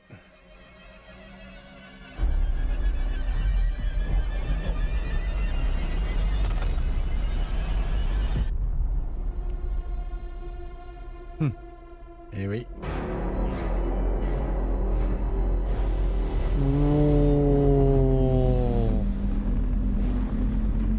Le clean sheet? Non. Oh. Opa. Opa. Hola. Tactical strike groups. I'm personally so invested in this. So throughout 2025, we created a variety of content. Some of it was very focused on FPS combat. So personally, driving a more vehicle-based experience was very important to me. This is a defining statement that I want to do in 2026. We're a spaceship game. There are prized possessions. To the objects we fall in love with. This is the content we want to create, which creates scenarios and roles for you to use those spaceships. We won't get to all roles initially, but we should see this as a landmark, a position where we can see a gameplay space which incentivizes the use of different ships and scenarios to clear objectives and complete missions. Non, faut bien qu'ils arrivent un jour et qu'ils testent. Donc, pourquoi pas l'année prochaine? Non, c'est avant. C'est annoncé avant, c'est en fin d'année. Ok. J'ai compris qu'ils avaient travaillé dessus, ça sera en 2026. C'est comme Drasil, il vient de dire la même chose. Ouais.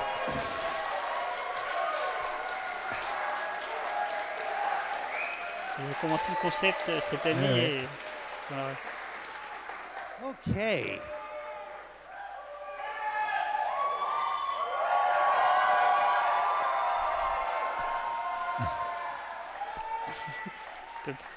Why do you still have the puppet? John, come home. All right, so tactical strike groups. It's been a long road for the last 10 years. The PU's been around. We've done lots to build stuff for mining ships and for salvage ships. And as Rich said, we're currently building out even more for those. And our first refueling missions coming online in 2026. But combat missions. Oh, hi. Edwin Roberts. But finally having enough of the foundation in place that we can begin to build real spaceship operations, in any other MMO they'd call dungeons. It's really exciting for me, and that's why we're ending the show this year with that. So yeah, that's been CitizenCon Direct. Thank you for taking the time to share this with us. Again, this is just a glimpse at some of what's coming in 2026. I've seen the Twitch chat and the YouTube chat like, oh, you're spoiling everything. I promise, we ain't. So before we let you go, that's it for me. Thank you so much for tuning in. And as with every CitizenCon, the last word shouldn't be mine. It should belong to our founders and CEO. So take it away, Chris Roberts. I hope you enjoyed this glimpse into some of what the team is cooking for the near future. Of course, we're not going to spoil everything that's currently in progress, and many features we haven't discussed today are in active development, like base building, social, and trade tools that are very much a priority. These, along with bringing the final polished features from Squadron 42 into the persistent universe, will make next year the most exciting yet for Star Citizen. Finally, I want to extend a heartfelt thank you to everyone at CIG for working so tirelessly and with so much passion to deliver something that is already special and will only get more so as we continue. And of course, to all of you for making all this possible with your support and feedback. We couldn't do this without all of you, something that I and the team appreciate every day. We are very lucky to be allowed the time and the money to build a game of all of our dreams, something that is only more apparent as the video game business becomes more monolithic. We are one of the few large independents left standing, and there is no way we would be allowed to dream as big as we are on an original game and take the time to achieve that dream if we were part or funded by any of the few remaining mega game companies. So thank you, and I look forward to seeing you all in the verse this coming year. Ouais. Excellent. Ouais, le base building est une belle surprise, j'avoue. Allez, prochainement dans le verse. Ben non, ça veut dire c'est la fin. See you. Ah oui, c'est la fin, oui. See you later. See you. Voilà, messieurs, dames, c'est la fin de cet événement. Ça va piquer officiel, plus de vie sociale IRL, je sors. Pourquoi t'avais de vie sociale avant Rio? Eh ben dis donc, messieurs, dames, j'avoue, je suis bluffé. Totalement bluffé de cette opération. Bougez pas, je vais changer, ouais, je vais rester comme ça. C'est énorme. C'est pas mal. Ah, je ne dis pas officiellement, messieurs, dames, que c'est... ça a coupé. Ouais, ça a coupé sec. Que l'univers de Star Citizen est magique, mais là on a quand même le base building revu et corrigé qui arrive pour cette année, fin d'année. Oui. Nix qui arrive. Il y a pas mal de choses. Je vous le dis tout de suite, il y a beaucoup de pages qui sont arrivées, beaucoup de tweets de la part de CIG, beaucoup de réactions, c'est un peu normal. C'était la CitizenCon et effectivement, je suis en train de vérifier le contenu de Xperia, Paladin et pas mal de choses qu'on va voir sur le site. Ouais, il y a 3 vaisseaux. Allez, je vous le montre très rapidement. On fera ça demain avec Zitoid. on va pas. Oui, on montre juste la page. J'ai bien rien pris, moi. Je voulais pas. Oui, non. C'est pas la question. C'est pas. Je divulgue. C'est juste la page officielle de Robert Space Industries, CitizenCon. Vous avez toutes les petites infos. On vous en parlera demain un peu tranquillement. On fera le petit retour de la CitizenCon. Écoutez, j'en déduis que certains vont dire bon c'est tout, ils se moquent vraiment. Oui, de toute façon, c'est chaque année. C'est le pire des CitizenCon, etc. Certainement, les amis, pour certains. Mais moi, j'ai pas trouvé. Je sais ce qu'on va avoir dans le futur. Ils nous annoncent des choses qui n'étaient pas attendues. Par exemple, ce vaisseau qui n'était pas attendu, vaisseau Vendoul. Le Paladin, on le savait, on connaissait, on en parlera demain. Et d'autres éléments. Ça, c'était les choses surprises. Et bien sûr, le base building, messieurs, dames. Je ne m'attendais pas au base building. Le système de Genesis. Genesis, oui. Non. Genesis avec Nyx. Genesis, oui. Nyx qui arrive. Nyx, c'est pour demain, enfin fin d'année. Je sais pas, c'est waouh. Après, on va dire oui, c'est le pire des. Enfin, bref, mais en tout cas, voilà, c'est. Et ce vaisseau, je vous avoue, hein, je me rappelais l'avoir vu avec Ziltoid, on l'avait vu très furtivement. On s'est dit, mais c'est quoi ce vaisseau? On dirait un Drake, mais c'est pas un Drake. C'est particulier, mais bon, c'est comme ça. Le petit personnage que vous avez vu. Pourquoi j'ai dit non, ils n'ont pas osé faire le clin d'œil. Vous avez vu un personnage avant qu'on voit ce vaisseau avec beaucoup de reconditionné, avec beaucoup de parties de vaisseau diverses à droite. Réellement, je pensais que c'était le chasseur de primes ou dans Star Wars, l'un des derniers qu'on voit avec les... j'oublie comment il s'appelle, avec le chapeau dans Star Wars, le jeu, hein, attention, jeu sur informatique. Je pensais qu'ils avaient fait le clin d'œil. Mais quand on le voit là, c'est réellement ce personnage que je vois. C'est énorme. Je ne sais pas si c'est fait exprès, mais ce personnage dans l'ombre, je vais essayer de me capturer une photo et essayer de vous éclaircir ça, mais c'est énorme. Oui, je me code demain pour en parler. Ma femme m'attend. Ok, merci Eddy, à bientôt. Passe une bonne soirée. Merci à vous tous. Hein. Vous pouvez partir tranquillement. Vous savez, on en parlera un tout petit peu plus demain et tranquillement de tout ça. Monsieur Hermod qui dit, je pense qu'il y avait d'autres choses qui étaient annoncées, mais on attend toujours avant de... Ouais, je sais. Et bonne soirée, Eddy, c'est toujours là, où c'était son départ. Bonne soirée à toi, merci d'être venu, et oui, à demain. Et repose-toi bien, bonne nuit. Je pense qu'il y avait d'autres choses qui étaient annoncées. Ouais, mais... c'est sûr, moi je suis sûr, il y a des gens qui attendaient la générie, ils ont pas dit grand-chose. Ça va venir dans les trucs des gens pas contents. Vous allez voir. Ouais, mais il y a le crafting quand même. Oui, mais je m'en fous, j'attends l'ingénieur, s'il faut te dire ça. Non, mais moi, je regarde pas les tweets, je les vois. Ça critique déjà, bref. C'est comme ça, mais ça fait partie. Mais on s'en fiche. En tout cas, moi, de ce que j'ai vu, il y a de belles choses à venir. Les gens sont derrière Star Citizen et quand on voit les éléments, c'est quand même fort. Le base building, c'est les sous-marins, les sous-sols de Nyx, les opérations. Il y en a pour plaire à tout le monde. Pour ceux qui veulent du piou-piou et du combat, il va en avoir. Là, la mission qu'on vient de voir à l'instant avec les vendoules qui apparaissent sur cette station, avec tout est paramétré, scripté pour pouvoir réussir, ils nous ont un peu divulgué des éléments, des choses à faire, mais cet événement va arriver. Ça va être pour ceux qui ont des grosses corpos et qui peuvent faire des vagues d'attaques, etc. En voiture, en voilà. Ça va être intéressant. Ça va être très intéressant de ce côté-là. Et bonne soirée, monsieur Lorsit, qui est parti aussi. Salut Lorsit, ouais, bonne soirée. Je suis choqué, quoi.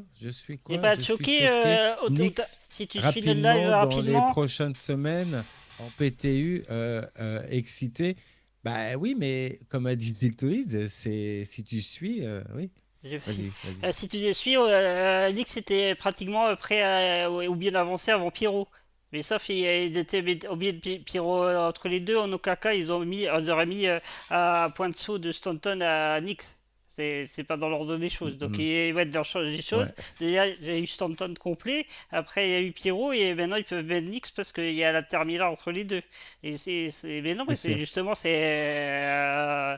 peut-être on l'attendait l'année prochaine, effectivement, mais voilà, c'était dans le courant des choses, Rio, si tu suis l'histoire.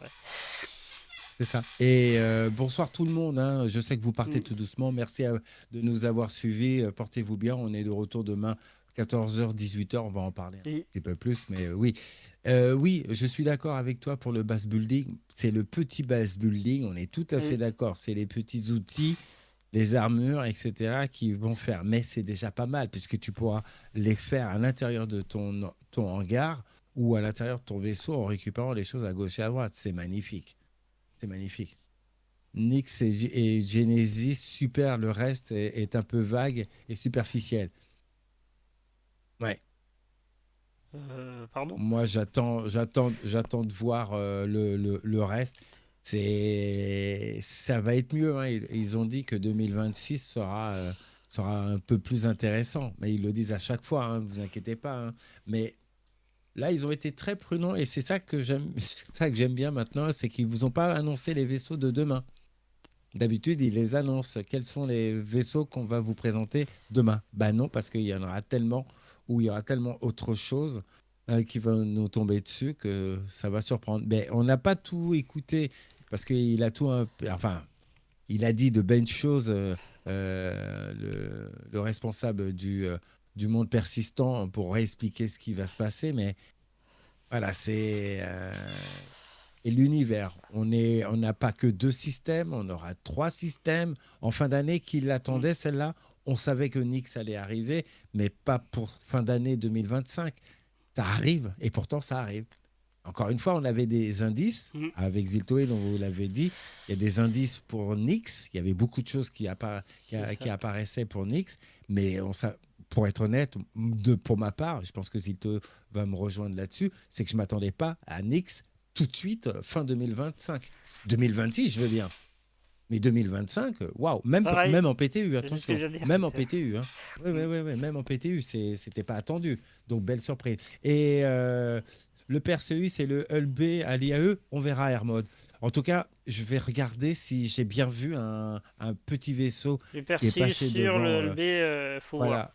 Le LB, c'est autre chose. J'ai vu un vaisseau, je vais vérifier si c'est pas un Prospector ou un Fortune aussi qui est passé devant, parce que c'était un peu petit et c'était un tout petit peu plus gros qu'un Hull A. Voilà, c'est tout ce que j'ai vu. Mais Onyx, ça va être cool. Oui, oui, il y a ça, y a tout ce qu'on a vu au niveau du FPS, c'est très bien. Moi, j'attends avec impatience, pour moi, hein, de mon point de vue, c'est la 3e planète de Nyx, avec cette faune, cette zone, ces champs, etc. J'attends avec impatience ces choses-là. Et surtout, d'être avec vous, les amis, et faire des missions où il y aura des vandoules qui vont nous attaquer. Parce que là, je vais vous dire, je m'en fiche des pirates. Moi, je veux pour mon petit déjeuner des vandoules. Et je veux détruire du vandoule. Je vous le dis tout de suite, je suis un transporteur. Mais les vandoules n'auront pas Nyx. Attendez, Voilà, monsieur, ça nous changera des vandales qui nous attaquent pour l'instant? Oui, c'est sûr. Mais c'est tous des vendus. Et vandales. Oui, voilà. Elle était facile. Enfin bref, voilà. C'est très très intéressant. C'est très intéressant. Je m'achète l'Eclipse du coup. Non, tu n'achètes rien. Tu attends. Tu te fais plaisir, mais tu attends. Ça va diluer de jouer les joueurs. Oui, 3 systèmes, ça va alléger. Tu auras beaucoup de choses à faire. Tu pourras te mettre sur une lune du côté de Pyro ou de Nyx. Pour voir un joueur qui vient, faut que tu sois connecté, tu vois, il voit ta position et il vient te chercher. Tu vois, ça va être ça. Tu vas pas pouvoir trouver et avoir toujours un joueur qui va te tuer dans une zone à chaque fois. C'est pas possible. Donc pas mal. Allez les amis, on va vous laisser là avec Ziltoid. On va essayer de discuter un tout petit peu en off pour voir ce qu'on va faire pour demain matin. Pour demain, en tout cas dans l'après-midi, pour que je prépare toutes les vidéos, etc. Merci à vous, c'était super cool de vous avoir. C'était une bonne avec des infos. Je sais que c'est léger, je sais on est sur notre fin, mais moi ça me convient, comme dirait Zitoïd, ça me convient parce qu'il y a des infos qui étaient très bien annoncées, des nouveaux systèmes. Enfin, voilà, c'est un bon Citizen, c'est pas le meilleur, c'est un bon CitizenCon, il ne fait que 2 heures et quelques, mais c'était important de le faire parce qu'il apporte beaucoup d'éléments intéressants. Et encore une fois, il y a des ventes de vaisseaux à la CitizenCon à chaque fois et c'est toujours plaisant de les voir. Comme on l'avait dit. Et voilà, et on l'avait dit. Et en tout cas, de mon point de vue, cette CitizenCon ne reflète pas ce que vous connaissez de la CitizenCon. Le plus gros show, c'était l'année dernière. Celui-là, c'est la transition, parce qu'on vous l'a dit avec Ziltoid, que c'est plus la CitizenCon de l'année prochaine qui annoncera la date. La date est sortie de Squadron 42, et là, vous aurez de la matière, parce que ça sera la première zone commerciale de Robert Space Industries avec la campagne solo, et donc ça sera le lancement du projet qui se finit pour nous tous, hein, bien sûr. Il y aura que le monde persistant qui sera encore en alpha, mais c'est le démarrage de la commercialisation de l'univers de Star Citizen. Donc pensez bien à ça, les amis, que c'est surtout ce côté privilège de Robert Space Industries qui est Squadron 42. Donc pensez à ça. Il y a beaucoup de déçus. Pendant que ça parlait, je regardais les tweets et je regardais les messages, c'est le pire des pires des CitizenCon. Ils n'ont rien annoncé, il n'y a rien d'intéressant. Voilà, pas vous, Michel, mais c'est qui dit ça. Non, je sais. Mais c'est comme ça. Ça ne peut pas plaire à tout le monde. En tout cas, moi, j'étais satisfait. Ça me suffit. Bon, je suis un peu sur la fin parce que je pensais qu'ils allaient nous faire vraiment un truc. OK, tu te prends ça dans la figure pour compenser tes 2 heures. Bon, c'est bien, mais voilà, c'est aussi, c'est pas un regret, mais c'est moins péchu. Il y a de belles choses, je suis content, et je vais vite m'empresser d'aller récupérer je sais même pas mes goodies packs s'ils sont présents et révélés. Ils ont été révélés, mais je vais essayer de voir s'ils sont déjà opérationnels et on vous les montrera demain. Voilà, s'ils sont opérationnels, on vous les montrera demain, mais je pense que c'est sur la live et pas sur la... Il faudra copier ton compte. Sur la PTU. Voilà, il faudra copier le compte pour l'avoir. Bonne soirée à vous tous. Merci de nous avoir suivis et merci à ceux qui nous ont regardés en différé. Portez-vous bien. Merci à Zitoid pour l'aide. Merci à leur site aussi pour l'aide des liens et partager les infos. Et on se retrouve demain aux alentours de 14h pour vivre cette aventure, les amis. C'était une très très sympathique CitizenCon 2955. Portez-vous bien et on sera de retour demain 14h-18h avec Zitoid et toutes les infos de la CitizenCon. On va synthétiser tout ça pour vous faire un petit compte rendu pour ceux qui l'auraient loupé en direct. Et en tout cas, merci à vous de nous avoir suivis. Vous étiez encore très nombreux sur toutes les plateformes. Ça fait plaisir. On a notre communauté et ça, c'est le plus important. Merci à Zitoid pour ce soir et on se retrouve demain. Merci les amis et portez-vous bien et à demain. Salut. Alors moi j'ai trouvé très bien condensé. Effectivement ça vaut pas une CitizenCon traditionnelle, mais moi j'ai trouvé très bien. Et quand on parle technique, on perd la moitié des spectateurs, donc ça sert à rien. Et Benoît Bosséjour l'a très bien fait. Oui, voilà. Pour moi il y a eu l'effet waouh avec les marécages et Genesis et Nyx. C'est pile poil ce que j'entendais, ni plus ni moins, voilà. Et du concret pour 2026, pour moi c'était très bien. Très bonne CitizenCon condensée. Voilà. Ceci dit, je vous souhaite une bonne soirée, ne pas vous retenir plus longtemps. Merci de vous avoir suivis, celles et ceux qui sont venus et restés. On vous donne rendez-vous demain, on prend les horaires habituels, 14h, 18h. Passez une bonne soirée, bonne nuit, plein d'étoiles, plein les yeux. Et à demain, merci beaucoup, à vous.